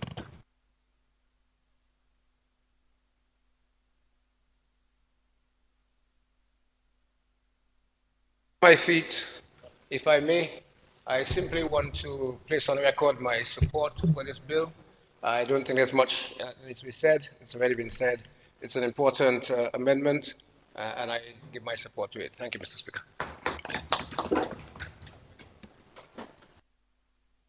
It's late at night, and I want to recognize also Mr. Speaker in winding up. Mr. Speaker, this debate. Anybody want to speak? No, thank you. After, yes. Now, the fact is, it's uncharacteristic of one of the Premier Lord legal advisor to the state would speak on a matter of legal significance that anybody else who wants to stand and make a contribution. I want to take this opportunity, though, Mr. Speaker, to commend the Attorney General for the tremendous work that he has done so far, and ensuring that we continue to demonstrate that level of seriousness of the government insofar as our governance is concerned. And bearing in mind that the financing of terrorism is a transnational crime, and we have to guard against some of the predicate offenses that can emerge. And yes, we can say, yes, we don't have that. We don't have homegrown terrorism in Dominica, although there's a big question mark about it because there are different versions to that. But of course, we don't have that yet. But at the same time, we have to ensure that our laws are consistent with international standards. And we have to do everything possible to ensure that we do not get blacklisted again. And that is why, Mr. Speaker, even earlier on, you heard the Prime Minister in his presentation and Dr. Mark, the Honorable Minister of Finance. All that these are a series of legal changes that we're making to ensure compliance insofar as the CFATF and the Financial Action Task Force recommendation, 40 recommendation, Mr. Speaker. And these two measures that have been proposed, as I said before, cannot look at technical issues that will take us full, largely compliant with the 40 recommendation, Mr. Speaker, and very few countries have done that. So in that regard, Mr. Speaker, I just saw the financial secretary walked in, so before she came in, I did place on the record my appreciation for the tremendous work that has been done by the technical officers, because without the input, technically, it's almost impossible to do what we're doing here today, which of course to inform the policy direction of the government, and of course the policy direction inform, Mr. Speaker, the legislations to be enacted in Parliament, and that's what we're doing here today, Mr. Speaker. This concludes the debate on the bill. It has been moved and seconded that the bill shortly entitled Suppression of Financing of Terrorism Amendment Act 2025 be read a second time. Those in favor? Those against? The ayes have it. The bill will now be read a second time. Suppression of the Financing of Terrorism Amendment Act 2025. The bill will now stand committed to a committee of the whole House to be read clause by clause.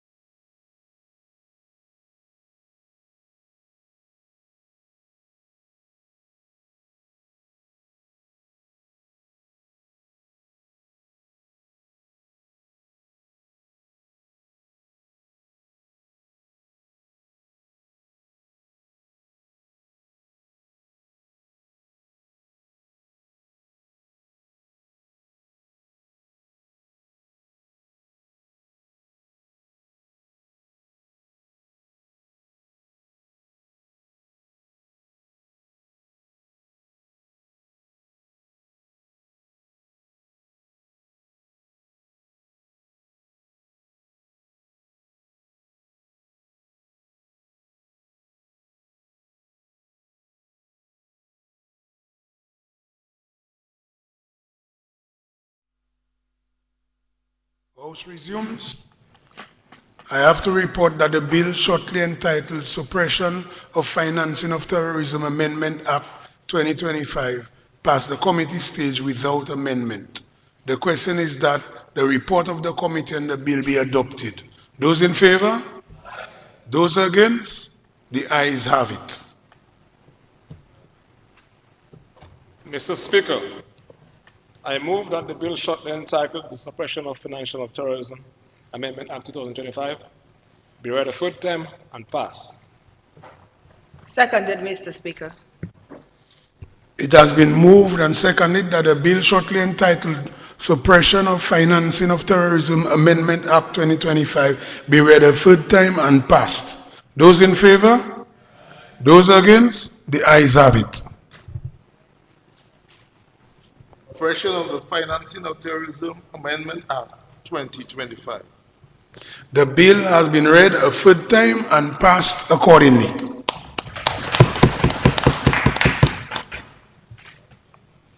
Mr. Speaker, I move the second reading of the bill shortly entitled The Money Laundering Prevention Amendment Act 2025.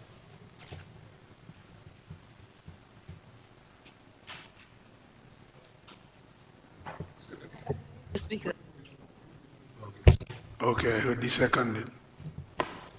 Mr. Speaker, where we are again, of course, again, Mr. Speaker, consistent with our commitment to amend, of course, our legal regime to ensure that we are fully compliant with the fourth recommendation of the Financial Action Task Force and the Caribbean Financial Action Task Force. We're here today, Mr. Speaker, tonight. We were here in September 2022. Mr. Speaker, when Dominica underwent his fourth round mutual evaluation by the Caribbean Financial Evaluation. And of course, Mr. Speaker, some deficiencies were actually identified, which are more or less technical in nature, and we're seeking to bring some remedy to those deficiencies, Mr. Speaker, by way of the proposed amendment by amending the Money Laundering Prevention Act, Act number 7303 of the 2017 revised laws of the Commonwealth of Dominica. Mr. Speaker, it's a very simple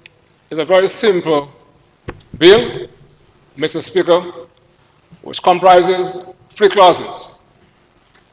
Clause 1 and 2, essentially, Mr. Speaker, are the short title and interpretation sections of the bill. Mr. Speaker, Clause 3 amends Section 45 of the Parent Act, and it indicates, therefore, Mr. Speaker, that a person who has been convicted of a money laundering offense, whether in Dominica or anywhere else, is not suitable, Mr. Speaker, to be licensed to carry on business of a financial institution or in any manner whatsoever participate in the ownership, management, or control of a financial institution or scheduled business. This amendment further, Mr. Speaker, would add a Section 45A to the Parent Act, which places restrictions on unfit people and prohibit anyone who is not fit and proper or any associate of an unfit and improper person from being granted a license to, or being appointed to, or from holding or being the beneficial owner of a financial institution or scheduled business. Clause 45A, subsection 2, Mr. Speaker, grants the authority, which means, Mr. Speaker, the money laundering supervisory authority, the ability to refuse the grant of a license to a person or their associates who are deemed not fit and proper. Mr. Speaker, this amendment therefore lays out what the authority can take into consideration in determining who is a fit and proper person, and is therefore empowered to conduct investigations deemed necessary. The authority can consider a number of factors such as honesty, qualification, background, and reputation of that person. Their past criminal records, if they have past criminal records, Mr. Speaker, in relation to relevant acts, whenever they have been involved in dishonest or fraudulent conduct, whether they have engaged in any deceitful, oppressive, or improper business practices, among other factors, Mr. Speaker. And I think that is very important to underscore the magnitude of this measure that has been proposed before this Honorable House, Mr. Speaker. The authority can also assess a legal person or entity by determining whether the directors and senior officers are fit and proper people, whether the company has been convicted of being involved in any unsafe or unethical practices, and the state of solvency of the company, Mr. Speaker. All these factors have been covered, Mr. Speaker, by these measures that are being proposed before this Honorable House. However, Mr. Speaker, the authority cannot arbitrarily operate, and is therefore, Mr. Speaker, it must notify the person in writing of the proposed determination of their fitness and the reasons for their action, and provide the person with reasonable opportunity to make representation within the time specified in the notice. Mr. Speaker, the authority can also, Mr. Speaker, has the ability to issue guidelines providing details of the criteria and procedures for assessing whether a person is fit and proper. So, Mr. Speaker, earlier on we had this debate, and it speaks about, and it shows you the nexus between those measures that have been proposed. And earlier, the member for Senator Parrish, quite rightly so, has some very useful questions. And you see that provision has been made to ensure that if a person or a legal person can be an entity, it can be an entity, is not fit, is insolvent, he broke. That person, the authority, therefore has every authority to exercise its authority by not granting a license for that person to transact business.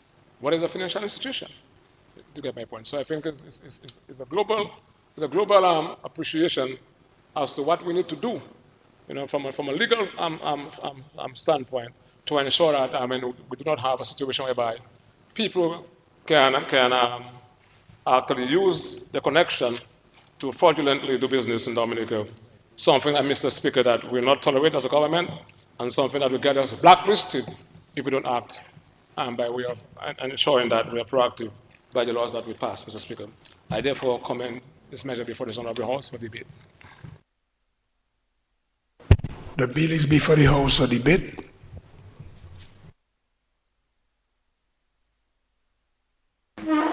Mr. Speaker, again, I rise to very briefly give my support to this bill. I think the Minister has said much of what needs to be said in terms of salient facts. It's a bill that we need to pass, and I give it my full support. Thank you, Mr. Speaker.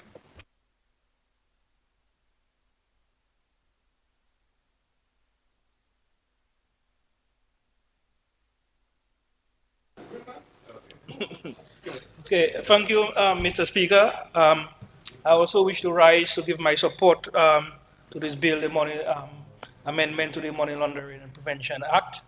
While Senator the Honorable Blackmore stated that the amendments are very simple, but I believe if they are not done, the repercussions can be very large or very huge or troublesome for us. So I want to thank the people who are constantly involved, the technical officers engaged in constantly updating and following the changes in the financial world to ensure that we ourselves, our financial system, remains very free and free from hassle, and so that they do not discourage our investors, because we all know the implications when our financial system can be compromised if we are deemed not compliant with international rules and so on. So while this gesture may be quite simple, but I know the reward for doing them can be great, and it can prevent us in the long run from having to turn away investors, Mr. Speaker. So once again, I wholeheartedly give support to the bill and thank the people who are involved in and instrumental in making these changes.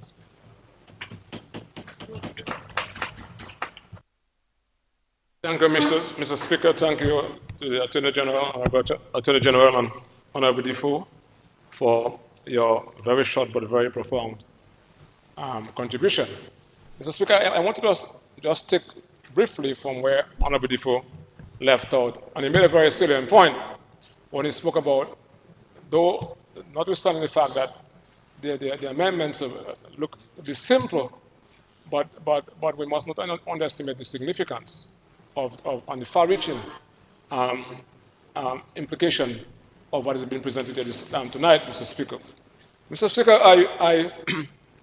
I want to take us back a bit to see how we have emerged over the years, and how seriously that this administration has put systems in place to ensure that anyone who is transacting business, who has the intention of being involved in money laundering, will have it very difficult.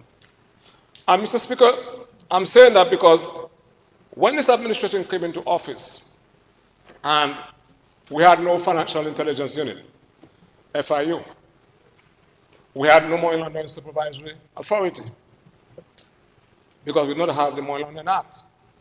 But all we had, Mr. Speaker, was the Process of Crime Act, Mr. Speaker, and we brought down from England a drafter, legal drafter, and he looked at the Process of Crime Act and see how we could have done some amendment to that act to cover, I think it was something Britain or something, I can't recall it.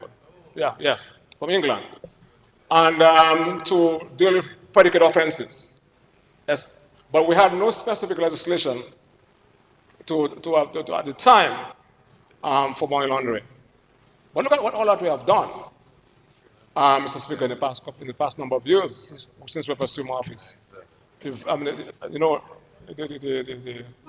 series of laws we have passed in this House, Mr. Speaker, to ensure that we make it difficult for people who have made it their vocation to defraud and to bring money, kind of cover and to evade law enforcement officials, Mr. Speaker. So we have done that, and we then established the FIU, Mr. Speaker. And I want to just say, because I've been hearing so many things spoken of, Mr. Speaker, that nothing has been done about money laundering and then no systems in place, Mr. Speaker. When he came into office, 2000, there was a recommendation of 1998, 1999, which of course said to the government then that those recommendations had to be complied with, and if they were not complied with, we were going to be blacklisted. Nothing was done. For matter of fact, interviews were done, and Mr. Speaker, with all the players involved in law enforcement and the Ministry of Finance, all around. And in the report, when we read the report from the Financial Action Task Force and the Caribbean Financial Action Task Force, there was a caption that dealt with the reaction and the fact that some of the players involved, there was a dichotomy of views. That was what was said in the report as to whether there was money laundering taking place in Dominica. Whereas you had the officials at customs saying yes, that was 1998 to 1999, Dr. Anderson wasn't in Dominica yet at the time. The Prime Minister was not the Prime Minister. The AG was not in Dominica. All right? Dr. Mark was down there. Do you understand what I'm saying? None of the PSs there were there. All young people. You know what I'm saying? But that is what we inherited. So when the custom officers and police officials were saying they think they're money laundering, the policy makers, when interviewed, were saying, no, there's no money laundering taking place in Dominica. What are you talking about? What are you guys talking about? So the report said that they were totally amazed and baffled, confused by the dichotomy. That's what they use, dichotomy of views. Understand? Right? That's what the report says. If you can go online and Google it. Do you get my point? And so I mean, let us go back. Let us go back, Mr. Speaker. So it is this administration. Yeah. Is this the little history? I drank some soup there. The little history, Mr. Speaker. The little history is important because we seem to be forgetting and believing, this thing does emerge, but nothing was done. So, Mr. Speaker, as I conclude, because yes, thank you very much. As I conclude, Mr. Speaker, in concluding, yes, Mr. Speaker, in concluding, Mr. Speaker, I want to take this opportunity to commend the director of the FIU and the courageous and great Dominicans who are working within the FIU and the officials within the Financial Services Unit also.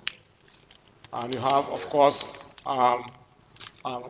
point of contacts within Aegis Chambers and within the Office of the Director of Public Prosecutions, and police officers, custom officers, and all the players within law enforcement, Mr. Speaker, who have been involved in ensuring that Dominica remains largely compliant and off the blacklist.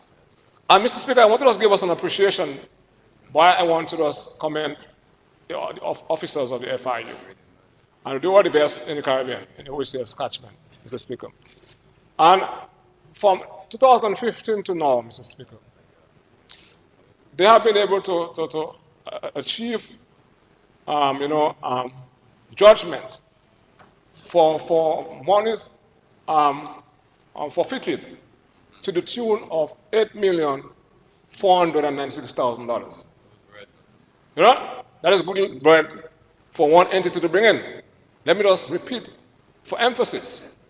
There's a Yellow Man song who says, you can remember Yellow Man song? Yellow Man? Zing, zing, zing, zing, zing. And he said 4 times, 5 times. When he said that, you cannot forget. Understand? Because repeat. Understand? And he would have said to you, repeat. You know what I'm saying? So it's important to repeat because we forget very quickly in this country. You understand? So when I'm talking as a politician, I think of Yellow Man when I was young. Yellow Man? Right? You know what I'm saying? No, Mr. Speaker. Right? So from 2015 to now, the financial intelligence unit has been successful in for future to the tune of $8,496 l'argent cherche. That money was placed on an account, I say, Mr. Speaker, and we were able to use that money to ensure that all the ports of entry in Dominica, all the ports are equipped, Mr. Speaker, with scanners. That came from that money, Mr. Speaker. And okay, and then in that time, they said no more laundering, and then and the dichotomy here, this kind of big thing as well. Mr. Speaker? Okay, so that's us. You see, I said, yeah, man. There's no dichotomy of views between us. Because they have the money to show for that. There's evidence of money laundering taking place. And the system put in place, the system is working. And Mr. Speaker, in terms of production order, there have been done 20 of them. 20, Mr. Speaker. And you have what you call, Mr. Speaker, property seizing orders. Yeah, man. 6 of them have been seized, Mr. Speaker. All right? 6 of them. So I'm not giving you just, Mr. Speaker, an appreciation of how effective the FIU has been. And for that saying about under the Dominica Labour Party administration. That's right. So there is no dichotomy of views, Mr. Speaker, between the police, custom officers, the Minister for Finance, and the Minister for National Security, etc. We are doing things to prevent money laundering. And if you are captured, you'll be charged, Mr. Speaker. We'll take the money, we'll use the money to buy vehicles for the police, and to equip the police, Mr. Speaker, and to equip the custom officers, Mr. Speaker. And that is what we are doing, Mr. Speaker. As I close, I'm closing, Mr. Speaker. We have 5 active forfeiture cases taking place right now. Yeah. And because I want the money, we want the money. You know what I'm saying? We want the money because we have to get to a stage where, Mr. Speaker, then I want that when the money comes in, Mr. Speaker, it makes it easier for the financial secretary. You can get more vehicles for the police on their own, etc. And Mr. Speaker, just last week, and I want to take this opportunity as I end to commend the police and the Director of Public Prosecution, Mr. Speaker. We have $586,000, l'argent cherche, Mr. Speaker, was forfeited and assigned and placed on a forfeiture account, Mr. Speaker. More money coming. That is what we're doing, Mr. Speaker. So, Mr. Speaker, I commend this measure before this House, Mr. Speaker, for passage, Mr. Speaker. I thank you very much.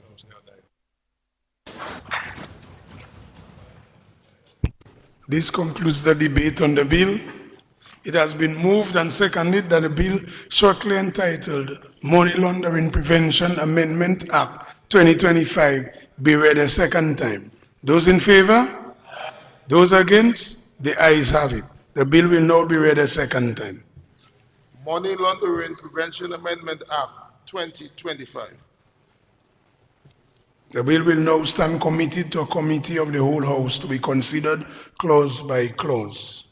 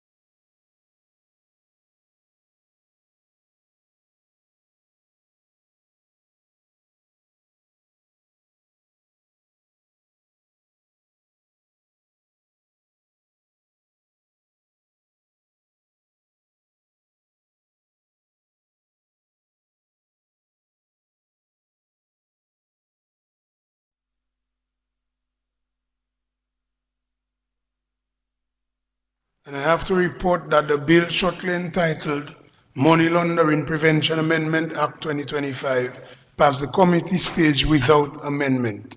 The question is that the report of the committee and the bill be adopted. Those in favor? Those against? The ayes have it.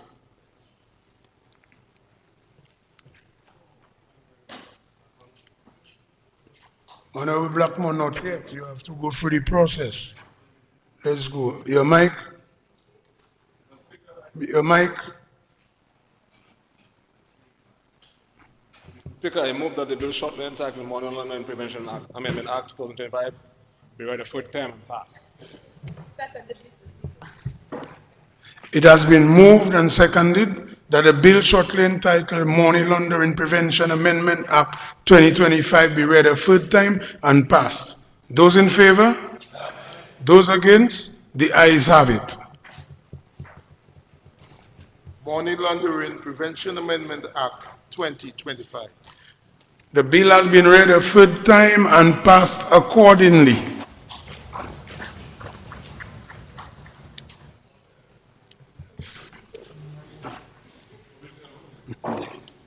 Mr. Speaker, if you permit me, before I adjourn, is to mention a very great day in our history, which is the 15th of October, 2025.